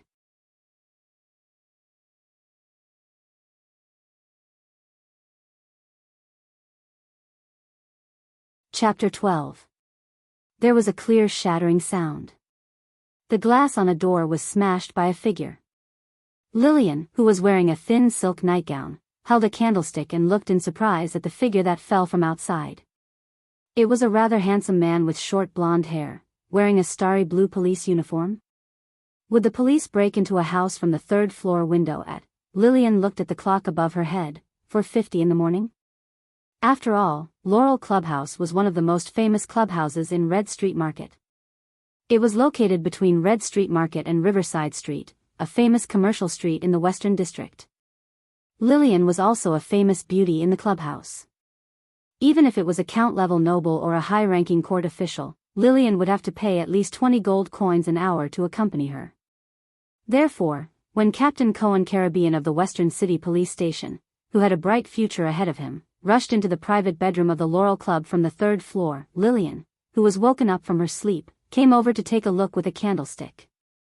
"Miss, I'm really sorry for disturbing your rest." Cohen crawled up from the ground in a sorry state. He hid his sword behind his back and bowed to the charming Lillian. But when he reached out to take off his hat to salute her, he realized that his officer's hat had fallen off during the battle just now. "Damn it," Cohen muttered. "It's all the old man's fault for losing my night suit. I can't even go out to buy one in the middle of the night." Lillian boldly looked at the polite and handsome police officer. This was very important. Otherwise, Lillian would have thrown a candlestick at him. She rolled her beautiful big eyes slightly and reached out to stroke her smooth black hair. Her fingers brushed across her proud chest as she chuckled. "You're right, Lillian. You're right. Respected Sir Police Officer, we are closed tonight." Cohen obviously knew where he was. Usually, Laurel Club would be bustling with activity at this time. But facing the beauty in front of him, he only smiled slightly. He was not the slightest bit mesmerized by Lillian's alluring charm. "So, you have been instructed to close tonight?" "Of course. The Blood Bottle Gang has opened up a connection and promised to make up for the losses. Otherwise, do you know how much damage Red Street Market will bring to those lords who have worked hard for the kingdom by shutting down for one night? If they can't contribute to the normal operation of the 2nd largest country in the Western Peninsula because of work fatigue, physical fatigue, and mental boredom, then what about the 10 million people in Constellation?" Lillian winked and smiled slyly. Cohen looked at this mature and seductive beauty and frowned slightly. It seemed that the information he received through his informant was not complete. He had originally thought that the Black Street Brotherhood had taken the initiative to attack the Blood Bottle Gang's Red Street Market branch. Now, it seemed that the Blood Bottle Gang had set up a trap in Red Street Market in advance and counterattacked. In that case, the focus of his visit tonight to probe the two big gangs would shift from the Brotherhood. After all, it was the Blood Bottle Gang that had existed for nearly 100 years. "Hey, that golden-haired green-skinned dog." A female voice from outside the building interrupted their conversation. "Come down and accept your death. According to the rules, we are not allowed to enter any house." Lillian curiously walked to the broken window and saw a woman covered in blood and wearing leather armor. She was waving the whip in her hand and angrily looking upstairs. Cohen bowed to Lillian again. "Thank you for informing me, beautiful lady. Please forgive me, but I have to meet another lady now." The golden-haired police officer cum patrol leader turned around and lightly leaped down the street. "My dear Lady Bernice, there is no need to be so impatient." Cohen's smile suddenly became cold, and his eyes were filled with murderous intent. "By the king, in the name of the Holy Constellation Covenant, as a Level 2 police officer, I have the authority to kill any suspect who may endanger the interests of the kingdom and the lives of its citizens. Don't worry, I will immediately send you to reunite with your brother." Upstairs, Lillian covered her mouth. She recognized that it was the younger sister of the notorious Layton siblings, one of the 12 strongest fighters in the Blood Bottle Gang, Scorpion Whip, Bernice Layton. Her brother, Stinger, Primo Layton, had just come to Laurel Club yesterday. He, who had a penchant for special things, had nearly scalded a new girl to death with the oil in an everlasting lamp. According to the police officer's tone, Stinger, Primo Layton had already died in his hands. Green-skinned dog. Even your superior would not dare to disrespect the Blood Bottle Gang. You. How dare you? Bernice angrily rebuked. As a maverick among the 12 strongest fighters, she had shaved off the left side of her head and combed the rest of her hair to the right side. This made her look much more muscular. "I will whip every piece of flesh on your body until it becomes mush." As soon as she finished speaking, Bernice swung her whip in a circle and curled it towards Cohen. The barbs on the whip seemed to come alive as they flew out and attacked Cohen at the same time. "I see." Cohen's figure suddenly became blurry. Only an expert would be able to see that he was moving at a speed that could not be seen by the naked eye.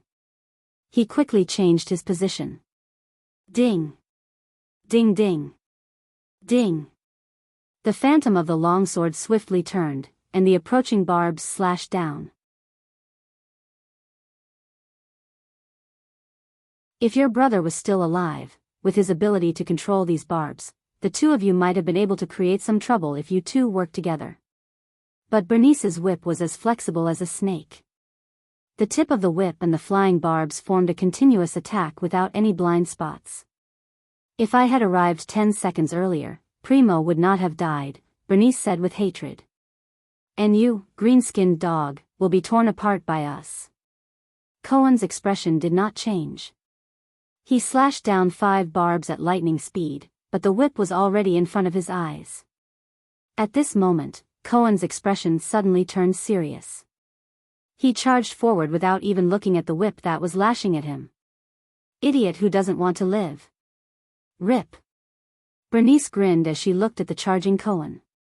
Her whip mercilessly tore open his right shoulder. At the same time, 3 barbs shot out. "My barbs are poisoned with pain-amplifying poison. There are many barbs, and there are thorns in the barbs. Once they are grazed, the pain will be..." Huh. Cohen did something that Bernice did not expect.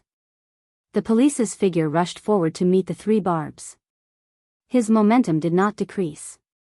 He raised his left hand and blocked the barbs that were flying towards him. The barbs pierced deep into the police officer's arm. One of them even pierced through his palm. But his expression did not change, as if he had just been bitten by an ant. Bernice looked at Cohen in surprise. Many of her enemies had suffered from the pain of the poisoned barbs. Their faces contorted as they wailed and rolled around under her body. But he... Why did he not react at all? Did he not feel pain? Street performer. "Let's end it here," Cohen said coldly. Bernice looked at Cohen, who was charging towards her at lightning speed. She quickly reacted and lashed out with the whip in her hand, trying to build a shield in front of her. However, a copious amount of power instantly erupted from Cohen's sword. Bernice's expression changed instantly. "This is..."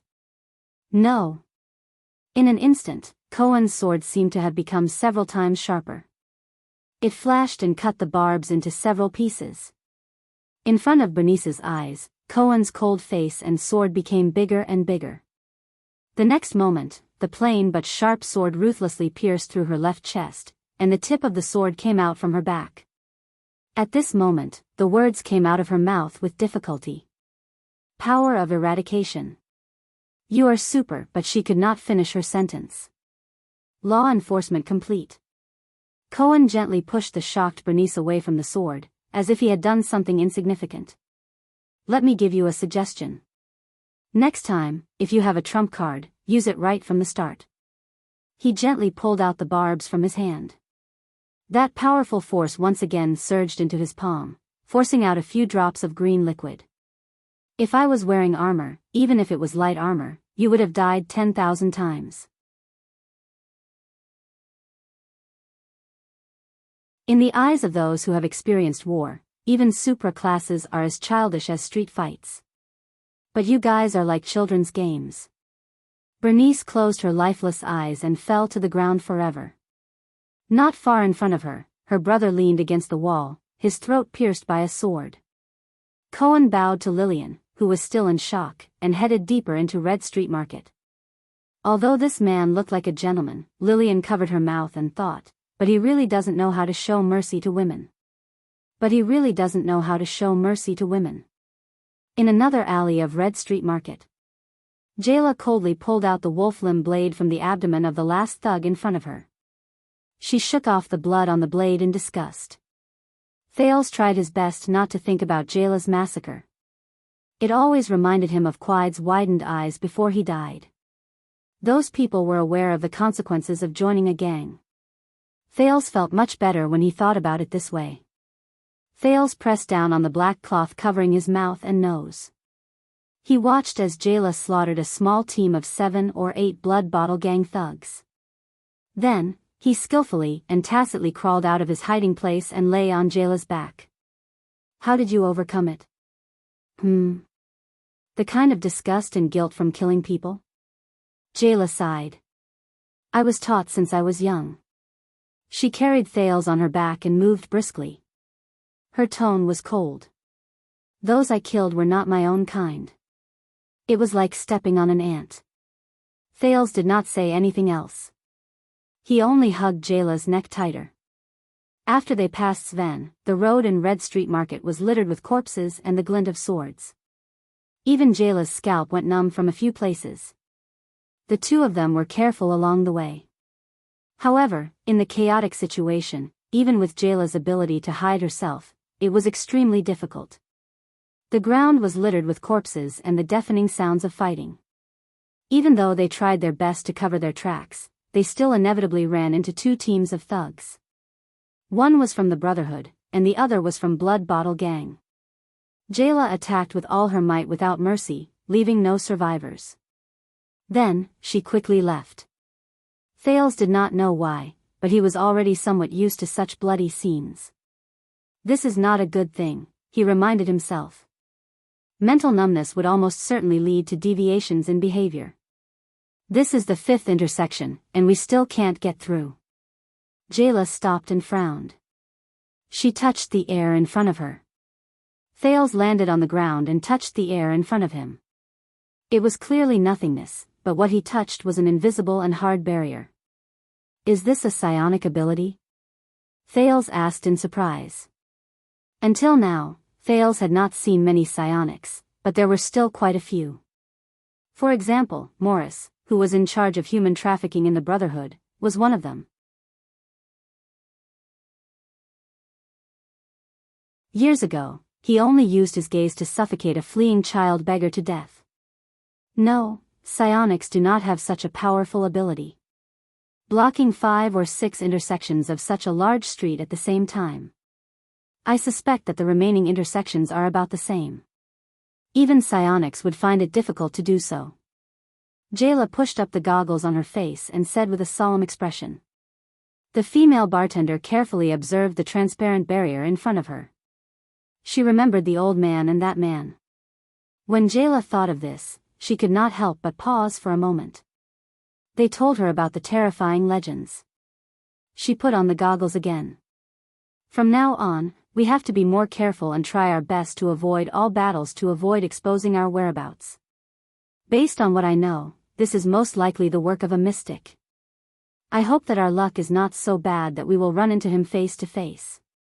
Thales widened his eyes. Mystic.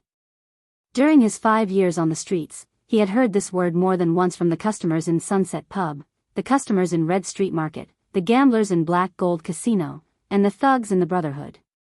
At first, the boy thought that this was similar to the magicians and wizards in the fantasy novels he read in his past life. But later on, he realized that this was not the case. No one would provide Thales, who was a lowly child beggar, with knowledge about the world. Even if there was, what he could come into contact with were mostly hearsay and terrifying ghost stories. However, with the professional field research experience he found in his past life, Thales was able to learn a lot of general knowledge through observation. The following were his observations about the word mystic. Firstly, almost all the times when a mystic was mentioned, the people who talked about it would be accompanied by negative emotions such as fear, hatred, and curses. Keywords such as powerful, terrifying, damned, hell, illegal, and so on also appeared at the same time. Secondly, mystics were quite rare in this world. The rare here was not the rare type in his past life, where they were said to be rare, but could be found everywhere. Thales judged that among the countless people who talked about mystics over the past 5 years, only one customer in the brothel had a certain degree of truth to their words. It was obvious that they had either directly or indirectly come into contact with information about mystics. Thirdly, he had never heard of any organization or force of mystics gathering. However, it was widely rumored that there were 2 mystics among the highest leaders of Blood Bottle Gang. Fourthly, the police officers and patrol members who were in charge of patrolling the West City Gate were equipped with weapons known as anti-mystic equipment.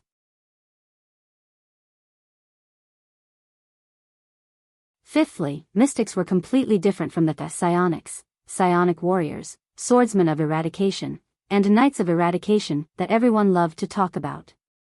The latter could be innate or acquired through training. As for mystics, Thales had never heard of how they obtained their terrifying abilities. Sixthly, other than mystics, there was also a weapon with a suspicious name called Mystic Gun. It was only allowed to be used in the kingdom's army. Anyone who held it illegally would be convicted of a felony. That was all the information Thales had about mystics. Thales had imagined countless situations where he would encounter mystics, but according to the information he had, none of them seemed too optimistic. Like now. Thales stuffed the black cloth into his pocket and lay on Jayla's back again. A few minutes ago. At the center of Red Street Market, in the underground warehouse of a chess room. A handsome man dressed in blue with long, dark brown curly hair sat quietly beside an ancient military board table. There was a map on the board, and on it were a number of game pieces. There were black and red chess pieces, ranging from knights, swordsmen, catapults, and shield warriors to imperial guards, prime ministers, and kings. This was a chess game passed down from Extet. It was based on historical allusions and common knowledge of war. It was currently the most popular game among the nobles, rise and fall of the empire. It simulated the battles between the human kings and the armies of the ancient empire. For the nobles who lived like princes, it was the best way to show off their manliness and attract the attention of women. It was also a pastime that did not have to risk their lives. Of course, there were also a few nobles with unique hobbies. It was said that they liked to use real people as chess pieces. Under the illumination of the everlasting lamp, if one looked closely, they would find that the map in the middle of the military board was a street map of Red Street Market. The handsome man moved the chess pieces with ease with his right hand. One by one, he removed the black and red chess pieces from the map. However, among the chess pieces he removed, there were far more black chess pieces scattered around than the red chess pieces, which were concentrated together. 2 black prime ministers were in the middle of the map. There were many black imperial guards and swordsmen around them, and a few red knights were restraining them. Further away, many black knights and shield warriors were being defeated by the 2 red prime ministers, who were leading the swordsmen and imperial guards. In the middle of the map, there was a dark red king who stood out like a crane among chickens. Beside him was a red imperial guard. The handsome man in blue was happily playing his own game. If one were to look closely, one would notice that a light blue energy ball was gathering on his free left hand. It was breathing slowly as if it was alive, and there seemed to be a storm hidden within the energy ball. The man in blue would occasionally open his mouth to say something. One could clearly see the trajectory of the air vibrating around his mouth, turning into ripples and dissipating in the air. However, strangely, no sound was made. This scene was even more eerie in the dark and lonely silence. At this moment, the man in blue suddenly furrowed his brows. Then, without changing his expression, he reached out his hand and removed a red catapult from the edge of the map. However, after a few minutes, the man in blue furrowed his brows again. He slowly reached out his hand and removed the only remaining red swordsman from that spot. The blue energy ball in the man's left hand flickered for a moment. The storm inside was showing signs of instability. He took a few deep breaths, and for the first time, he spoke with a voice. "Who is in charge of keeping watch and intercepting in the direction of downtown?" He seemed to be asking the air. In the terrifying darkness, a strange but certain answer came: Dorno the Shapeshifter, and Sven the Undying. The man in blue closed his eyes and shook his head. Then, he moved the two red swordsmen from other places to the two chess pieces that were eaten. He moved one of them deeper, as if he wanted to catch the thing that ate him, Dorno, and Sven. The ripples in the air spread out from his mouth again. His lips opened and closed silently for a while. Then, gradually, he spoke with a voice into the air. "The Talon brothers and Moria were eaten by us an hour ago, so they are reinforcements." He mumbled. He hesitated for a moment, and moved one of the only two red prime ministers on the map over. "That's good." However, in the next moment, the man in blue's expression changed again. He moved his right hand to the edge of the other side of the map and removed the two red swordsmen almost at the same time. The man in blue's expression did not look good. "Who is in charge of the Inner West Ring security mission?" "It's the Leighton siblings, Stinger and Scorpion Whip." This time, the voice in the darkness seemed to be a little more cautious. The man in blue did not speak. His gaze wandered back and forth between the two ends of the map.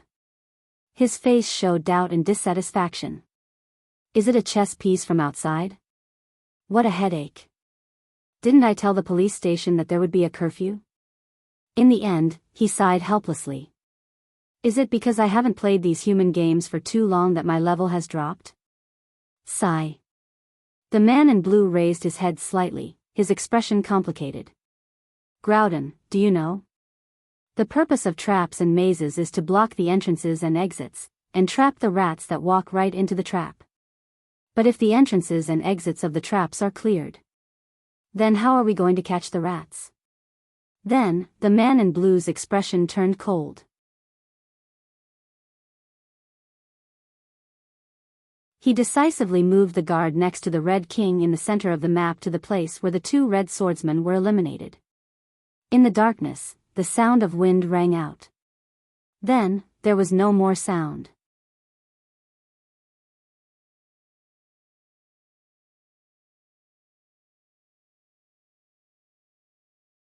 Chapter 13. Damn it.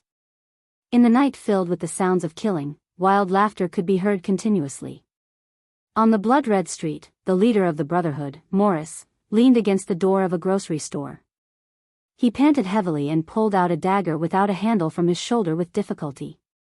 Beside him, an elite of the Brotherhood had already fallen. A similar dagger without a handle was stuck in the back of his head. Morris, the leader of human trafficking, panted and waved his hand to stop the killer, Leork, who was about to rush to the rooftop. "Don't chase him. Max just wants us to run for our lives." In the distance, Blood Bottle Gang's flying dagger clown, Max, flew on the rooftop, leaving behind a wild laugh. "But if this goes on, we will be harassed to death by him. The clown is a psionic warrior. He is much stronger than the average psionic." Leork jumped down the street and looked at the remaining 5 elites beside him. All of them were injured. He frowned and said. Morris took a deep breath and analyzed the situation with a clear mind. He and the Phantom Wind follower were carefully chosen to use the uniqueness of their abilities to restrain us and prevent us from regrouping with the others, so that their superclass elites could slaughter our elites. Moreover, even if they were killed by the clowns throwing knives, they would not be able to do anything. It is still better than being lured to the air mystic by him. Those people are calamities that cannot be provoked. Morris stood up and waved his hand. The retreat order should have been sent out. Senza will probably give the same order. How many of our people can survive will depend on their luck. Leorc looked at Morris and waved at the elites. The group continued their journey. Because of these air walls, we have been taking detours. The others are probably doing the same. If we meet the mystic, Morris interrupted Leorc in the middle of his sentence. He will not attack so easily. And we should not even think about finding that calamity. It is not easy for the mystic to maintain this kind of air wall. But since he has chosen to divide and surround us, he will rely on his lackeys to kill us. This is our only chance. Morris gritted his teeth and revealed a ferocious expression. Let's let those hypocrites who think they're high and mighty see the brotherhood and the strength of us lowly people. We have killed our way out of a mountain of corpses and a sea of blood. We are not people that the Blood Bottle Gang can compare to. Even if we can't get out, Black Sword will avenge us. Even if the enemy is a mystic. In a dark room, only an old-fashioned candle was burning. Are you saying that all of our men are trapped in Red Street Market? Up until now, other than a few thugs, no one in charge has come out? Nasri nodded and knelt down on one knee. He respectfully and fearfully reported to his superior, Sleepless Ikobiang Lance, I'm not sure what's going on. Not long after I took over the shift of the hidden sentries, the first batch of people arrived. According to them, after Lord Morris gave the order to retreat, the first few batches of people who wanted to charge out were all intercepted and killed by the ambush team led by Sven and Dorno. Only just now, when Sven and Dorno died at the entrance of Red Street Market, did they manage to charge out safely. No one knew how old Kobian Lance, the Sleepless Eye, was. They only knew that since the day Black Street Brotherhood was established, he was the magnate in charge of gathering intelligence. He was mysterious and strange. He was the darkness of the darkness, the secret of the secrets. He always hid himself under a dark red cloak, revealing only his withered and thin chin. However, anyone who was stared at by him would feel a deep chill run down their spine. Lance muttered to himself for a while before he slowly asked, Sven and Dorno are among the strongest 12. Sven is extremely resilient, while Dorno is good at disguises and ambushes. To kill both of them, only someone who is at least at the level of the 13 generals can do it. Is it Leorc? Is it Moria? Or is it Adrianza or the Talon brothers? Or is it Senza and Morris, the two magnate? Did you not find anyone who can take responsibility? Lance's words were vague and indistinct, as if they came from another room. Nasri shook his head, trying his best to contain the fear in his heart. What a blunder. Morris will probably be very displeased with me, Lance thought silently, but his expression did not change. It's time to clean up the rats in the Brotherhood. The Brotherhood is different from the small team formed by a bunch of old fellows 12 years ago. Lance smiled strangely and waved his hand to pass an order to Nasri. Awaken and activate all the sleepless in downtown. Regardless of whether their alert period is over or not. Send all the men from the second and third outposts to the entrance of Red Street Market. From the roofs to the sewers, I want to know clearly how many hairs are on the legs of every black fly that flies past. Yes. Let those who escaped carefully recall the details of the streets. Pick the best men from the first outpost to infiltrate Red Street Market one by one. Set up outposts regardless of the sacrifices. Pigeons, signal flares, torches. No matter what you use, at least contact Senza and Morris. I want an unobstructed channel from Black Street Market to Red Street Market. Yes. Send the men from the fourth outpost to the other territories. From Black Street to the abandoned houses, from the smelly ditch to the sewers, from the Grand Bazaar to the Western City Gate. Be on full alert. At a time like this, we cannot let down our guard. Yes. The fifth outpost, split into two teams. One team will inform the other powerhouses in the Brotherhood. The other team will immediately rush to Exted and drag that old fellow, Ramon, back. If he is unwilling, say that this is Black Sword's will. Yes. Senza and Morris were both among the 6 powerhouses. They were not to be trifled with. It was impossible for Blood Bottle Gang to trap them without paying a price. Lance lowered his head and stroked the ruby ring on his finger. That damned fatty was, after all, someone who could become the leader of Black Sword Temple in the past. As for that tall Senza. The only thing harder than his fist is probably his personality. And, Lance thought to himself. And that damned chef, Edmund, the outcome has not been decided yet. Lance's expression suddenly changed under his cloak. He noticed that his subordinate was acting strangely. What else have you not said? Yes. Nasri lay down on the ground, drenched in cold sweat. He gritted his teeth and said, "Our patrolling brothers have just discovered that all the child beggars in abandoned houses have escaped. We have only captured a portion of them. They are now locked up in the water prison and are prepared to be interrogated by torture." Lance's chin moved slightly. "The sleepless?" I asked calmly. "Interrogate what?" Nasri clenched his fists tightly and lowered his head. With great difficulty, he spat out the news that made things worse. Quide Rhoda died in abandoned houses. His assistant, Nair Rick, is outside right now. He wishes to see you, my lord. Go down and hide. Jayla's tone became cold again. This battle cannot be avoided. Thales quickly slid down and lay down beside a hidden stone block. He took out a black cloth and covered his nose. Even though the surroundings were already filled with the smell of blood. Thales had just taken 2 breaths when Jayla, who was beside him, dashed forward and leaped onto the roof. The female bartender did a backflip and bent her upper body backward. She pressed her hands on the ground as if she was avoiding a hidden weapon. Asterisk swoosh.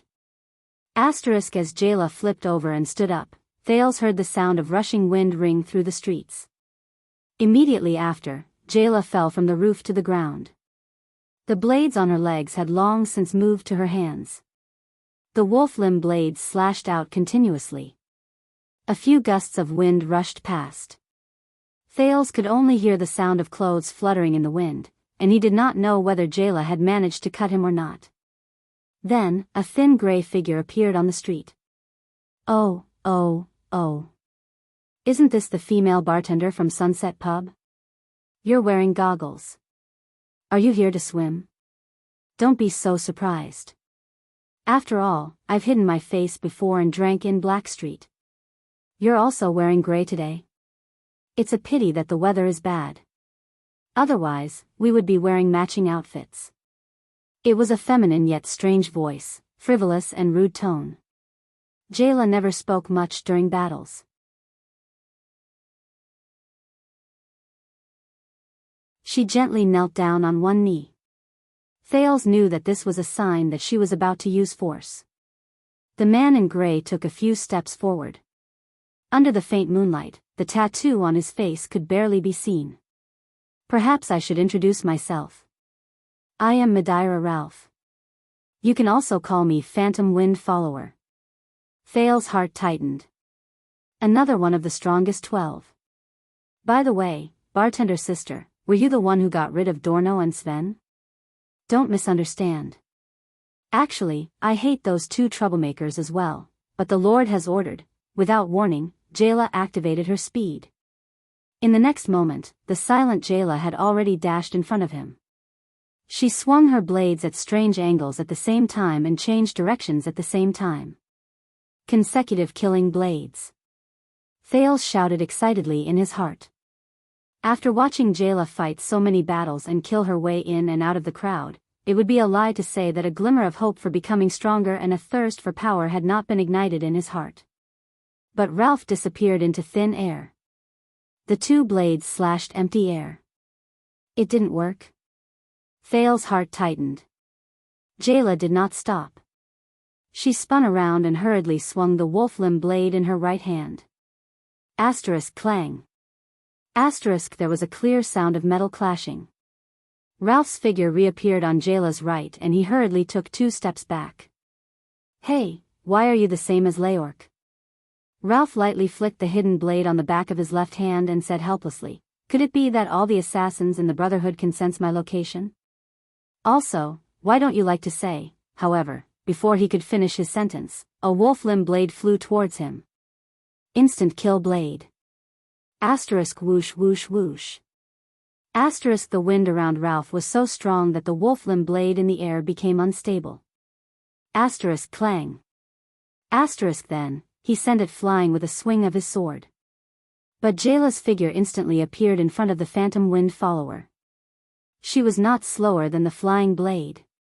Before he could react, the female bartender swung the blade with her left arm and swept it across Ralph's chest. Did I hit him? Thales was so excited that he could not take it in. He was waiting for this instant kill blade to succeed. But he was disappointed to see that Ralph's gray robe fluttered and he flew upwards against gravity at an unbelievable speed. He narrowly dodged this sure kill strike. But Thales felt that Ralph's dodging this time was a little clumsy, because his figure could be seen indistinctly. He was no longer as traceless as before. Jayla wanted to continue attacking, but her feet seemed to be tripped by something invisible. She could not continue her unstoppable attacks. The power of the wind? Thales lowered his head and silently recalled the knowledge from his previous life. The female bartender quietly took a step back and picked up the other wolf-limb blade on the ground, waiting for the next opportunity. That was close.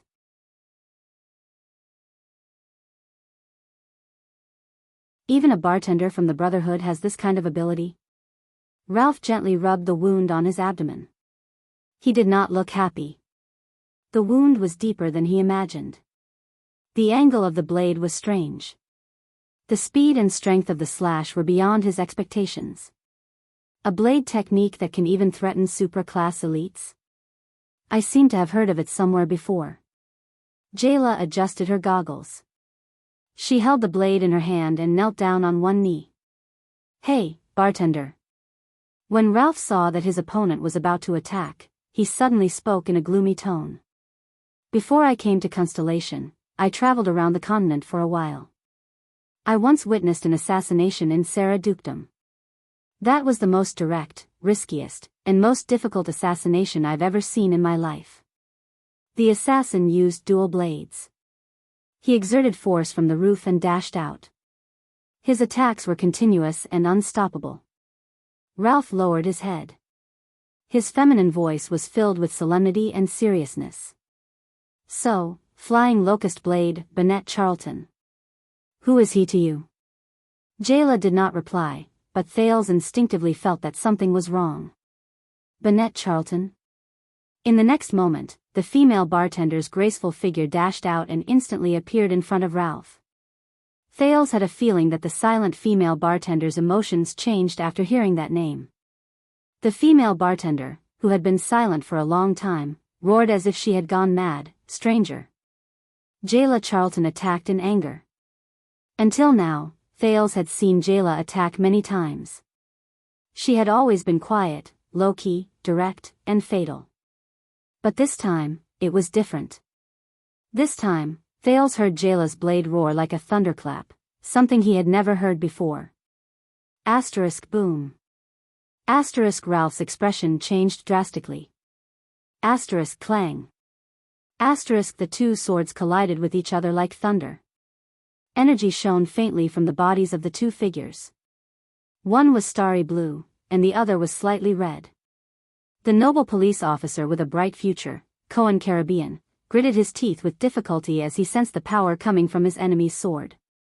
His opponent was not weaker than him and was at least a supra-class swordsman. How long had it been since he met such an opponent? Ever since he left the battlefield with the orcs? Or was it that time when he challenged Miranda? The two forces intertwined and entangled, but Cohen knew that he was already at a slight disadvantage. The starry blue power began to flash on his silver-white sword. Cohen knew that if this continued, he would lose sooner or later. So, his body suddenly trembled, and the vibration caused him to miss the two people who were fighting with their swords. The two figures abruptly separated and took a few steps forward due to inertia. Cohen only managed to stabilize his body after taking 6 steps.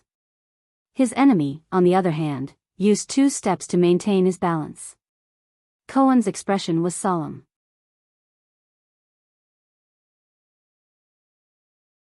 He began to feel that he needed to reconsider Director Lorbeck's words. Then, he turned around and looked at the troublesome enemy in front of him. He questioned, "You are also a swordsman of eradication and have trained in the Tower of Eradication. You obviously have a better place to go. Why are you willing to lower yourself to be a gangster in the Blood Bottle Gang, commit crimes, and bully the weak? The Tower of Eradication gave you the heart of the sword. Is it because you are a lackey who bullies the weak and fears the strong?" His enemy slowly turned around. His left shoulder was equipped with a black half-body armor, and his right arm was wrapped in a red bandage. Under the red and black clothing, the clear lines of his muscles could be vaguely seen. This was a man with a fair complexion, but he did not give people the impression that he was elegant or delicate. Because the gaze in his eyes was now full of murderous intent. The swordsman in red and black quietly sized up the police officer from head to toe. "Is this the green-skinned rat that broke through the sir's trap? This green-skinned rat, this stance, and this stance. Is he from the army?" The red and black swordsman twirled the green longsword in his hand, which only had a single side guard, and said nonchalantly, "I'm not afraid." He said indifferently, "Hey, green-skinned rat. Since when did the police dare to meddle in the affairs of the Blood Bottle Gang?" Cohen took a step forward and closed the distance between him and the swordsman. He said coldly, "I am not a police officer now, but a swordsman of eradication, Cohen Caribbean. I am questioning another sword. Answer me." The scene was silent for a few seconds. Then, the expression of the swordsman in red and black gradually became serious. "My heart of the sword is an unruly will and freedom of choice, as well as the pursuit of power. As long as I am satisfied, the Blood Bottle Gang, the Brotherhood, Shadow Shield, the Kingdom's Secret Intelligence Department, the Royal Guards, and even the Tower of Eradication do not matter to me. So, your question is completely meaningless. As for you, green-skinned rat, you are willing to be the traitor of a country. You must have gained the consciousness of a traitor from that conservative tower, right?" Cohen's expression finally turned solemn. He was surprised and shocked when he heard that the swordsman in red had no respect for the Tower of Eradication and was even slightly hostile towards it. He remembered the story his teacher told him over drinks when he was training in the tower. The tragedy of brothers fighting against each other and brothers fighting against each other. Cohen gritted his teeth in disbelief. "You are the successor of the swordsman of eradication from outside the tower. You are a member of the Disaster Swords." As soon as he finished speaking, the red-black swordsman moved. The reddish power of eradication surged around him like a tidal wave.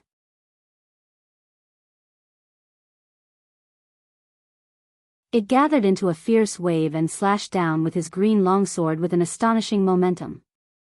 The will of the sword was fierce and violent. Cohen felt as if his entire body had fallen into a red vortex. The power of eradication around him was shattered and could not be mobilized. The fierceness of the swordsman followed the surge of his long sword and went straight for Cohen's chest. His fair face was covered in frost, no longer as calm as before. Disaster swords. Calamity? Comparing us to those monsters? Is this what you call Lord Crassus's sword? His sword, our sword, is the true sword of eradication. Of course we are calamities. To you outdated, conservative, and sissy academies, we are the calamities you are destined to face. One day, we will destroy the Tower of Eradication and prove your absurdity. His tone was cold and full of murderous intent. It was the same as the green longsword that was surging towards him. Cohen's sword blocked the green longsword, but in an instant, the saber that was shining with blue starlight was bounced off. Cohen gritted his teeth and retreated in a flustered manner. However, the green sword was like a murderous shadow that followed him everywhere. No matter which direction he dodged to, he could not avoid it in time. The young police officer made up his mind. His silver-white saber flashed again, and this time, it was aimed at the swordsman's throat. But his enemy was still crazed and reckless. He ignored the sword that was about to attack him, and only urged the green sword in his hand to roll toward Cohen's heart. The crimson power of eradication exploded along with the sword will and tore the clothes on Cohen's chest. Cohen struggled to maintain his sword will, but he watched helplessly as the two swords crossed each other. As the power of eradication rubbed against each other, they stabbed each other's heart and throat. Damn it! Is this the style of the disaster swords? Such a crazy and fierce sword style, unparalleled power, willpower at all costs, and the resolve to make both sides suffer. No wonder they were exiled. Cohen smiled bitterly and faced his death. Two swords, one green and one white, one stirred up a crazy and unstoppable red tide, while the other flickered with faint starlight.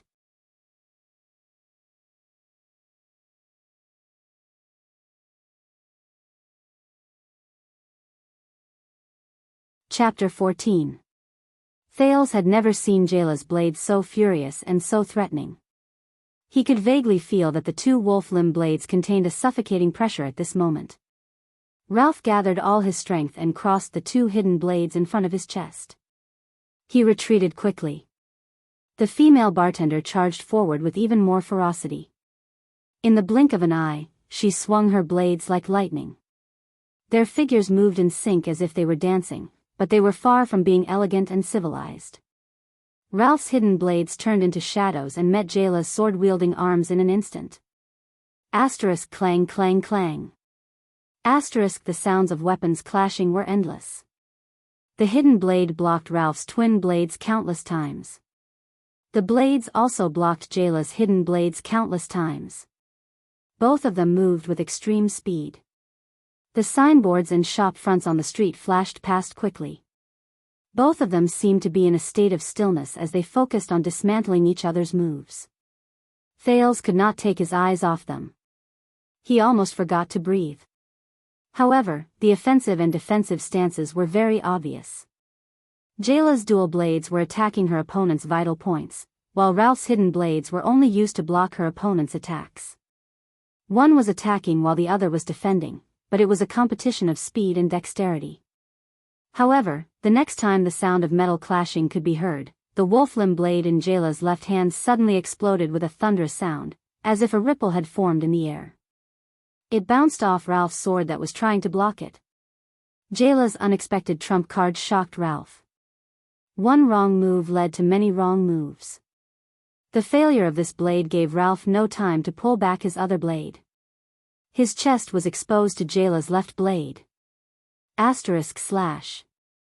Asterisk this was the sound of the wolf-limb blade cutting through his clothes and chest. At the moment of life and death, Ralph did not hesitate to activate his psionic ability. The phantom wind follower did not live up to his name. He pursed his lips, and the tattoo on his face shone with a faint white light. A violent whirlwind formed between the two of them, blowing Jayla and himself in different directions. Ralph stepped on the ground and used the wind to leap into the air, leaving only a few traces of blood on the ground. The female bartender was forced to stop in her tracks. She retracted her arms and adjusted her body to adapt to the sudden gust of wind. The momentum of her twin blades was also broken. Thales did not directly feel the gust of wind from afar, but it did not affect his judgment. Both of them were affected by the wind at the same time. Ralph flew backwards, while Jayla's footsteps were blocked. The wind did not stop. Instead, it continued to grow stronger. Ralph's figure was like a kite, floating in the air. The light of the tattoo on his face became more and more dazzling.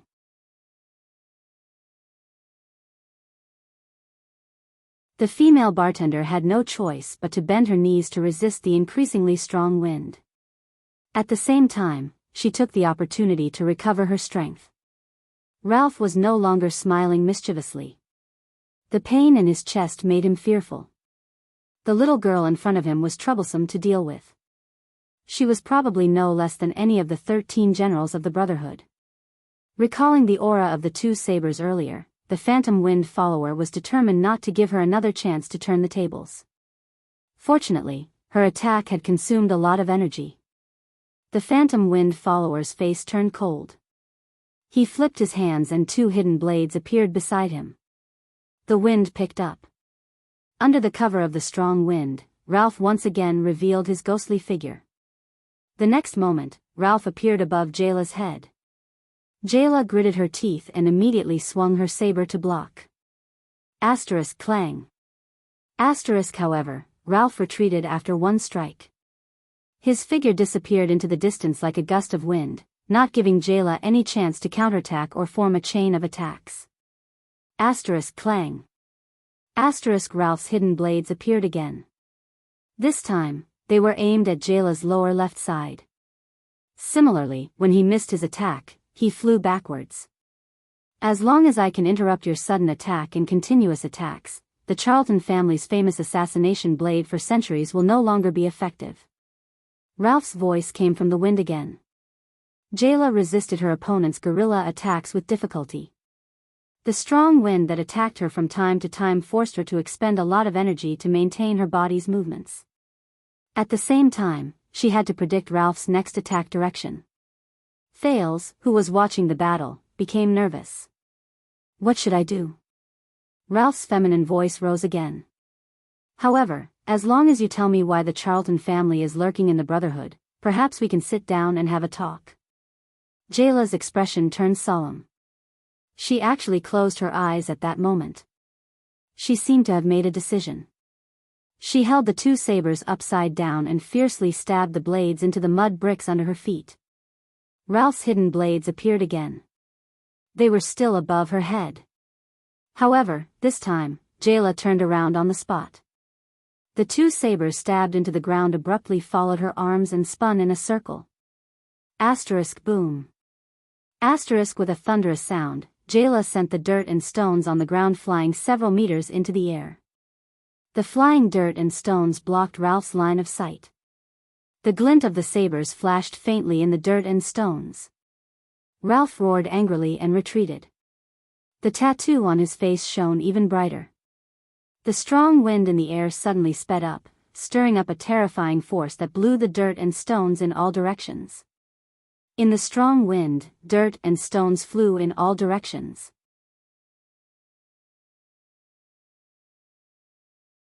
At that moment, Thales, who had half his head peeked out from a hidden spot and was engrossed in watching the battle, suddenly heard a hoarse and indistinguishable voice.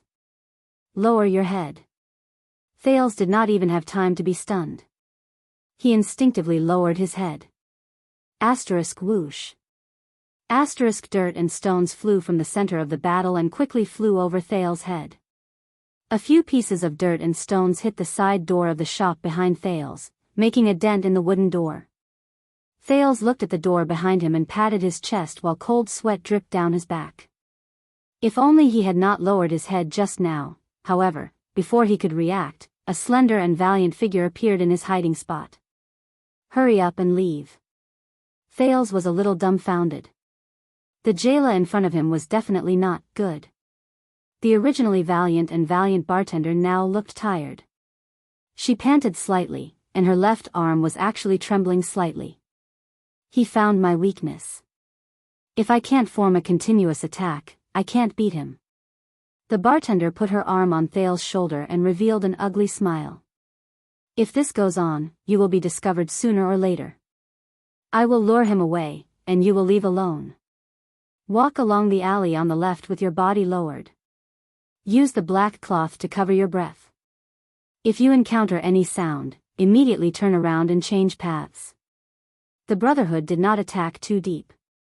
Once we pass the center of Red Street Market, there will be fewer and fewer people. Brat, even if you are alone, you have to survive. Thales stared blankly at the bartender who suddenly said goodbye. Until her figure shot out and faced the center of the strong wind outside the street. Thales subconsciously stretched out his hand to grab her back. Jayla. The prince listened to the sounds of fighting in the distance. The dog meat in Sunset Pub's kitchen that night appeared in his mind. Eat slowly. Brat, I was the one who took down this dog. So what if you're a bartender? Jayla, am a trained bartender. I can't give you this dog leg. You can't bite it. Goodbye. Sister Jayla. Goodbye. JC. Thales turned around resolutely and headed into the depths of Red Street Market. I have to survive. I still owe Jayla a favor. The sounds of fighting behind him grew further and further away. It was a messy battlefield. Cohen leaned on his sword and held the wall to his left as he knelt and coughed violently. The police officer's chest was dripping blood. His left rib was pierced and his lungs were damaged. The wound almost reached his heart. Moreover, the enemy's violent power of eradication was still lingering around his wound. Even the power of eradication that Cohen was so proud of, the glory of the stars, could not withstand it. As for his enemy, Cohen, he raised his head and looked at the swordsman in red and black, whose expression did not change. The red-black swordsman's left shoulder armor had been pierced by Cohen's glare sword.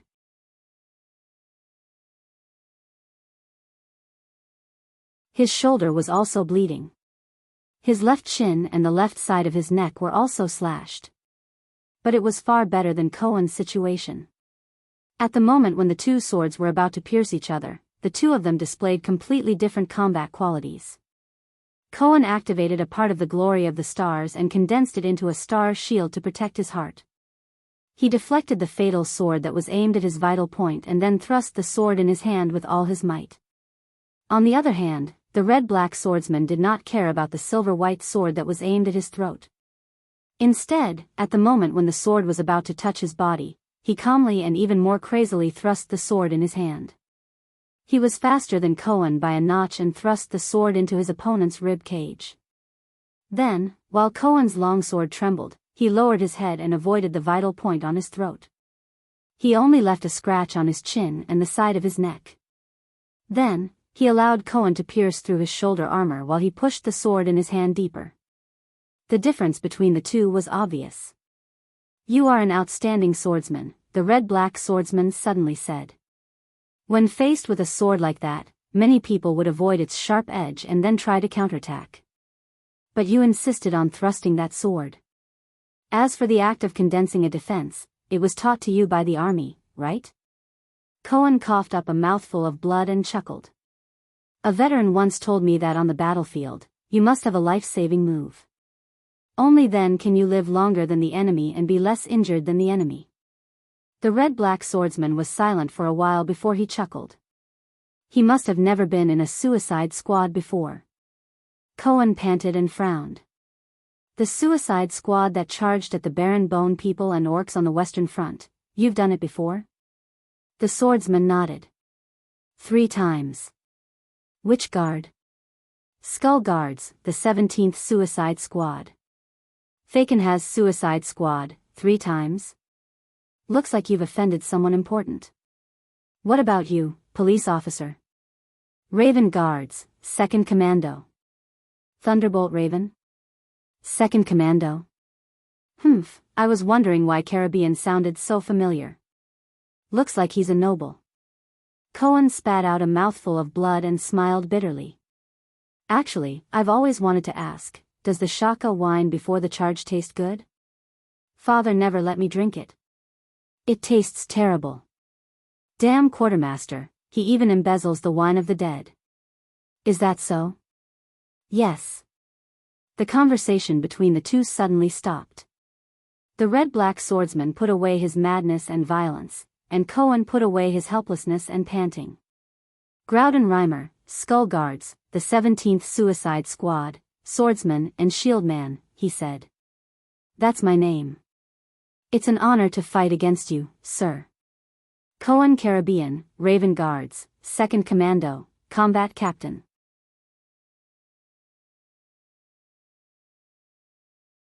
The police officer smiled bitterly. This honor is mine, Sir Gangster? The two stared at each other solemnly and seriously. On Cohen's sword, the glory of stars flickered. The red-black swordsman Grauden's right arm surged with violent power, piercing his veins and making them bulge. The final strike that would determine life and death, this was the moment that belonged to the swordsman of eradication. Glorious, sacred, and inviolable. But in the next moment, the two's expressions changed abruptly. Suddenly, the sound of howling wind came from next door. A slender and valiant figure, holding a pair of swords, flipped from the air and landed on the street. This distance should be enough. The female bartender panted and looked at the two, one kneeling and the other standing. Until she saw what Cohen was wearing. I hope that brat can, huh? The kingdom's police officer? This is a gang war. Why is the cop here? Cohen and Groudon looked at her in bewilderment as well. Is he from another gang? Cohen thought.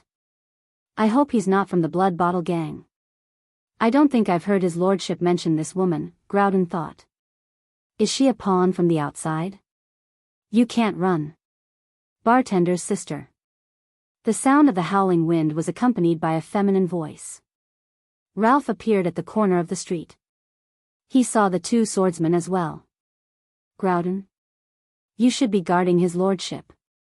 Ralph frowned and said, Why are you here, with a cop? Very well, Cohen thought. He then turned to the female bartender. Since this woman is the opponent of my enemy, she should not be from the Blood Bottle gang. Focus on cleaning up your rats. Groudon, the red-black swordsman, said coldly. He seemed to not want to talk to Ralph. I will do my job. Groudon finished speaking and raised his sword coldly at Cohen. Cohen slowly stood up, clenched his teeth, and held his silver sword horizontally across his chest. Ralph curled his lips. The wind beside him continued to blow. Jayla took a deep breath, knelt on one knee, and adjusted her angle. All four of them understood the situation on the battlefield. Two from the Blood Bottle gang, one from the Brotherhood, and one cop. Oh, it was a police officer. In the next moment, all four of them moved. Groudon's longsword flashed with a red light as it mercilessly chased after Cohen's heart. Cohen's face turned pale. He faced Groudon and drew a sword ring with his longsword. Ralph's figure disappeared again, but the sound of the wind rushed towards Jayla. Jayla's figure burst forward. Her twin blades sliced through the air as she advanced, but unexpectedly, she rushed towards Cohen. Thales carefully covered his face with the black cloth. He hid his breathing as he ran, avoiding the two elite thugs who were fighting to the death. In the crowd, a figure who was nearly 2 meters tall stood out. Wherever his iron fist went, the Blood Bottle gang member with the red bandana would be sent flying.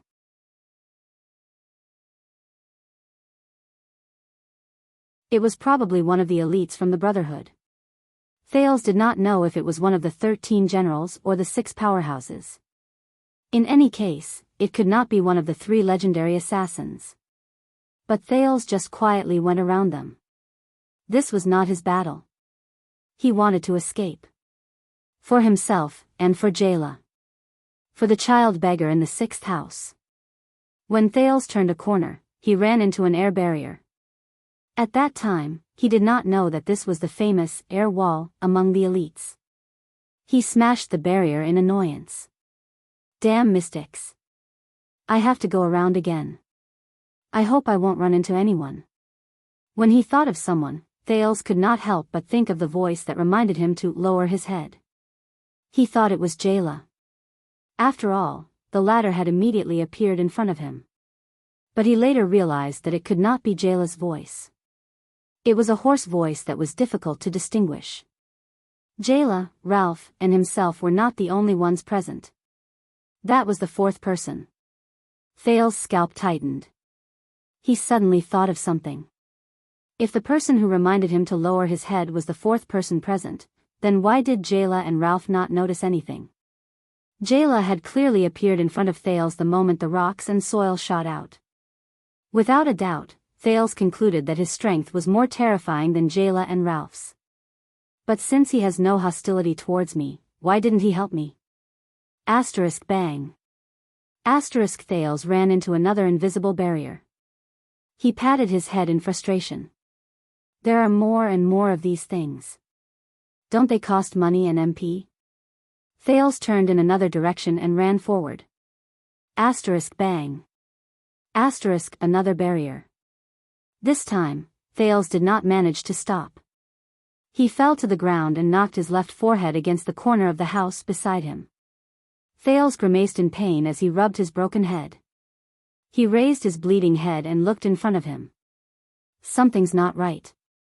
He was at a crossroads. Although it was dark around him, according to his memory, he was probably near the center of Red Street Market. Even the sounds of fighting gradually faded away. Thales moved gently towards the other 3 directions and extended his hand. Then, he touched 2 barriers in 2 directions not far away. Thales was shocked. It really has the strangeness and hints of a horror movie. The prince was silent for a while before he turned to the only direction without a barrier. He silently extended his hand. As expected, this time, he walked continuously for more than 10 meters without any obstruction. Thales' heart sank. I didn't expect this. I've already walked this far. Sigh. Fate, you're such a b*tch. He abruptly swung his right hand that was covering his forehead, allowing the blood to drip onto the ground. The transmigrator resolutely took a dozen more steps on the empty street until he approached a house. In the middle of the house was a large wooden door that was ajar.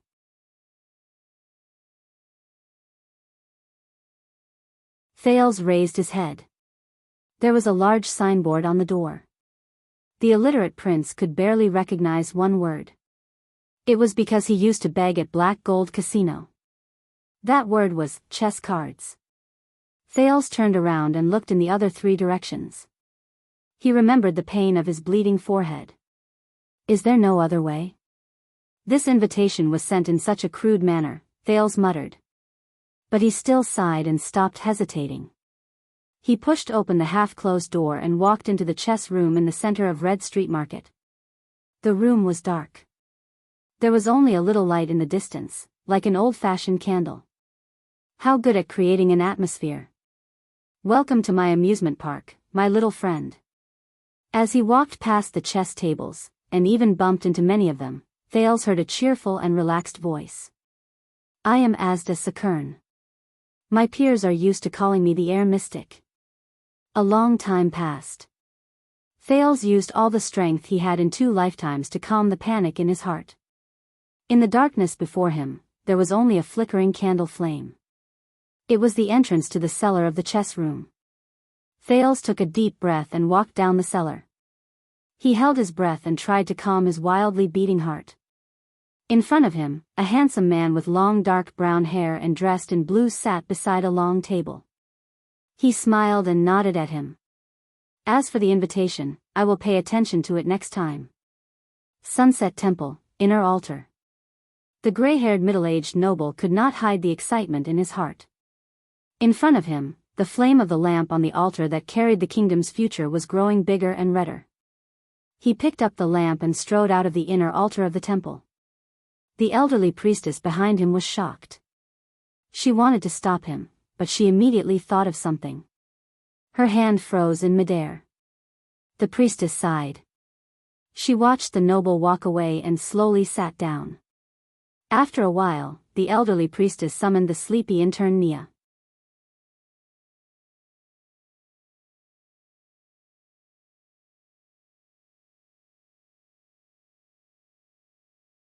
Chapter 15.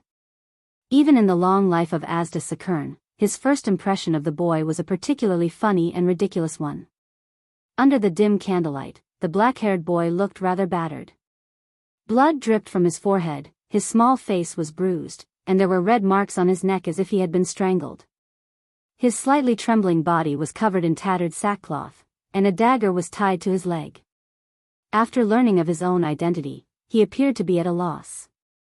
He was slightly nervous as he pressed his hand against his chest.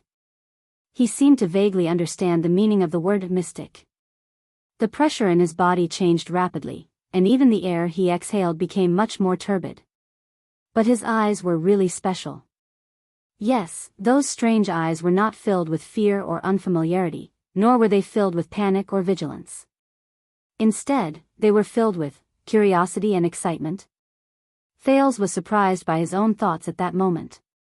The moment he heard the word mystic, after the initial shock, he suddenly had the urge to ask what exactly a mystic was. Was it an occupational hazard? At that moment, from the corner of his eye, Thales saw 3 irregular spheres placed quietly in a dark corner. Each of the spheres was as big as a person. Then, Thales recognized the vague outline of a person's hands and feet on those spheres. The boy's face was a little pale. I think you have already met the Brotherhood's Talon brothers and Moria. The mystic Asda noticed his gaze and grinned. They are very ambitious. They went straight to the center of Red Street Market the moment they arrived.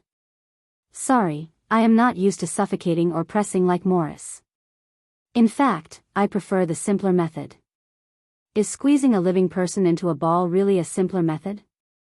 Thales thought about it and silently criticized. Come, child. Asda smiled gently. His voice was very pleasant and gentle. Come and look at my chessboard. Thales gulped and turned his head. He chased the few human flesh spheres out of his mind and quickly thought about his situation. Then, when he saw the blue energy ball on Asda's left hand that looked like a 3D effect, but he knew it was definitely not, he decisively removed the thought of pulling out the dagger and putting it on his neck from his mind. Thales followed the method he used when he defended his thesis in his previous life. He took 3 slow but rhythmic breaths before he slowly walked up. If it was a blessing, it wasn't a curse. If it was a curse, it couldn't be avoided. Asda looked at the boy's grown-up behavior with a faint smile. When the boy approached the chessboard and was about to speak, he was surprised to see the boy pull out a chair without hesitation and sit on it. He frowned, seemingly dissatisfied with the view of the chair, so he moved the chair a little closer to Asda before climbing back up and sitting on it. My legs are a little sore. Thales smiled sheepishly at Asda.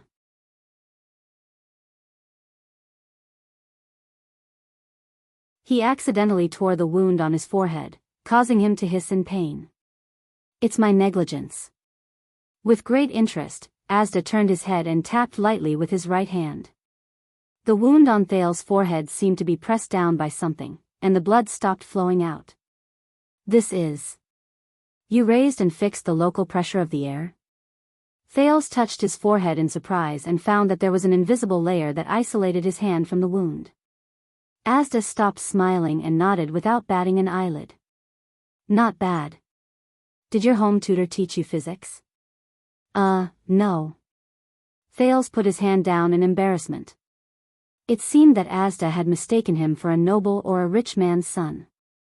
Asda nodded and turned to the chessboard on the table. Do you recognize what this is? Thales looked at the map on the table in detail. A board game with Red Street Market as the map. No, this is the current situation of the battle outside. The red side is Blood Bottle Gang, and the black side is the Brotherhood. Thales said in sudden realization. Of course. Asda extended his right hand expressionlessly.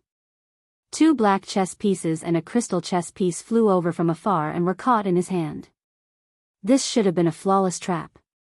I would have killed everyone from the Brotherhood, from Morris to Senza, in a short period of time.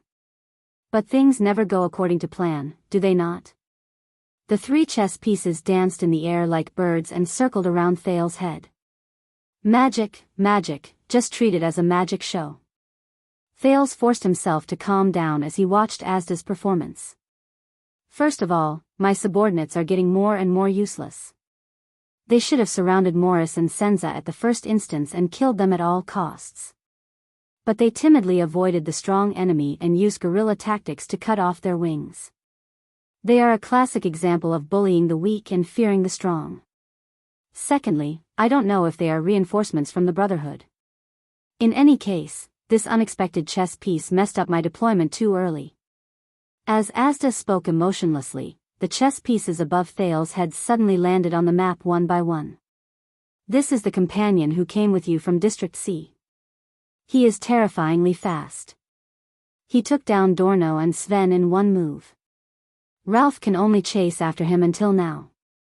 As a tracking psionic, Nemino could not even catch up to the dust behind his feet.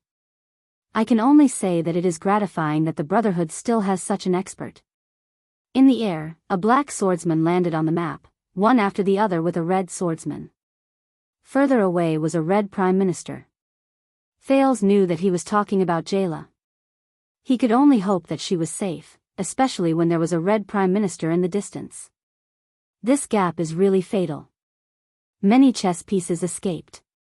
Although they are all small fries, Asda sighed.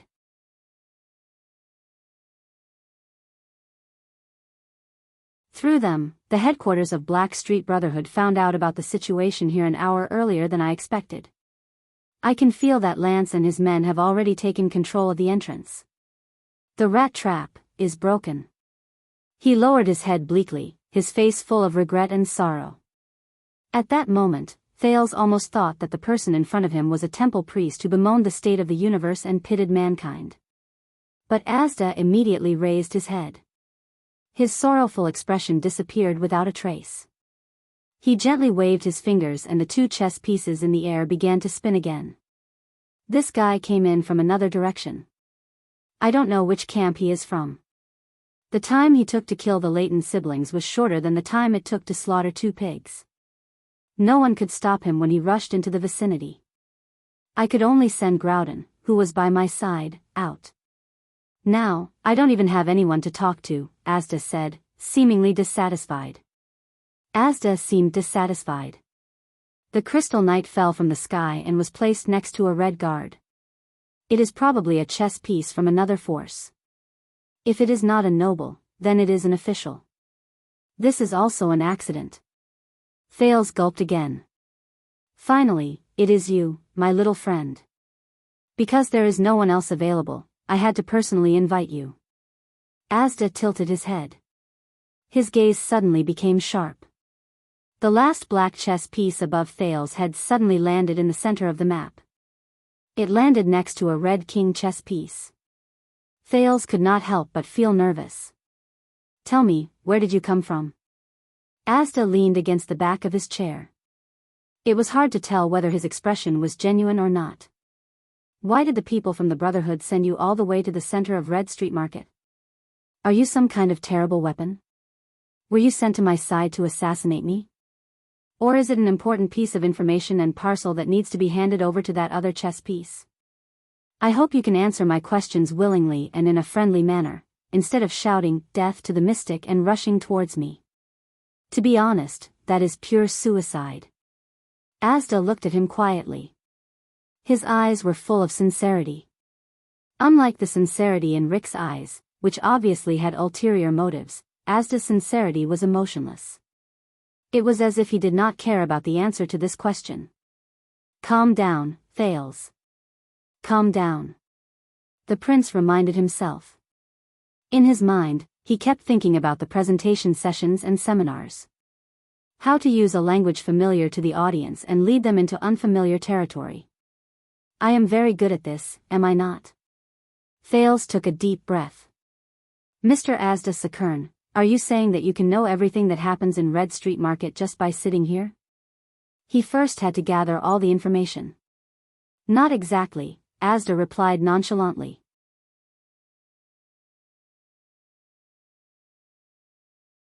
I can know even the slightest air condition in the entire street, from the change in air pressure in various parts of the body to the flow of air outside the body. In other words, all the lives that breathe in Red Street Market are under my surveillance. This is his ability. So, he is indeed the air mystic. Thales thought to himself. No wonder the Brotherhood was beaten up so badly. Then you will naturally understand.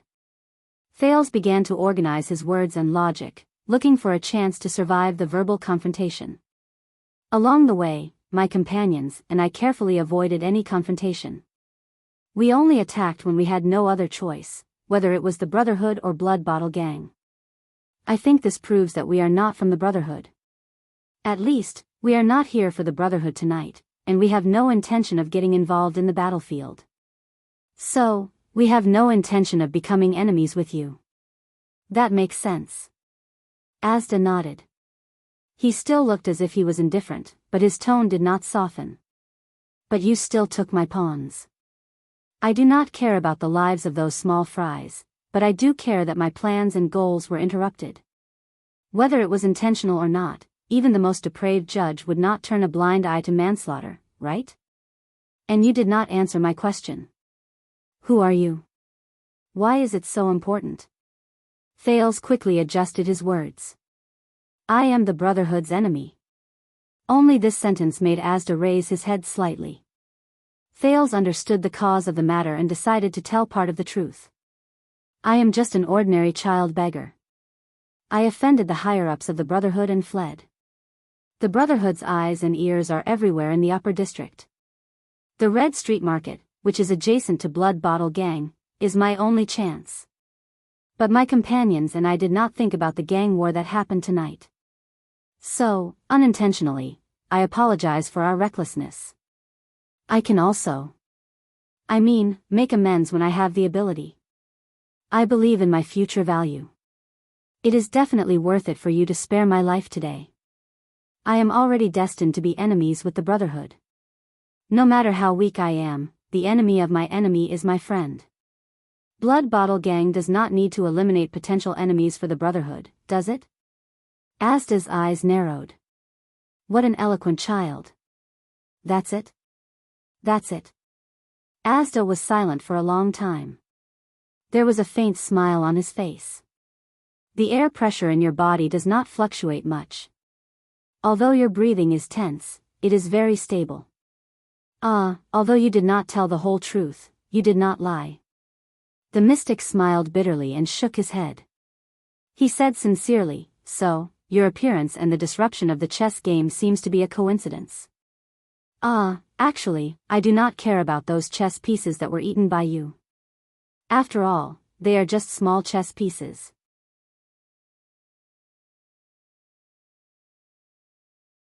The so-called strongest 12, 13 generals, psionic warriors and 6 powerhouses, other than Senza, are just ordinary class and supraclass. Even the Blood Bottle Gang is just a relatively large chess piece.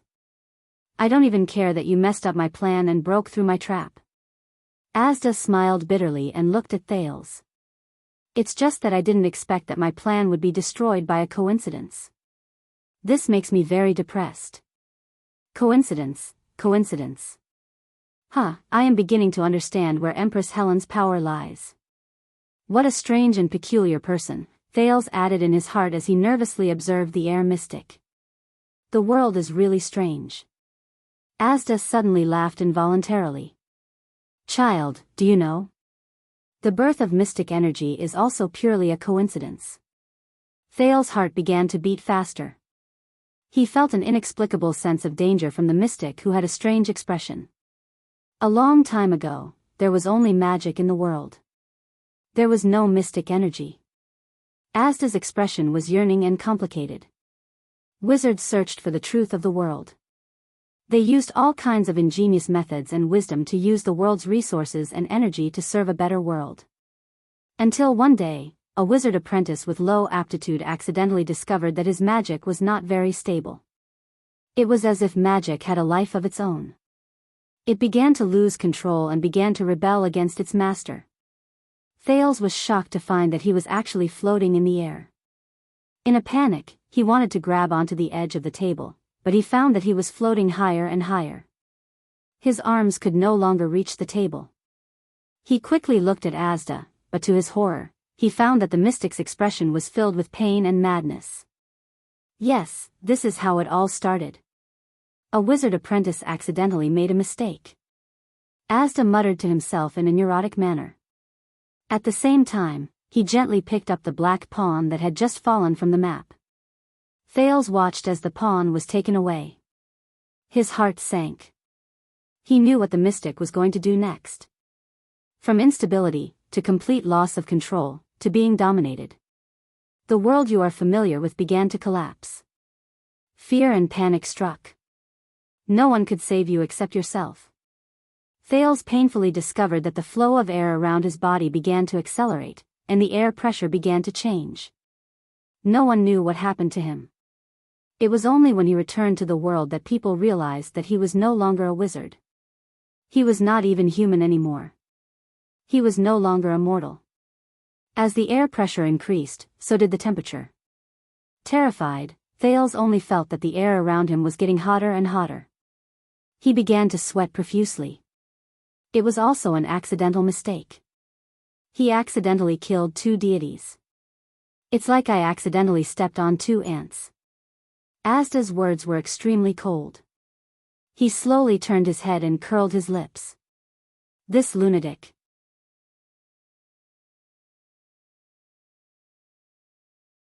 Thales loosened his clenched teeth.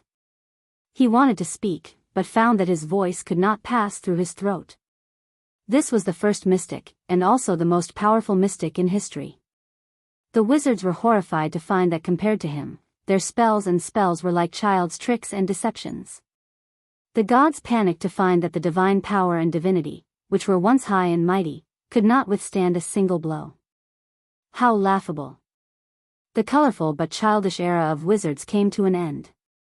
The new mystic stood above the sky, surpassed the gods, and looked down on all living beings. In the high heat, Thales began to feel the pressure coming from all directions. His limbs were squeezed close to his body. His entire body shrank into a ball and floated in the air. It was a horrifying sight. It was as if he was stuffed into a washing machine from his previous life. Fear. Of course, humans would be afraid. Power that was not taboo and could not be restrained could only be enjoyed by a few. How could they not be afraid? In the air, Thales felt his entire body begin to lose strength. He could not help but notice that Asda's tone had already placed himself beyond the scope of humans. And so the war began. Asda stood up gently. The energy ball in his left hand was still spinning. However, it was probably a coincidence. We lost. Asda lowered his head in desolation. He raised his right hand, and without looking at Thales in the air, he clenched it hard. Asterisk boom. Asterisk all the joints in Thales' body began to crackle. His eardrums felt like they were being crushed by something, and all the blood in his body surged. Is this what it means to talk and kill? Am I going to be squeezed to death? Thales thought hopelessly. His mind was no longer clear at that moment. Just like crushing an ant? The wound on his forehead, which was sealed by Asda, suddenly burst into blood again. Is this a mystic? It feels no different from a psionic ability. Before Thales died, he saw Asda's left hand from the corner of his eye. There was a blue ball of light spinning continuously there. There seemed to be an infinite storm spinning within it. He suddenly felt the wound on his chest that was scalded by the silver coin start to burn. The muscles all over his body seemed to be burning. Getting hotter. Hotter and hotter. So, we mystics and mystic energy have become taboo. When Asda said the last sentence, he frowned imperceptibly. His last sentence should have been accompanied by the death of his target. Has my control deteriorated? The mystic did not think much about it. He just closed his right hand again expressionlessly. But at that moment, Thales felt a hint of pleasure in the illusion of burning. The pain of being squeezed by the air seemed to have lessened a little. He found himself able to speak again. Thales opened his mouth with difficulty and looked at the energy ball in Asda's hand. I hate it the most. Holding a ball to act cool.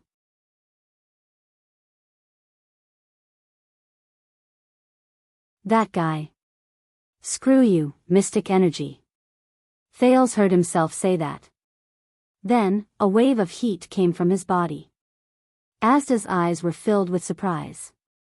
The dark chess room was suddenly filled with red light from an unknown place. Asda looked around in shock, but then he found the source of the red light. He looked down at his left hand. There, in the blue energy ball, a hint of red light appeared. It began to corrode the blue storm inside. A hint. A little. A line. A side. The red light spread. Until it corroded the entire energy ball. No. This is, Asda murmured, as if he had seen the most unbelievable beauty. The translucent energy ball in Asda's hands suddenly stopped spinning. Then, the energy ball that had turned red disappeared in his left hand. The air mystic raised his head and looked at Thales, who was in midair. There, in front of Thales' right hand, the red energy ball floated quietly. Asda's eyes were filled with excitement. You are, however, before the mystic could finish speaking, to Thales, the world seemed to shatter. Boom. The energy ball suddenly exploded. Invisible energy was transmitted from inside. If the chess room's cellar was like a balloon, then right now, it was as if the balloon was blown out from the inside. Doors, windows, glass, chessboard, candles, everything was instantly blown away and then shattered. From the beams to the pillars, the house suddenly exploded. Boom. Asda was also sent flying backwards as if he was hammered by a huge force. He crashed into the wall. Thales was also sent flying by the huge force and crashed into the ceiling.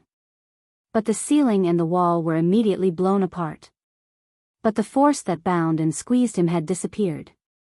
It was the same as his consciousness. On a street. Boom. Morris put down 2 Blood Bottle Gang members who were suffocated to death by his psionic power. He listened to the explosion in surprise.